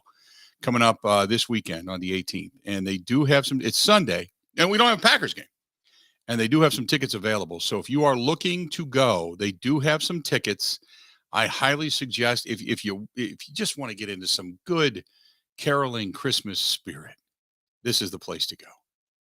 For sure. It's just awesome. And it's such an old, beautiful, beautiful hall right there on Wisconsin Avenue, just west of downtown near the Marquette campus. The Irish Cultural and Heritage Center, beautiful place, and Christmas O'Caroling featuring Reverie Road coming up this weekend, December 18th. It's Sunday, December 18th, and get your tickets now. Take the kids. They will love it if you haven't seen this. So by all means, get a hold of ICHC.net. That's ICHC.net.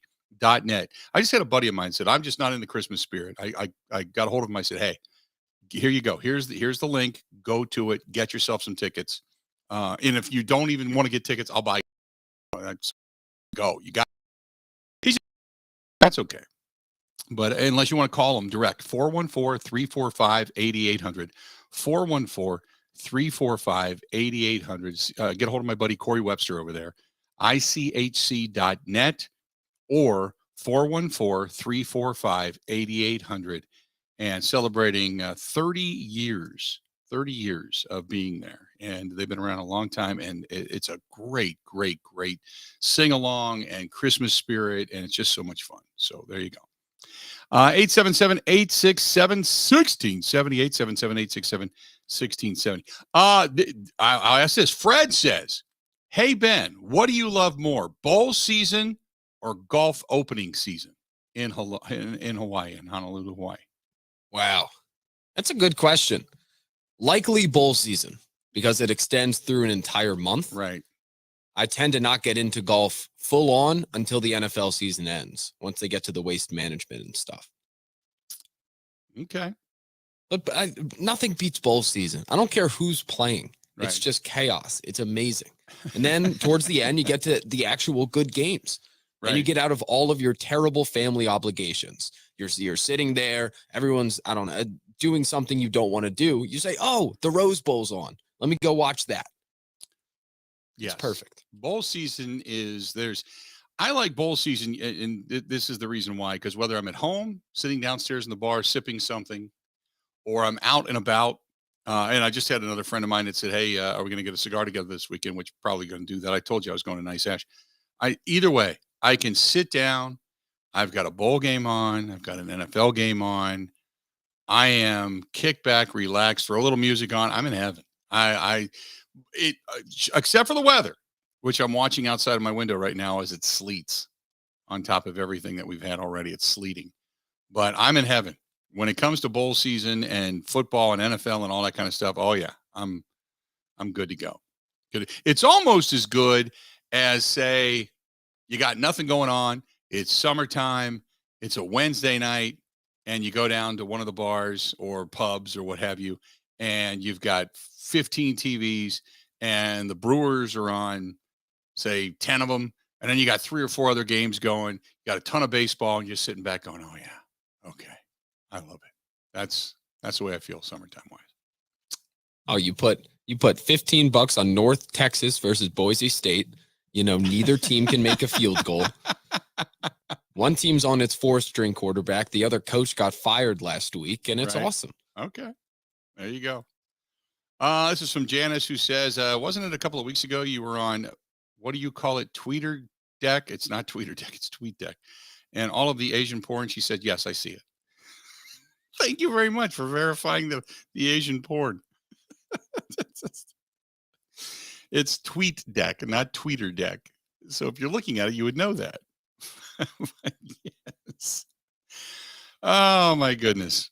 What else do we have? Some people just get way off base. Bulldog fan says, no way the Packers beat the Rams. They're feeling it right now, and the Packers are coming back after a bye week, and we all know the record of Matt LaFleur after a bye week. But here's something else to think about, though. Matt LaFleur's, I don't even know. Ben, do we have what the track record is coming out of a bye for Matt LaFleur? Can you find that for me? See if you can find that for me. But, Bulldog fan, also remember, under Matt LaFleur, the Packers are 15-1 in the month of December. Did you know that? 15-1 in the month of December. Something's got to give, right? Something's got to give. But 15-1 in the month of December, almost perfect. Keep that in mind. There's that little bit of thought of saying, yeah, they can do this. They can do this. Sure. Good stuff. And I can't take credit for the 15-1. The 15-1 is in the Packers game notes, and Mike Clemens brought it up last night. But I did know that the record in the month of December has been very, very, very good. Packers just excel. And as he said during that press conference, in case you were listening, that it's not that you love cold weather and nasty weather and inclement weather, and it's it's the fact that you've got a state of mind. You can win a game before they even take the field because they're more concerned about the weather than the details of what they went through all week long leading up to the game. That's kind of what it is. So that's where you can win. Hope that makes sense. Do you want to count playoffs for this? Sure. Practice? Sure. Okay. I'm doing it the old-fashioned way because nobody else has. You're actually looking it up. Yes. You're going season by season and looking it up. Now I appreciate that. So let's do this. We'll take a break. We'll come back. You'll give us those numbers. You got some time. Hang in there. Final segment of the Bill Michaels Show. It's all coming up, and it's coming up right after this. Stay tuned. This is the Bill Michaels Show on the Wisconsin Sports Zone Radio Network.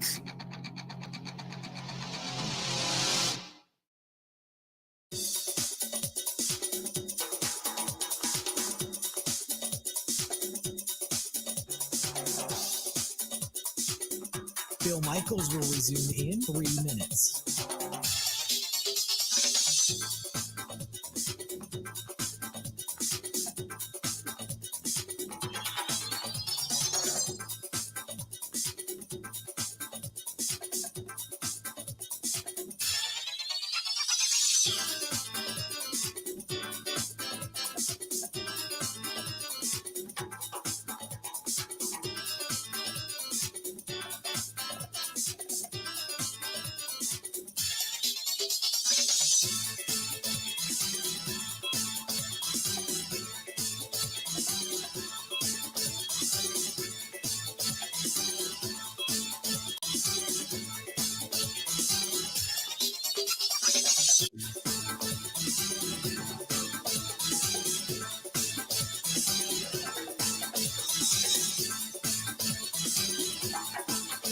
Bill Michaels will resume in 2 minutes.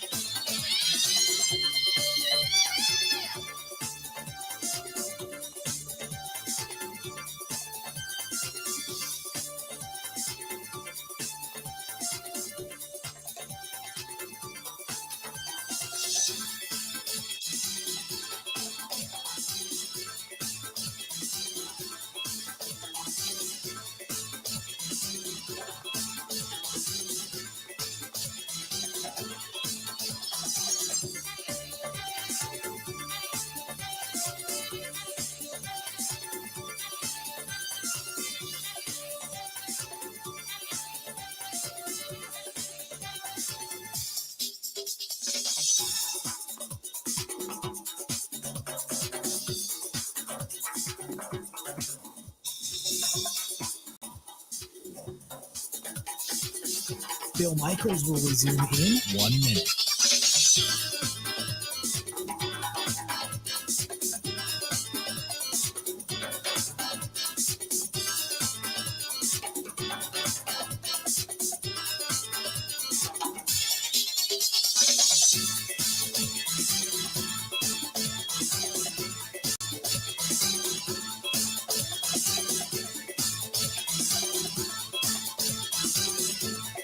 Bill Michaels will resume in 30 seconds.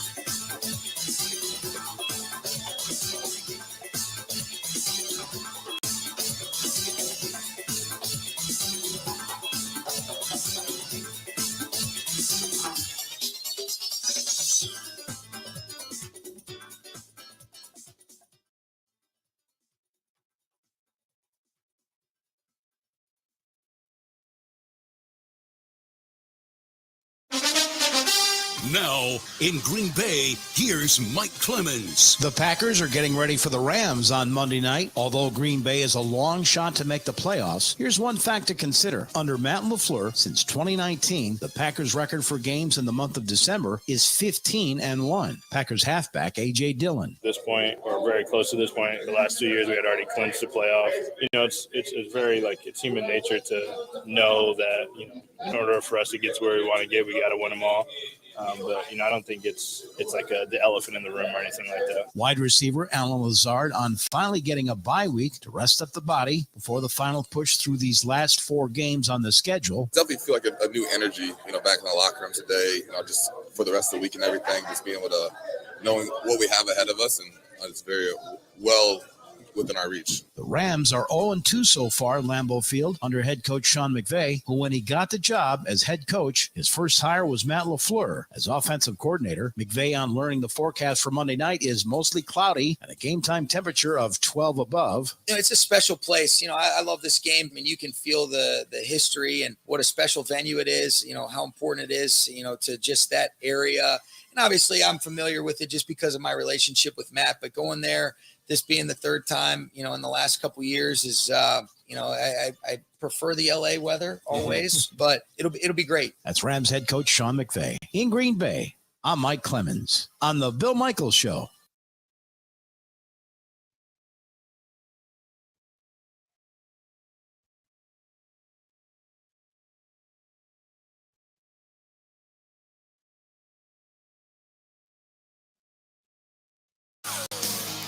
Told you earlier this week, I did some, oh boy, I tell you, it was awesome. I stopped out to J&L Tire. I took my car out on Monday because I was panicking because I heard this grinding noise, and people were not kind enough to start sending me in information saying, man, it sounds like a wheel hub. Check this out, check that out. So I take it out, and I get out to J&L Tire, and I'm expecting the worst. He calls me back the next day and says, okay, your car's ready, come and get it. The oil pan, the pan that guards the bottom of the engine, one of the connectors had come loose, and it kind of rotated, and it was like rotated against the drive of the car.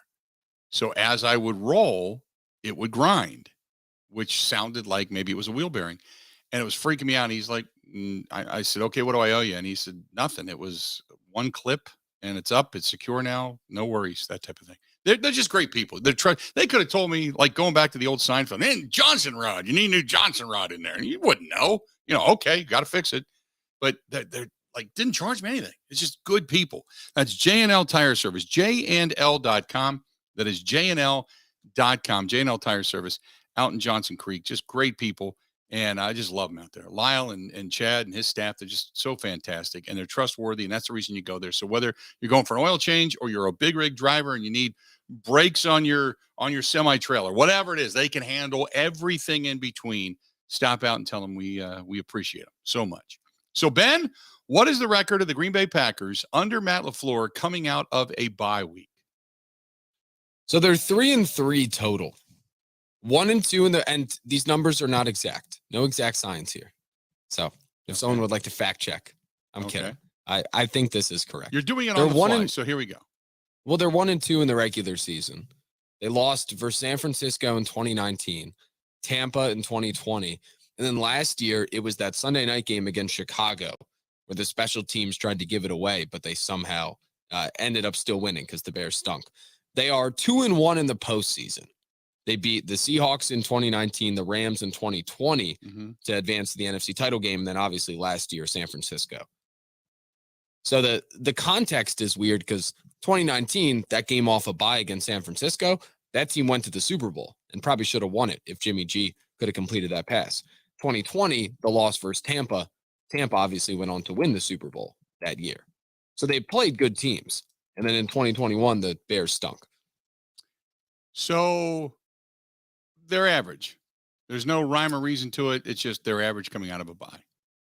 Yes. Okay. And I can't go and say why they lost to San Francisco and Tampa. That's not off the top of my brain. I can't say if it's coaching or not. 2021, it definitely was not coaching because the Bears had like 21 special teams points. Right. So there you go. So they're average.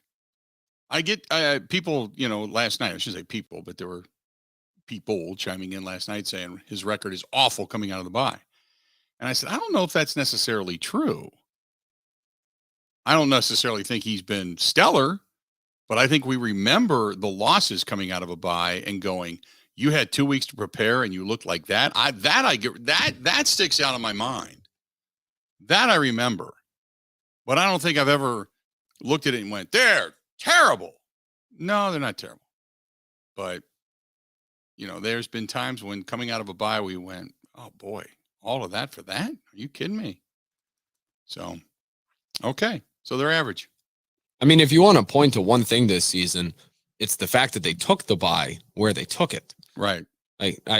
Hindsight being what it is, having it after London probably would have helped a lot. Yeah. Yeah. Well, it probably would have helped Rodgers' thumb too. Remember the quote break? That wasn't, it was hurt, but it's broken, but it's not, but it is. By the way, the good news is that the thumb has been immunized. So I'm happy about that. COVID thumb. We do have now in one of my bets, by the way. Did you hear this? Uh-oh. Yeah. No. Steelers starting quarterback plan still a little bit up in here. Yeah, they both stink, so they're not great. You're fine. But Deontay Johnson said today after practice he wants Mason Rudolph to be the quarterback.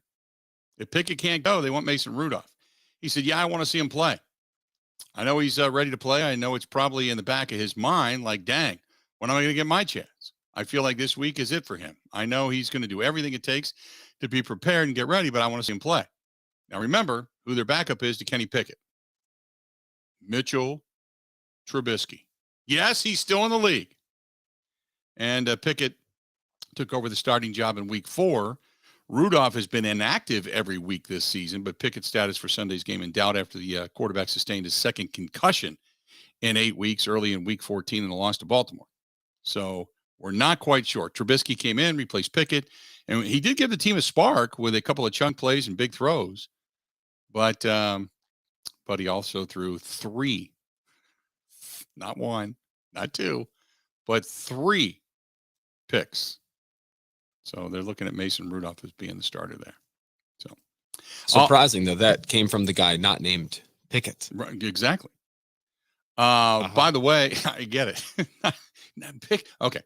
And Drew Brees, by the way, coming back, he's going to help with the coaching transition at Purdue. He's going to be an assistant coach for Purdue as they get ready to play in the Cheez-It Citrus Bowl. So Drew Brees said in a statement, extremely excited to work with our team over the next few weeks as we prepare for the Citrus Bowl. I see it not only as an opportunity to coach and mentor this group of young men, but represent all the former Purdue players that care so much about the program. Breeze is 43, hired as a countable assistant under the NCAA guidelines. He's permitted to work with student athletes as well as participate in recruiting activities. And, obviously he was, with the Chargers and the Saints, and, he was with NBC for a short period of time after the fact. But Drew Brees helping with recruiting and getting the Purdue Boilermakers ready for the Citrus Bowl. There you go. Another piece of news and notes.